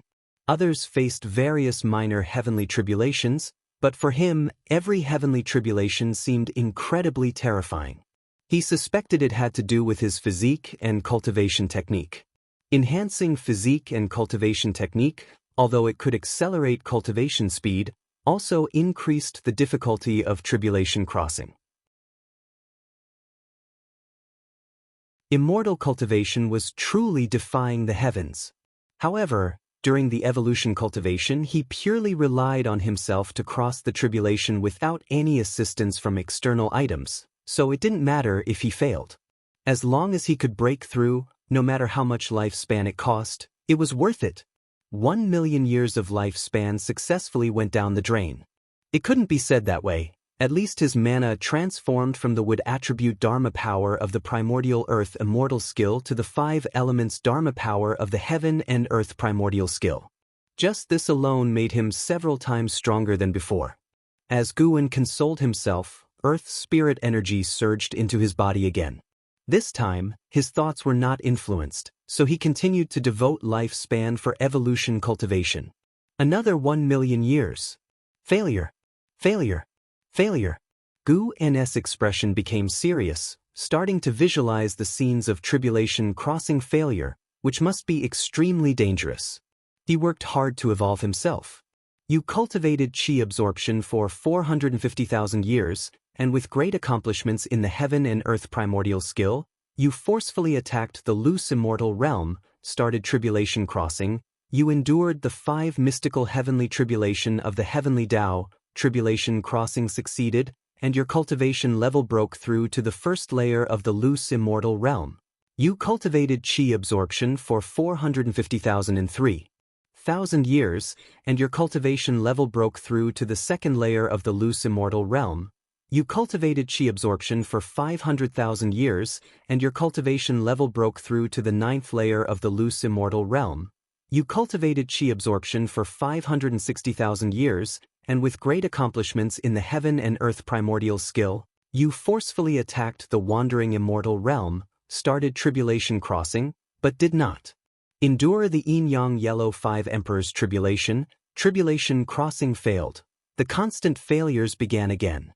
However, seeing himself reach the 9th layer of the loose immortal realm, his face beamed with joy. The difficulty of cultivating the loose immortal realm was certainly higher than the nirvana realm, but the lifespan Gu spent hadn't increased. One had to know it took him 5,000 years of lifespan to go from the 7th to the 8th layer of the nirvana realm. From the 1st to the 2nd layer of the loose immortal realm, it only took 3,000 years of lifespan. clearly showing the power of the mystic holy body and the heaven and earth primordial skill. However, reaching higher realms did need more lifespan, which was normal, and Guan could accept it. When all the prompts ended, Guan still hadn't endured that damned yin-yang yellow 5 emperors tribulation. Guan looked at his remaining lifespan of 5 million years, his mood restless.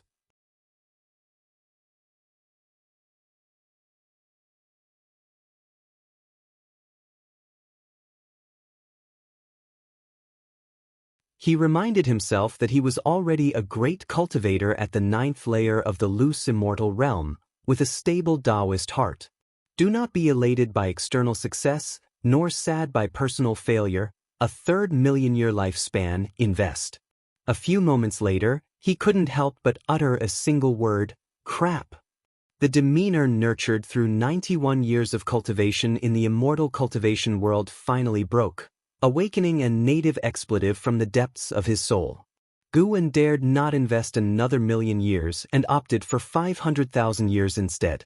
Heavens bless me! Wait, he was defying heaven, so he sought the blessing of his master, Qing Xianden. Failure once more filled his vision. When a prompt with significantly longer text appeared, his heart filled with joy. Here it comes. After 35,000 years of qi absorption cultivation, using the great accomplishment in the heaven and earth primordial skill, you forcefully impacted the traveling immortal realm, began to cross the tribulation, passed through the yin-yang shenhuang 5 emperors tribulation, successfully crossing the tribulation, and your cultivation level rose to the 1st layer of the traveling immortal realm. After 35,500 years of qi absorption cultivation, your cultivation level rose to the 2nd layer of the traveling immortal realm. After 36,000 years of qi absorption cultivation, your cultivation level rose to the 3rd layer of the traveling immortal realm. After 44,000 years of qi absorption cultivation, your cultivation level rose to the 9th layer of the traveling immortal realm.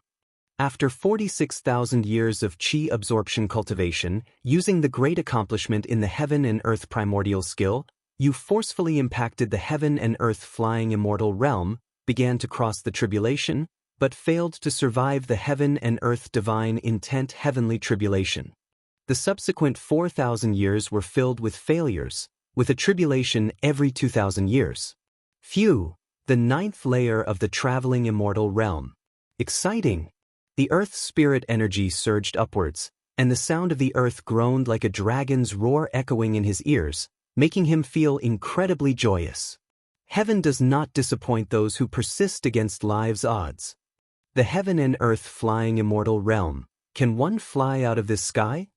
Guan pondered this with infinite anticipation in his heart. Now he only had 1,600,000 years of life left. He couldn't dare to continue crossing tribulations. If he got carried away and drained his entire lifespan, resulting in sudden death, it would be too sorry for his current life. The 9th layer of the traveling immortal realm should be enough, right? Currently, on the mainland surface, there were no Nirvana realm experts. They might exist in the Demon Land or the 7 Stars Spirit Realm, but they were hidden. The 7 Stars Spirit Realm might have loose immortals, but could they defeat a traveling immortal like him? If such an old monster existed, Guan could wait for decades until the million-year function activated, then he could boost up again. He didn't believe the 7 Stars Spirit Realm could defeat him with his cheats. No, I didn't really cheat. My cultivation level was achieved through my own efforts. Guan comforted himself. The Earth's spirit energy poured into him far faster than before, and the lifespan barrier drew spiritual energy from a wide range, making Guan feel powerful auras from all directions. Loose immortal realm auras had already appeared. Would traveling immortal realm auras appear next? Guan felt secretly nervous. Having just reached this realm, he didn't want to confront anyone of the same level. As time went on, Guan continually impacted the traveling immortal realm, and the mysteries of this realm gradually surfaced in his mind. Traveling immortal, an immortal roaming heaven and earth. From the 9th heaven to the depths of the earth, the primordial spirit and physical body merged, freely coming and going through heaven and earth. The primordial spirit was no longer fragile, possessing even greater power than the physical body. Reaching this realm, the power of the soul surpassed mana for the first time, and naturally, his mana also transformed. The 9 heavens of the immortal path, the higher one ascended, the greater the gap of each layer. While Guan was immersed in his breakthrough, a colossal wave rolled up from the west, 1,000 feet high, shocking him to turn and look. With a thunderous crash, the island where Guan resided was submerged by the wave, and before the island could re-emerge, the surrounding waters started churning violently. Guan distinctly felt something hit the island, causing the mountain at the island's base to break, and he fell with it. The lifespan barrier's advantages were fully revealed. Though the barrier fell, he remained seated as if on the ground, without any jolts, and the earth's spirit energy continued to flow into him. He looked up, through the surging seawater, and saw a colossal creature seemingly as vast as a mountain range moving through the sea, its presence awe-inspiring. Deep-sea ancient whale, Nirvana realm 8th layer 87808/15000/1800000, an 80,000-year-old sea demon. No wonder they said the ocean was more treacherous than the demon land. Guan noticed other sea demons of various realms, finding them quite novel. Soon, his breakthrough approached a critical juncture, forcing him to close his eyes and focus entirely on understanding the traveling immortal realm's true essence. Time passed quickly. When Guan opened his eyes, he had already reached the first layer of the traveling immortal realm, discovering himself at the seafloor. It was pitch black, surrounded by numerous mountains and countless sea demons, nary a living being without demon energy. Being in such an environment was inevitably frightening. Fortunately, Guan sensed no aura of the traveling immortal realm. If a traveling immortal showed up, he would have to go all out next. From the 1st to the 9th layer of the traveling immortal realm required even more vast spiritual energy. The lifespan barrier continually drew Earth's spirit energy, causing even the sea floor to tremble slightly. An hour later, Guan sensed intense activity in the distance, as if an underwater volcano erupted. Amidst the scorching seawater, an aura from the loose immortal realm emerged, chaotic and agitated. He vaguely heard a shout. "Aha! The Taoist has finally broken free. 7 stars spirit realm, just you wait." Upon hearing this, Guan was secretly delighted. Could it be that he rescued an enemy of the 7 stars spirit realm? He now regarded the 7 stars spirit realm as his imaginary foe. If more enemies of the 7 stars spirit realm appeared, he would naturally be pleased. Even with the cultivation of the 9th layer of the traveling immortal realm, Guan had no plans of single-handedly challenging the 7 stars spirit realm. At least there needed to be someone openly sharing the burden of attention. He could venture into the 7 stars spirit realm and deal with the strongest enemies, but couldn't let everyone think he alone took it down. The 7 stars spirit realm had existed for so many years. Who knew what connections it had across the ocean? The ocean was not short of immortal path life forms. Resolving this calamity surely meant another was on the horizon. Life was always filled with difficulties. If Guan could slow down each phase, it would be beneficial for him. Guan contemplated no further. As long as no one disturbed him, he could find peace even at the seafloor. He pulled up his attribute panel. The lifespan barrier rapidly consumed his lifespan. He had about 1,500,000 years left. After some thought, he decided to enhance his swordsmanship. He had hesitated to do so before, fearing an insufficient lifespan, but now, with a remaining lifespan, he could proceed. He previously hesitated to upgrade the wood spirit sword technique. Now possessing the 5-element skill, there was no need to upgrade the wood spirit sword technique. He continued to enhance the Taitsong Divine Shocking Sword. This was the signature sword technique of Sword Venerable Fudao. More and more people recognized the Taitsong Divine Shocking Sword, which wasn't a good thing. He had to create a sword technique unheard of by the world. Let's start with a test of 200,000 years.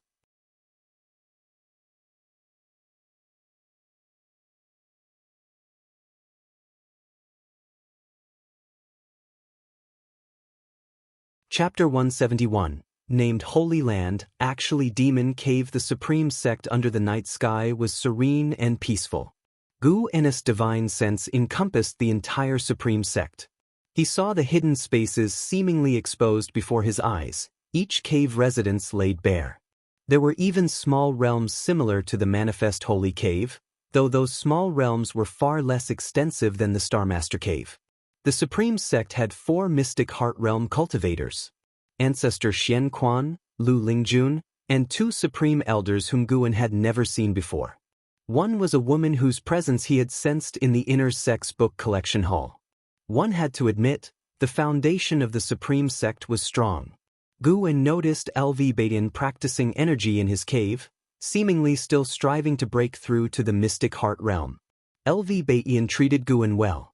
Guan started to consider secretly assisting him during his next tribulation crossing. Then, Guan returned to the Mystic Valley. He stepped into the pavilion, sat on a chair, and stretched lazily. Home was always the most comfortable. Guan closed his eyes and began to savor the experiences of the past 2 days.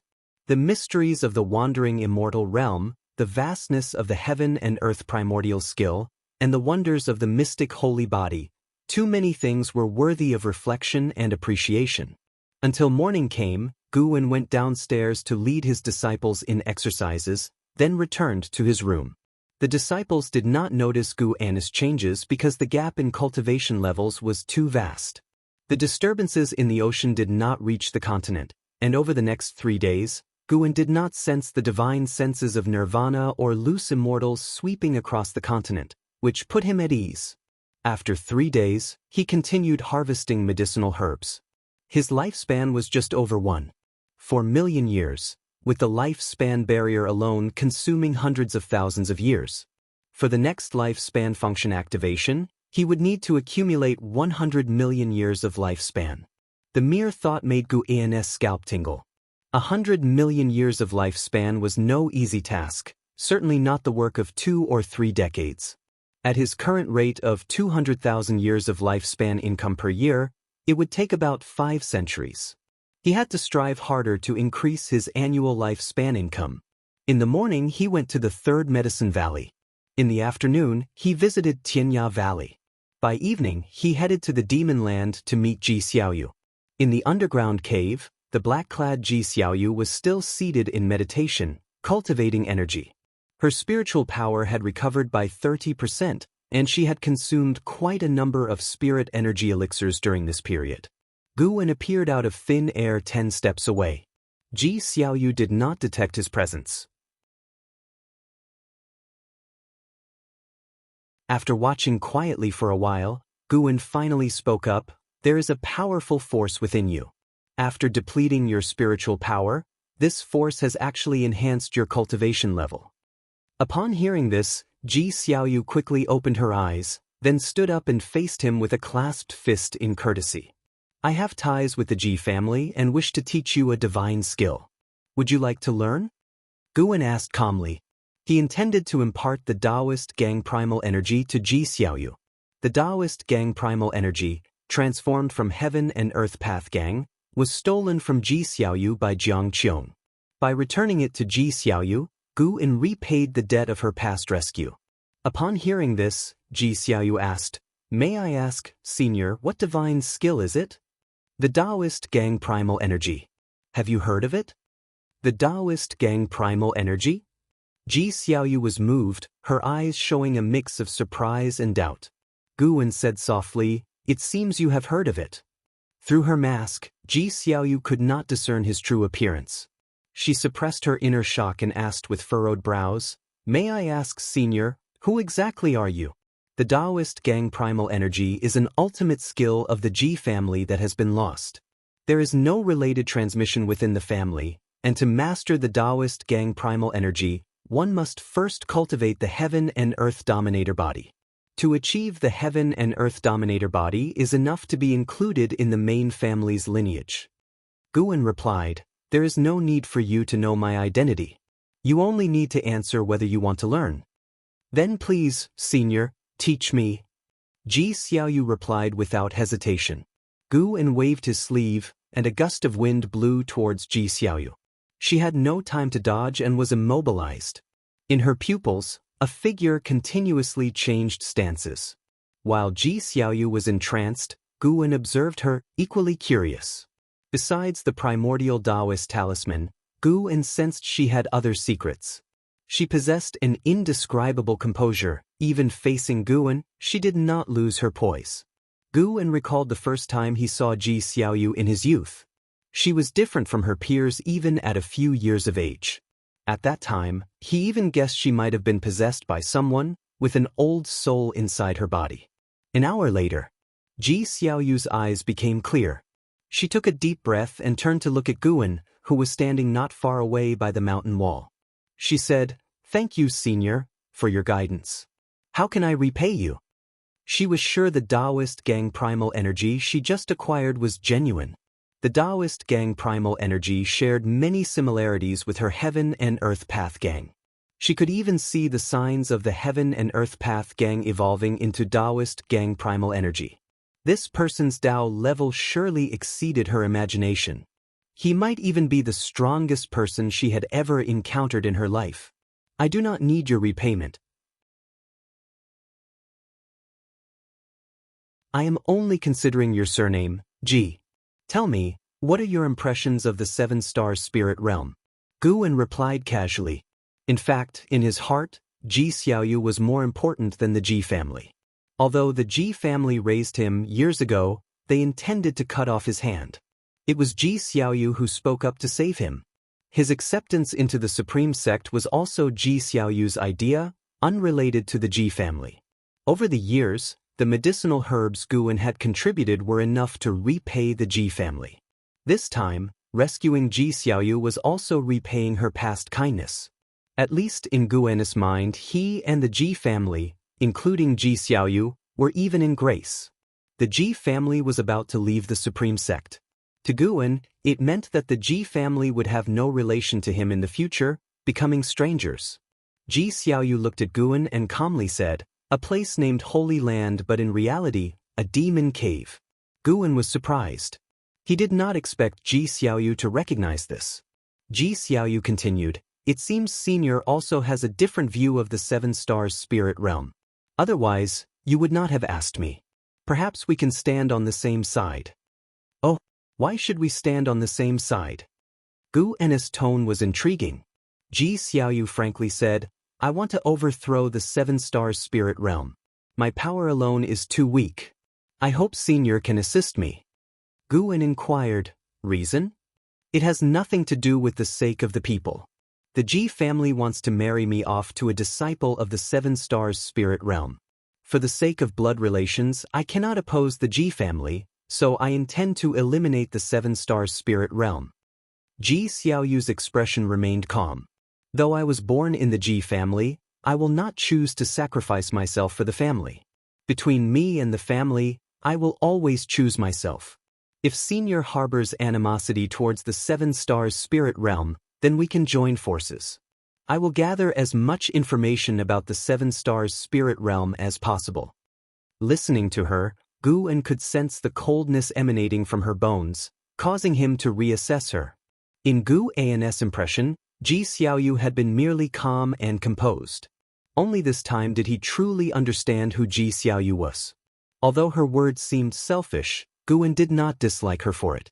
A person must prioritize themselves, and Ji Xiaoyu had not harmed her clansmen.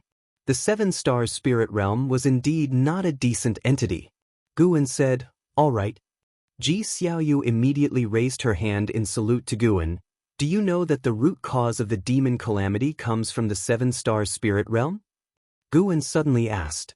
Upon hearing this, Ji Xiaoyu frowned and said, "I only know some of the evil deeds the Seven Stars spirit realm has done. I guess there might be a connection, but I don't know the specific reasons." Guwen then told her what he had learned. As she listened, Ji Xiaoyu's brows furrowed more and more tightly.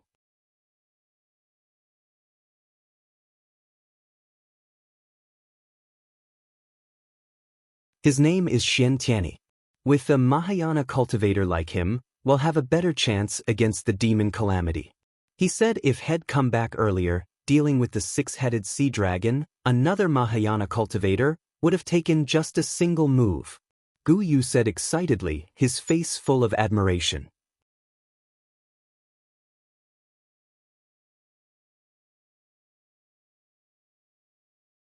Chapter 172.